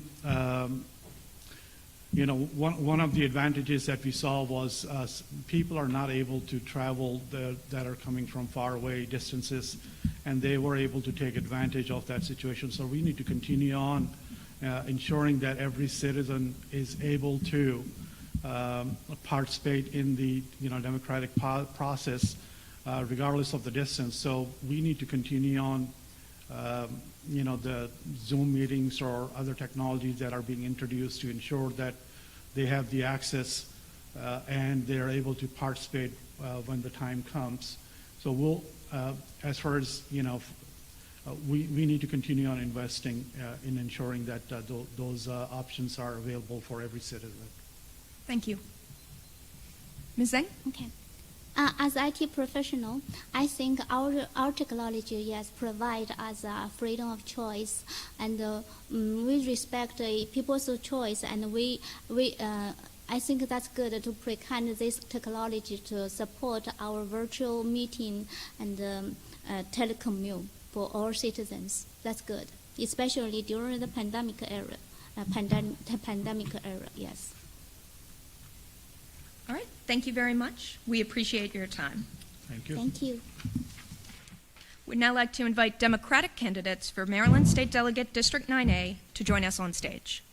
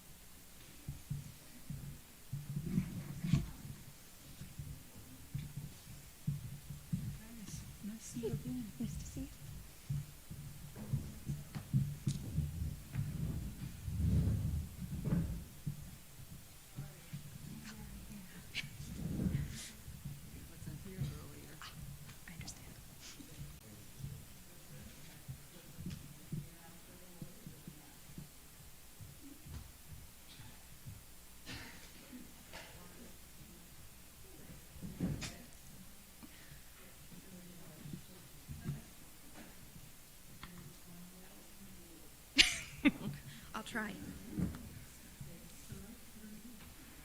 Yeah. You're welcome. All right. Thank you, candidates, for joining us tonight. Again, these are the Democratic candidates for State Delegate, District 9A. There is a timekeeper in the audience. Please do keep an eye on your time. We will begin with 1 minute opening remarks in alphabetical order, beginning with Stephen Bolin. The timekeeper will warn you when you have 15 seconds left and when your time is up. Mr. Bolin, you may begin. Hello, my name is Stephen Bolin, and I'm running for delegate in District 9A. I'm a 27-year veteran of federal service with executive leadership experience where I learned how to build collaborative teams. I served as a professional intelligence officer, researcher for NASA, and an engineer for the U.S. Air Force. Now retired, I'm serving our community. As an intelligence officer, I was engaged in activities that left me with PTSD. That led me to work with the National Alliance for Mental Illness. I am a board member of NAMI Howard County. I also advocate for people on the autism spectrum, and I'm a member of the Howard County Autism Society. In addition, I'm the Vice Flotilla Commander for my U.S. Coast Guard Auxiliary Unit and the Vice Chair for the Howard County Police Department Citizens Advisory Council. And this is what I'm passionate about. We need to help hardworking families and seniors who are struggling against inflation, give our children a world-class education, combat climate change now, and we must keep our communities safe. I thank the League of Women Voters for time tonight, and I look forward to the forum. Thank you. Thank you. Next up is Chow Wu. Good evening, everybody. So it's my pleasure to be here. I really appreciate the League of Women Voters providing this opportunity. My name is Dr. Chow Wu, and I'm a board member of Howard County Board of Education. I'm data scientist, and I received my PhD from University of Maryland. I'm a proud father of two, a new immigrant and a community volunteer. I've been serving on the Howard County Board of Education and other committees as well, serving as the chair in 2021. I served on the audit committee and the Howard County Spending Affordability Committee as well. I'm still the same Dr. Chow Wu who are running on school board in 2018. I think I still have the same slogan, a vote for Wu is a vote for you, so please support me. Thank you very much, Mr. Wu. Finally, we have Natalie Ziegler. Thank you so much to the League of Women Voters for organizing this forum, and to everybody who is watching. I really appreciate your interest. I'm Natalie Ziegler. I'm running for state delegate in District 9A. My website is nataliefordelegate.com, which has a bio and a lot more information. I am running with the hope of helping to set up Maryland and our district for a successful and sustainable future. We have a unique opportunity right now with a surplus in the state budget, with landmark education legislation and millions of dollars from the infrastructure bill. But we need to make those investments wisely, first with a focus on equity.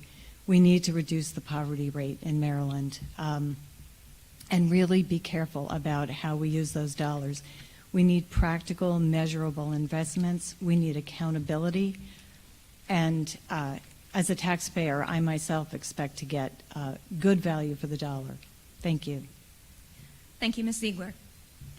It is now time to begin the question and answer portion of the forum. You will each have 1 minute to answer each question. The timekeeper will let you know when you have 15 seconds left and when your time is up. Please raise your hand to speak, and we will call on you in the order in which you raise your hands. For each question, I will repeat it 1 time. Our first question. A significant number of Howard County residents struggle to meet basic needs despite the overall wealth in the county. How will you advocate for systemic change and secure resources to address persistent disparities? Again, the question is, how will you advocate for systemic change and secure resources to address persistent disparities? Ms. Ziegler. There are long-term and short-term answers to that question. I think that the best long-term answer to that question is what I hope we can do with the blueprint for Maryland's future, with shoring up our education system to create community schools that offer food, social services, nursing, that so many of the services that are needed by people can be delivered through the school system, not taking away from the school system's budget. And longer term, we need to do so much in Maryland to attract really good businesses and talented young people, which businesses follow. We need to start competing adequately with Virginia, which seems to be getting a lot of the larger companies.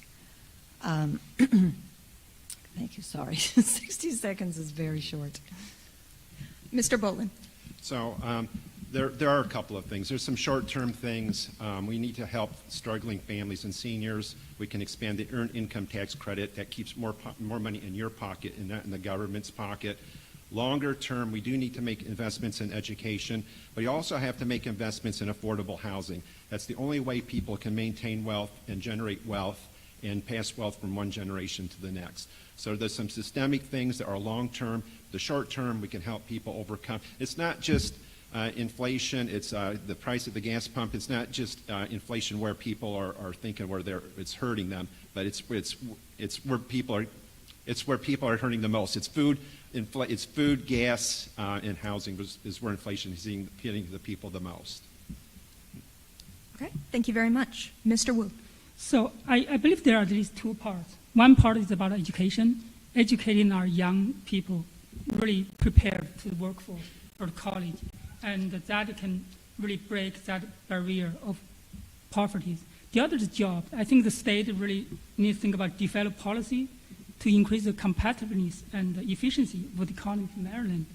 So furthermore, I think the state should provide sufficient support for economically disadvantaged families and provide education and job training. I think that's critical to help them become self-sufficient. So more importantly, I think the state should really promote job growth and job opportunity for all Marylanders, which will improve the economic environment. And then everybody, if the boat flies, everybody really get lifted by that tide. All right, thank you very much. Our second question, how will you expand and secure voting rights for all Marylanders, including eligible people who are currently or recently incarcerated? Again, how will you expand and secure voting rights for all Marylanders, including eligible people who are currently or recently incarcerated? Please raise your hand when you're ready to answer. Ms. Ziegler. I think voting rights is among the most fundamental things we have to cope with now. The Supreme Court has seriously weakened the Voting Rights Act. I would love to do what I can if I'm elected to shore that up in the state of Maryland. I don't understand why incarcerated people need to lose their vote. I believe that's a population that has a right to vote as much as anybody else. And I think so much of what has been going on in other states has been really an attempt at minority rule. I don't think there's any way to sugarcoat that. We've been trying to make it hard for people to vote, and we need to go the opposite direction. Thank you. Mr. Bolin. So I agree. We need to make sure here in Maryland we keep what we have for our voting rights. We need to keep same-day registration for voting. We need to keep the mail-in ballot for voting. I know a lot of people I know that I've talked to and I've knocked on doors want to keep the mail-in ballot. I agree, if you're incarcerated, you should be able to vote. After you've done your time you should be able to vote when you're released from prison. So there's a lot of things that we need to do, and we need to maintain our voting rights here in Maryland and make sure that our voting rights and privileges are not being rolled back. Thank you. Mr. Wu. I believe the voting rights is the basics for democracy, right? We really want to keep safeguard of that. The other point I want to make sure is voting rights is important, but voting is important as well. Our voting rate is actually pretty low, like in primary, 20%, 30%, right? Even in the general election, less than 60%, or sometimes 70%. The problem is like other legislators or people running for office, we need to think about why people are not voting, right? Are we delivering the message? Are we providing the support and the service to our constituents? That's something I think we need to ask ourselves, and we need to find a solution. That's our general public, our working class. Everybody are working, looking for solutions. For us, we really need to think about what's the solution we can bring forward. Either education, poverty, crime, safety, a lot of topics on the plate. We need to really work on that. Thank you very much. Our third question. How will the new state budget process impact your priorities for Howard County in the next legislative session? Again, how will the new state budget process impact your priorities for Howard County in the next legislative session?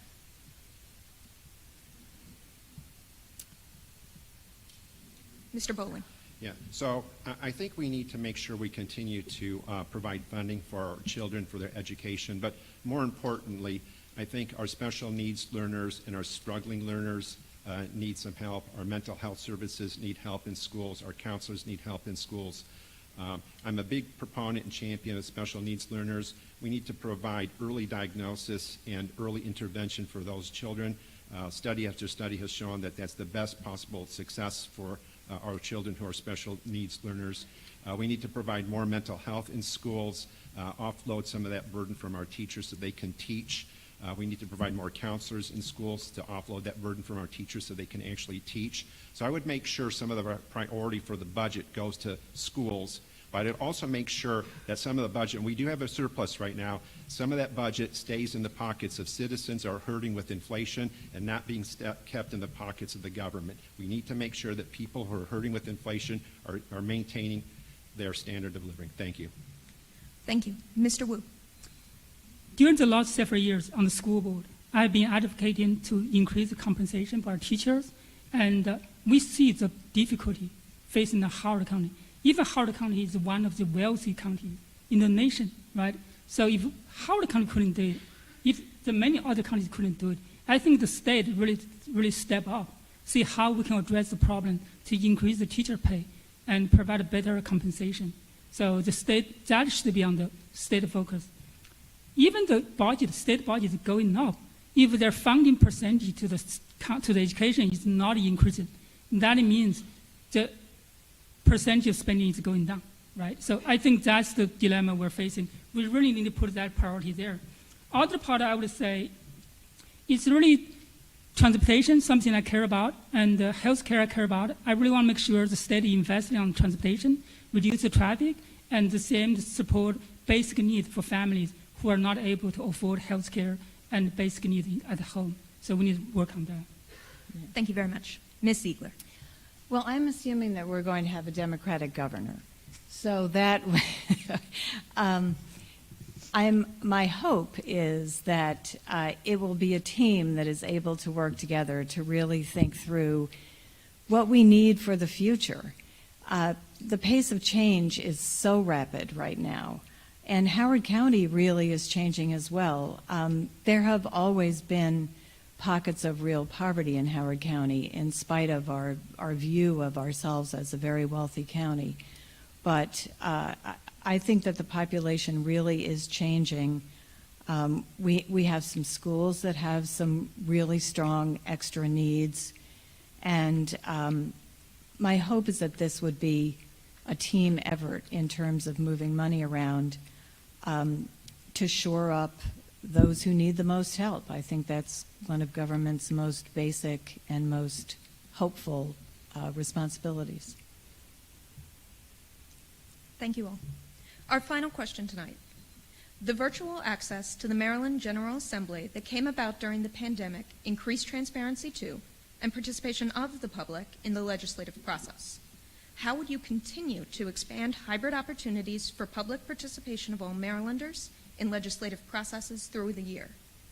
One more time. How would you continue to expand hybrid opportunities for public participation of all Marylanders in legislative processes throughout the year? Mr. Bowling. So I know that here in Howard County there's been some complaints, and this is a local issue here, that people haven't been able to access the virtual meetings and things that some of the county has provided. So we have to make sure that residents all across Maryland have access to digital broadband, reliable digital broadband, to make sure that they have the access when we do go virtual. And this also goes into our school systems too. I'm a big proponent of keeping our kids in school safely, but if we ever have to go virtual again, I want to make sure that we have the digital broadband out there that covers Maryland so that we can do that. It's a reliable digital broadband. That will keep our our citizens engaged civically. That will keep our students engaged educationally, and it'll help Maryland economically. And one of the things we have to do is make sure we close the digital divide. Thank you. Thank you. Mr. Wu. I think transparency and accountability is a key part for everybody, every public body. So for legislators, that's as well. And I totally support a hybrid mode for our legislature debate. Even the Congress can do it. Why our legislature couldn't do it? I strongly support that. I think by accessing whatever being discussed in the state, and our working family, especially working family, had the opportunity to know what's going on there and provide timely feedback. It's not easy to drive back and forth to Annapolis. I think that virtual option definitely helps people who want to get engaged and provide that feedback. The other point I would say, the society is moving forward and the technology is there. For legislators, we need to adapt that changes. And if I'm elected, I definitely support the hybrid mode for discussion and debate. Thank you. Ms. Ziegler. I agree, although I must say I think you really do lose a lot by not having in-person interaction. And one of the things I am most concerned about is promoting and finding opportunities for members of both parties to socialize together, to talk to each other, to find some way to lower the temperature on our political debates. And bring more content and to make the idea of talking to somebody you disagree with a normal thing, as it used to be. That said, the hybrid mode does provide tremendous opportunities for people, and I think it would be great for legislators to have many, many, many virtual town hall meetings that give everybody a chance to talk, where it's the citizens who can ask questions and do the discussing. And not just the politicians. Thank you. Okay. Thank you all for joining us tonight. We appreciate your time. Please enjoy the rest of your evening. Thank you.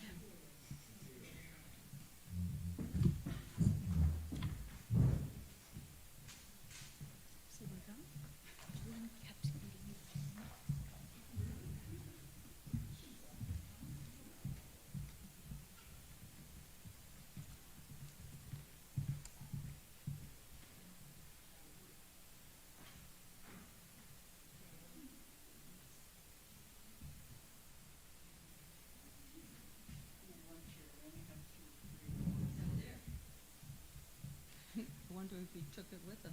I think he must have.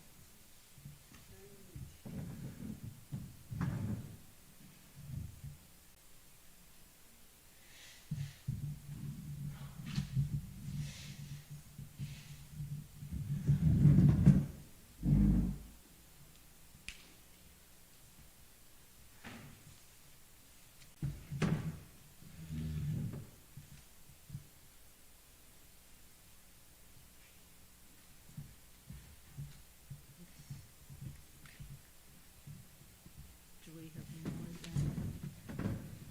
Oh, we don't have her. Huh? As far as I know, we don't have her. We don't have her? As far as I know. You'd have to check. I've been here.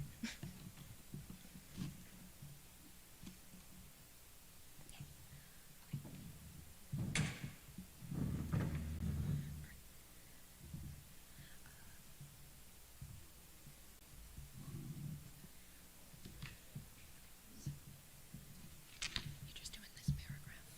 So cross down. You start with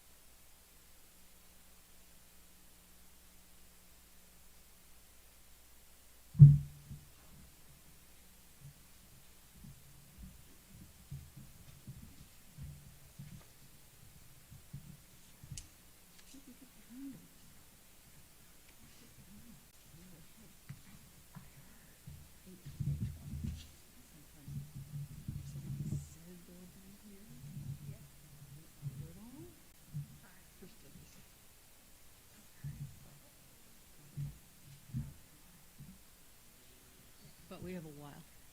A little bit, yeah. Yeah, I think about like 10 minutes. How are you? Good. Long time no see. Let's do it.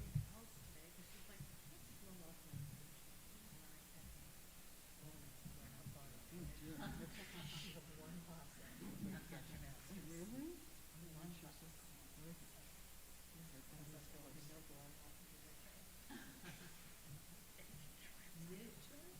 She's in grad school. Finishing her master's.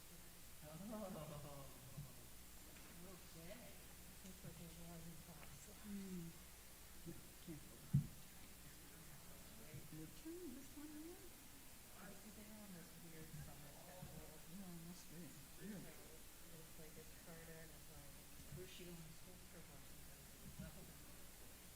Good school? Very good school. Very smart woman.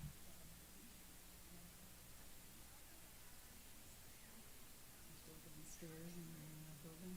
Yes, not that we're ever often there, but you know. I'm not an officer anymore, so I'm not there either. So it's so annoying because like, I think that mold smells like yes. Really? Just a beautiful building.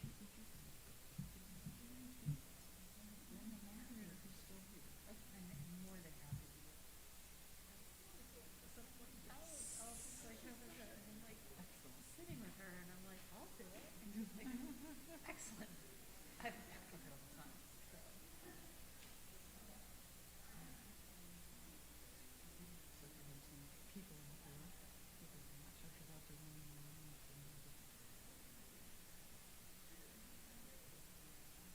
I heard some people snuck their phones into the candidate waiting. Well, if you're, it doesn't matter when, you're just giving something. Yeah. And one guy did and one sat and played ball and then he never used it. It's like, yep. And of course, you know, some of that, that's a problem having in high school. So then I got that coming home too. Oh, no, I hate that.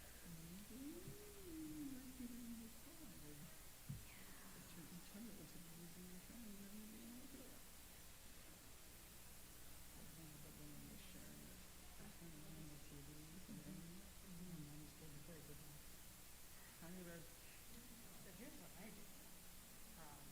I can control everybody's internet access in my house. So I've got a 10 and a 13-year-old. They're almost asleep. How do you do that with what? Because on my phone, I can cut off their IP addresses from internet. Whenever I feel like it. And they know. You know, I'm a grizzly, but, you know, there's a certain amount of time that you can do. You can play it, whatever you want, and when it's over, then can I budget it? You can budget it. You can say, like, you've got 2 hours on a day and 4 hours on weekends. The problem is that it's also web-based, right? It's hard, especially with all the homework is also web. And it's hard to so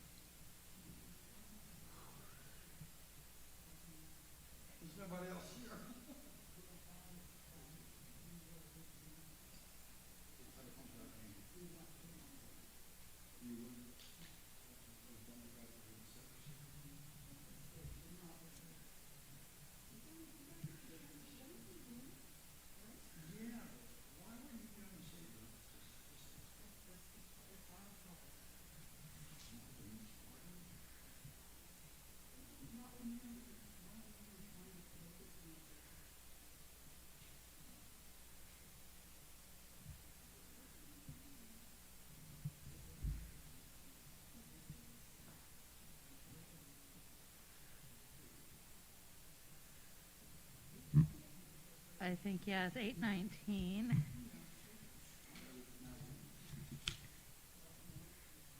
I think if we are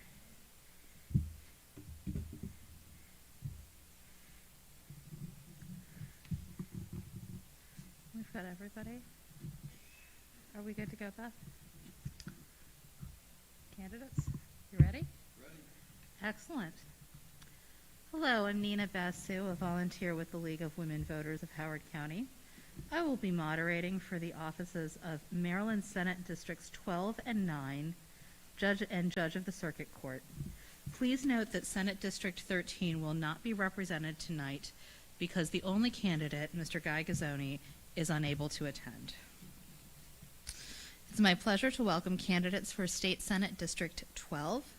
We will begin with 1-minute opening remarks from our Republican candidates in alphabetical order, starting with Bob Cockey.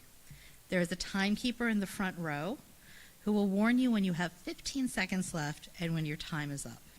Mr. Cockey, you may begin. My name is Bob Cockey, and for over 40 years I was a small business person. That is what I consider to be my greatest asset to bring into the General Assembly. During those 40 years, I had a chance to be on the board of a lot of neighborhood communities. I was very active in those communities, and I also got a lot of pleasure out of working with the young people and helping them take their next step, whether they were part-time employees or whether that was going to be their full-time job. I know I hate to call her an opponent, I have great respect for anybody that throws your hat into the ring to take part in our American process. I would like to quote John F. Kennedy. His famous remarks was, "Seek not the Republican answer or the Democratic answer, but the right answer." Thank you. Thank you. Our next candidate is Ms. Moverine Robinson. Ms. Robinson, you may now begin. Absolutely. Thank you all for being here tonight, and for those of you who are watching.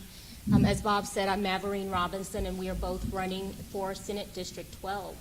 I'm here tonight because I care about the people of Howard County and Anne Arundel County. I'm here tonight because I'm running for safety, I'm running for family, and I'm running to restore common sense truth to the Annapolis legislation. We right now in the state of Maryland have the 11th highest tax burden in our nation. We have the 3rd highest individual tax burden in our nation.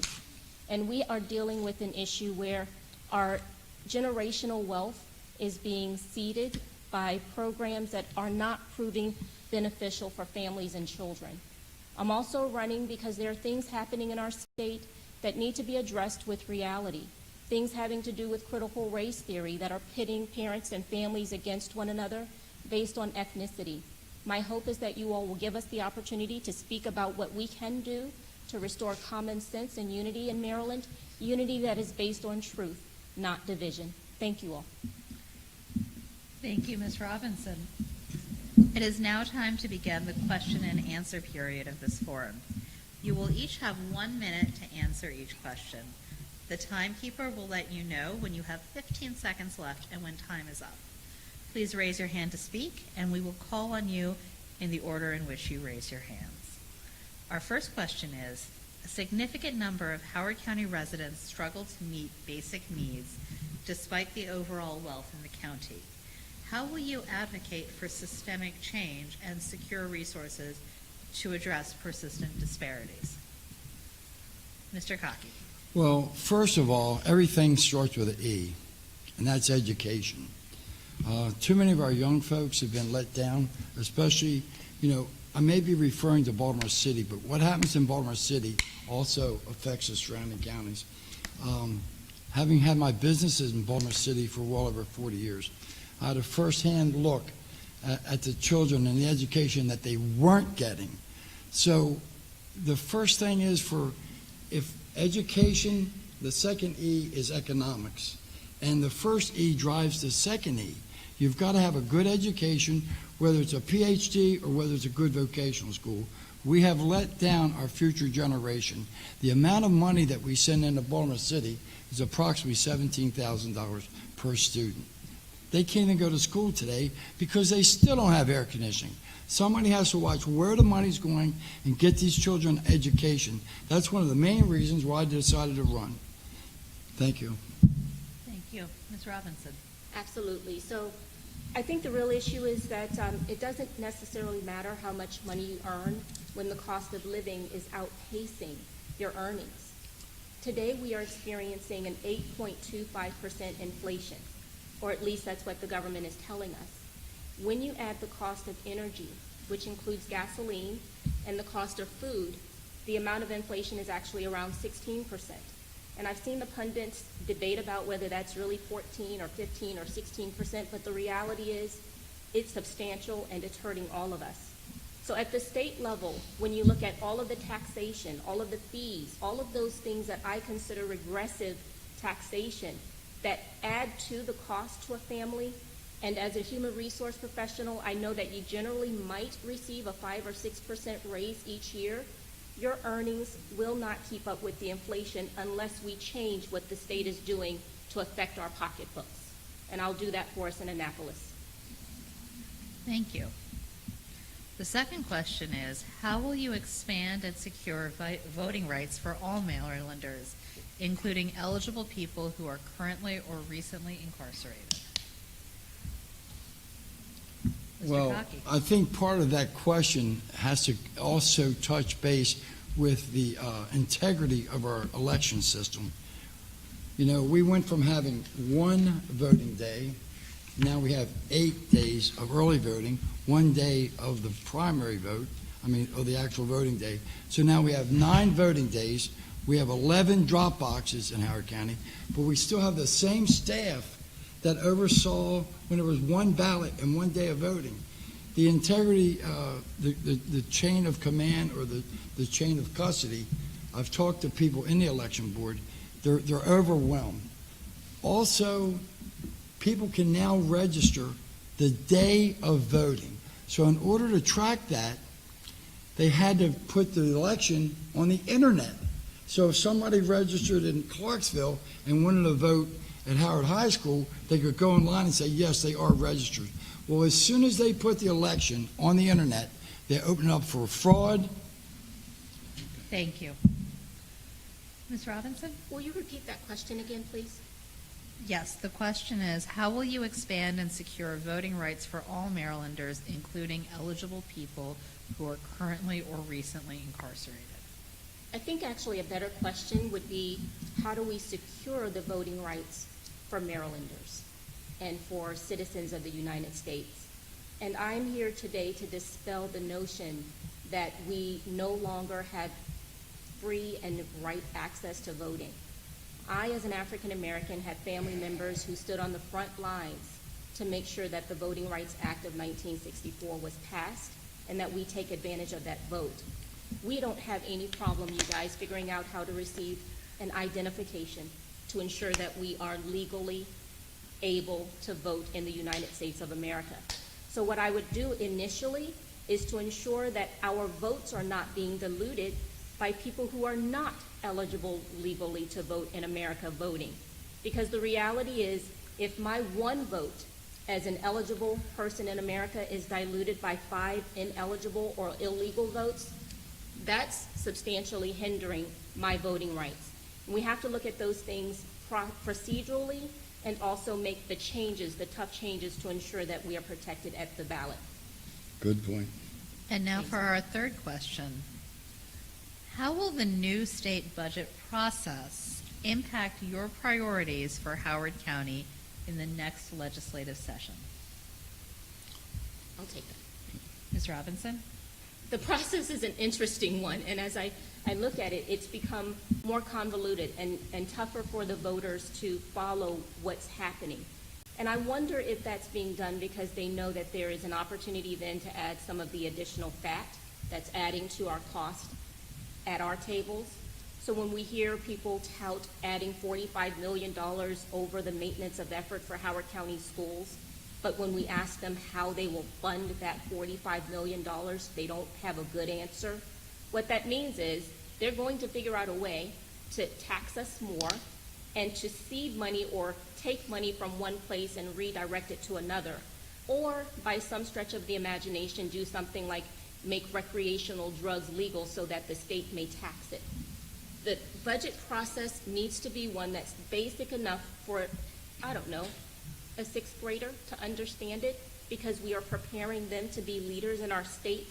And a sixth grade education, which was good enough for my grandmother, Thank should you be for enough your to answer. understand. Thank you. Your Thank time you. is elapsed. Mr. Cockey? Well, I could hardly expand on Maverine's statement. It was very well stated.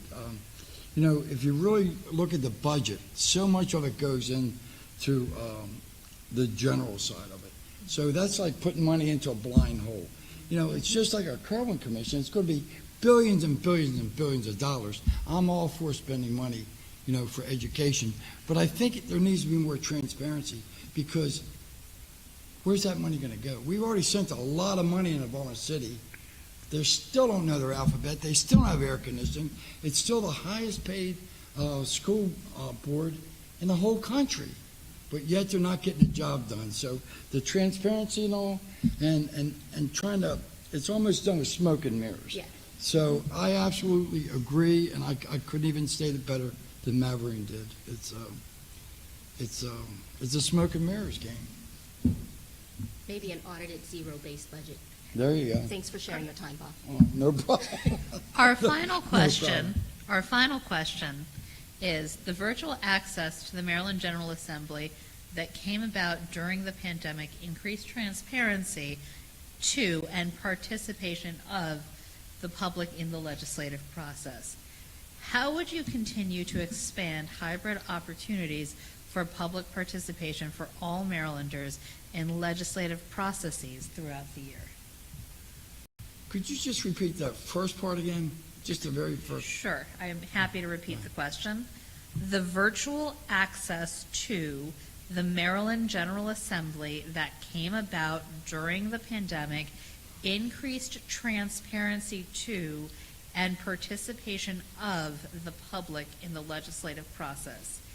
How would you continue to expand hybrid opportunities for public participation of all Marylanders in legislative processes throughout the year? So that's such a specific. I'm sorry, No, whichever that's one of you okay. would like to start, please raise your Go ahead, hand. Maverine. when you Ladies looked over, I first. thought- No, ladies first. Ms. Ladies Robinson. first. Okay. Ms. Robinson. That's such a specific question. I would wonder what the foundational reason is for having that question been included. Because I would say, having been a benefactor of that online access, to continue what was being done because it worked well. It really enabled us, sometimes at 7 a.m., to look in on those meetings and understand what was going on. Transparency, particularly because we now have those in the state legislature who want to undermine our access via the Freedom of Information Act. So let's continue to use what worked well at this time for things that will be post-COVID, because we won't continue to live in a COVID world, but do so in ways, again, that help expose the transparent activity to every person in the state. Forgive me. Thank you. Mr. Cockey. Well, you know, this COVID thing for the last 2 years is, you know, something that we weren't used to dealing with. I think we dealt with it about as good as we could. You know, if you're going to do virtual things, I'd like to have some virtual cameras inside the committee rooms. That's where the real, you know, rubber hits the road, in the committee meetings. And it's a little bit off topic, but virtual for the school children, I'm not in favor of that, because, you know, there's a lot of students that don't have access, and there's a lot I of would ask you to stay on on topic, sir. Okay, let me say this, and there's a lot of people that still do not have access to the internet. There was some virtual in some of those committee rooms. Some of them, when they wanted you to see it. Thank you. Thank you for joining us tonight. We appreciate your time. Thank you.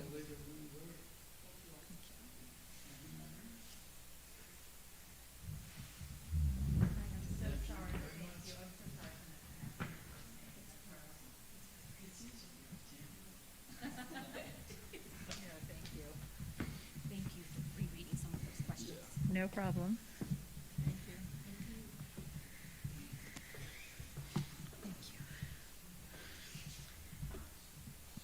Am I ready? There is one Democratic candidate for this office, Clarence Lamb. However, he is unable to attend tonight, so this concludes the State Senate District 12 portion of our forum. We will now proceed with State Senate candidates from District 9. So I think we need Katie.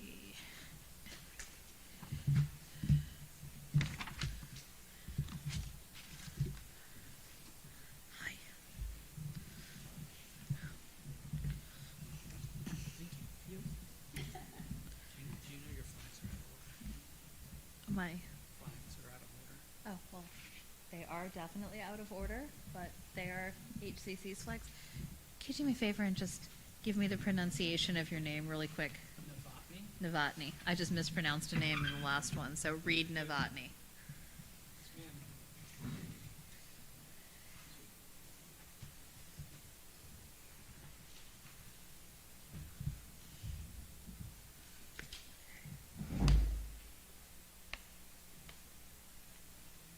What are we expecting, Katie Hester?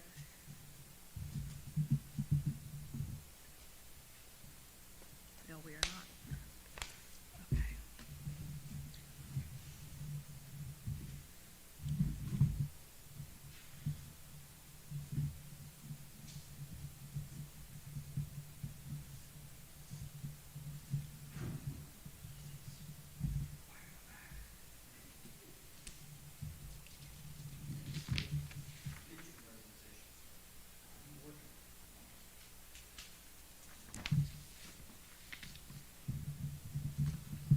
I think that's it, and then I've got, okay. No. I've got circuit court after that. Right. But, so, but everyone's doing, there's more questions.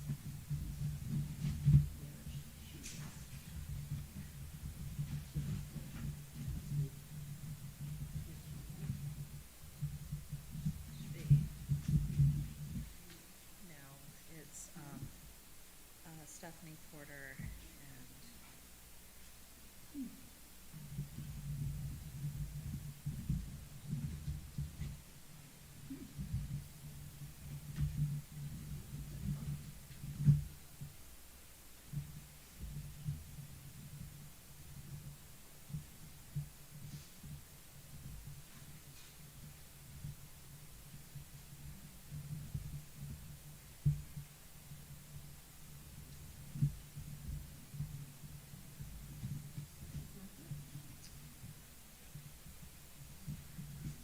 handwrite them, right?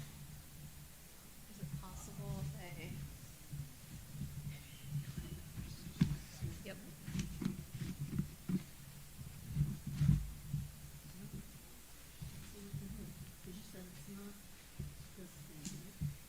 No, that's not them. It's Stephanie Porter. Those are old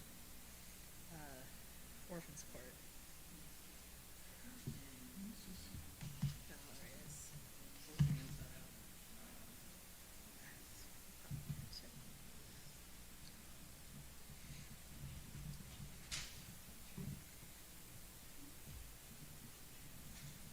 I can go through another one of these.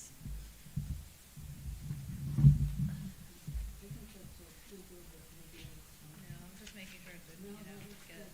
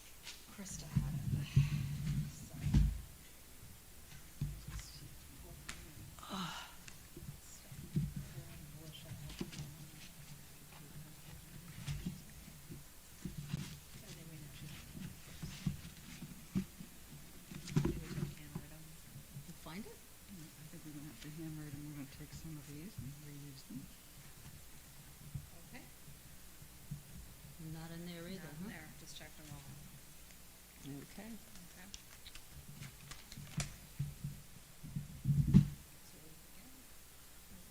Oh, I'm glad I didn't miss it. Nope, you did not. I would be happier if I had missed it. Okay, whenever you're ready. It's my pleasure to welcome Republican candidate for Senate District 9, Reed Novotny, who is running unopposed in this primary. Mr. Novotny, you will have 3 minutes to give remarks. Whenever you're ready. Hello, my name is Reed Novotny. I am a husband of 16 years this Friday, so happy anniversary. I am a proud father of a recent graduate of 5th grade public school. Her last day of school was actually today. I've also spent 20 years in the military, and I'm a colonel in your United States Air Force.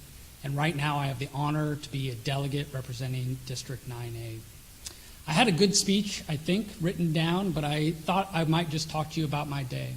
As I dropped off my daughter today in her last day, some of the parents were talking about the fact that there was a recent evaluation of the proficiency of reading and math in Howard County, and that it was only at 60%. This is not downtown Baltimore City. This is not some faraway place. This is Howard County. The solutions that most people in the majority party have are just to spend more money after it. No interesting solutions like private schools, charter schools, or even homeschooling. They just want to put more money after it that is not funded in the out years. I also introduced a bill this year that would actually provide school transparency to make sure we knew what was being taught in our classrooms, and we could actually petition our Board of Education if we had a problem with our schools. I actually then today went to lunch with a police chief, kind of off the record, and he said the number one thing he had to deal with was the morale of his police force. He was telling me that 20% of his police force were eligible for retirement, and he only had a class of 30 people coming in, not 60 or more that he needed. This is a direct effect of removing the Law Enforcement Officers' Bill of Rights in Maryland just last year. I have been an adamant supporter of safety of our communities, safety in our schools, and every year the majority party tries to remove our school resource officers from our schools. Even in Montgomery County, we had a shooting just after they removed them for the first time in 19 years. Finally, I went to dinner tonight and actually picked up some food before I came here. And you know what? The people were sitting around the table and they were talking about inflation and gas prices, everything that you see on the news today. No one wants to be paying $5 a gas or having over 8% inflation. The things that we do here in Maryland affect that. We had a $8 billion surplus in our budget this year, and the majority party decided they knew better than you, and they spent 98.5% of that on special projects. They gave 1.5% back in a tax cut. So please vote for me on November 8th, Reed Novotny. I want to keep our kids in school and safe. I want to keep our community safe, and I want to make Maryland a place where we can live, work, and retire into the future. Thank you so much. Thank you, Mr. Noah. Kate. Thank you. There is one Democratic candidate for this office, Katie Fry-Hester, who is ill today and unable to attend. This concludes the State Senate District 9 portion of the forum. In a few moments, we will move to the final race in today's forum, Judge of the Circuit Court.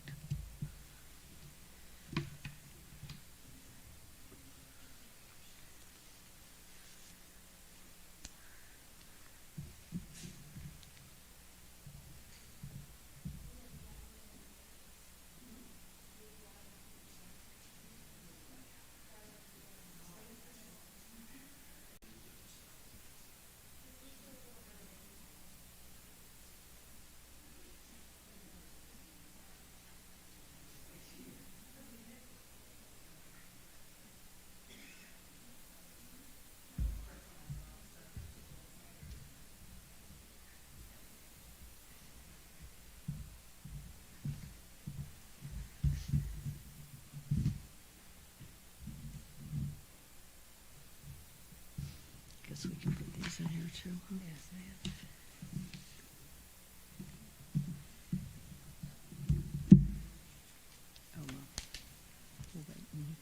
this in there too.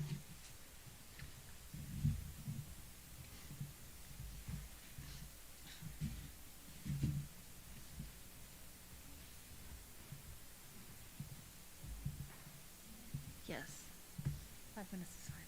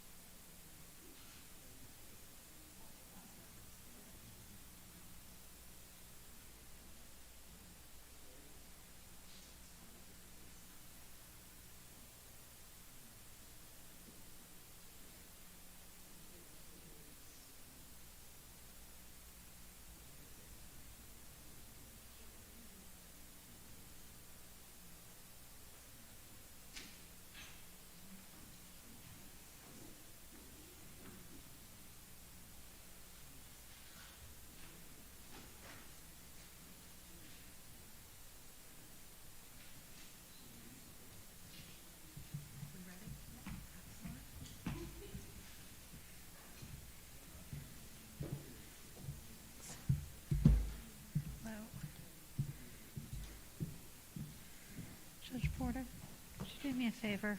Just because I mispronounced a name earlier today, could you just give me your full name so I don't accidentally mispronounce it? Stephanie Porter. I know it sounds ridiculous, but I'm Nope. just doing this consistently. Understood. Because I Understood. made a mistake earlier today. Hello. I'm going to have you do the exact same thing. Alicia Altamont. The easiest way is to say it how you read it. I did that with somebody else's name earlier today, and I got it wrong. Thank you. Okay. Whenever you ladies are ready.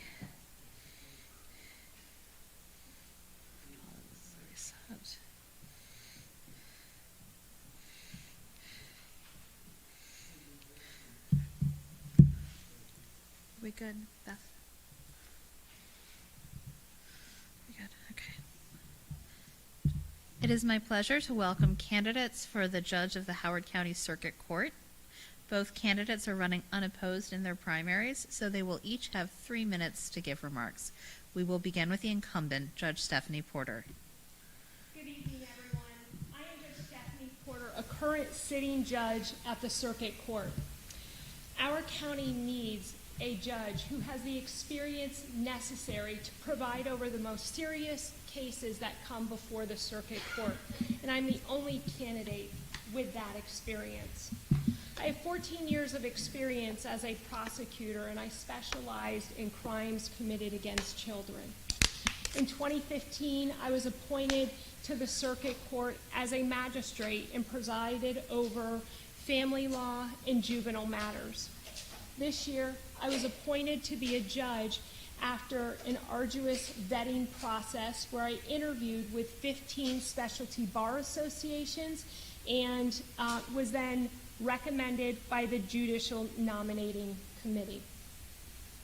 Throughout my actual judicial experience over the last 7 years, I've proven myself to have the necessary skill and expertise to perform this job and to do it well. I am an impartial arbiter, and regardless of any of my personal feelings, I approach each case without bias or prejudice. I approach each case that comes before me with an open mind and then apply the law as necessary. And as a judge, I'm not an advocate. It's my job to assure that every person that comes in receives a fair and just process.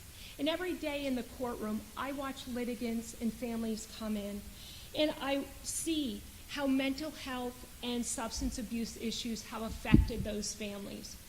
I also see from the bench the barriers that people face. And I've actively sought solutions for those barriers. When I realized that there was no mentoring program for kids, I actively advocated for mentoring programs and received them. And now we've served over 493 kids with those mentoring programs. And I've aligned with reentry programs so that parents that want to support their kids can find jobs. I'm committed to creating solutions and removing barriers so that everyone in our community can thrive. Being able to serve the community has been an honor and privilege for me, and I ask for your vote on July 19th so that I can continue my service to our community. Thank you. Next we have Alicia Altamirano. Good evening. My name is Alicia Altamirano, and I'm running for Howard County Circuit Court Judge. As I prepared for this, I remembered what an amazing and revered Supreme Court Justice Ruth Bader Ginsburg was.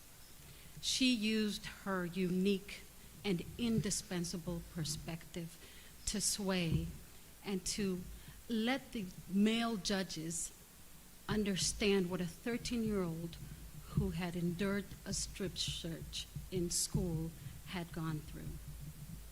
This unique and indispensable perspective is something I also offer the bench and our community. I was raised as an undocumented immigrant in Long Island, New York. That meant that I lived in the margins and the shadows. My parents cleaned homes and factories. When my mother came home, visibly upset, because she had not been paid. We had no legal recourse. When we were abused by landlords, we had no recourse. At 9 years of age, I knew what it was to be unseen. I understood the authorities were not our friends. And that pain that I shared with my parents motivated me to become an attorney. I went to law school, UDC, raising 4 children. And when I graduated, I launched my law office out of the basement of my home. I started working as a court-appointed attorney at Central Booking in Baltimore City, defending the indigent clients that were facing criminal charges. And I did this mostly during the graveyard so that during the day, I would practice family law and immigration law. I understand what it is to run and sustain a successful law office. I have been able to employ people, pay their salaries, and pay my own. I practice in the areas of family law, immigration law, in circuit court, in district court, in federal court, and in front of administrative agencies. I've helped thousands of clients. And when I'm not doing this during the day, I serve our community. I was the chair for the Howard County Democratic Central Committee. I was the co-chair, the chair for Latino Diversity Leadership Council. And my lived experience fortifies and strengthens my legal experience. And I want to uplift the people who are underrepresented, because how else can we know what it takes to provide equal justice for everybody? Thank you, Ms. Altamirano. I will now hand the podium to Krista Threefoot for our closing remarks.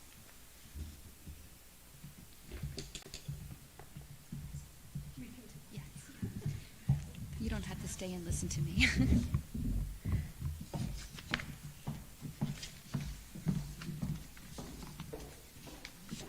I wrote out closing remarks, but they were actually really just go out and vote. The election is the 19th of July.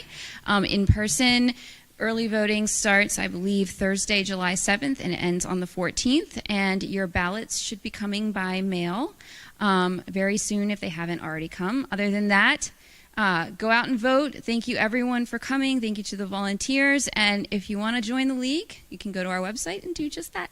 Thanks, guys. Good night.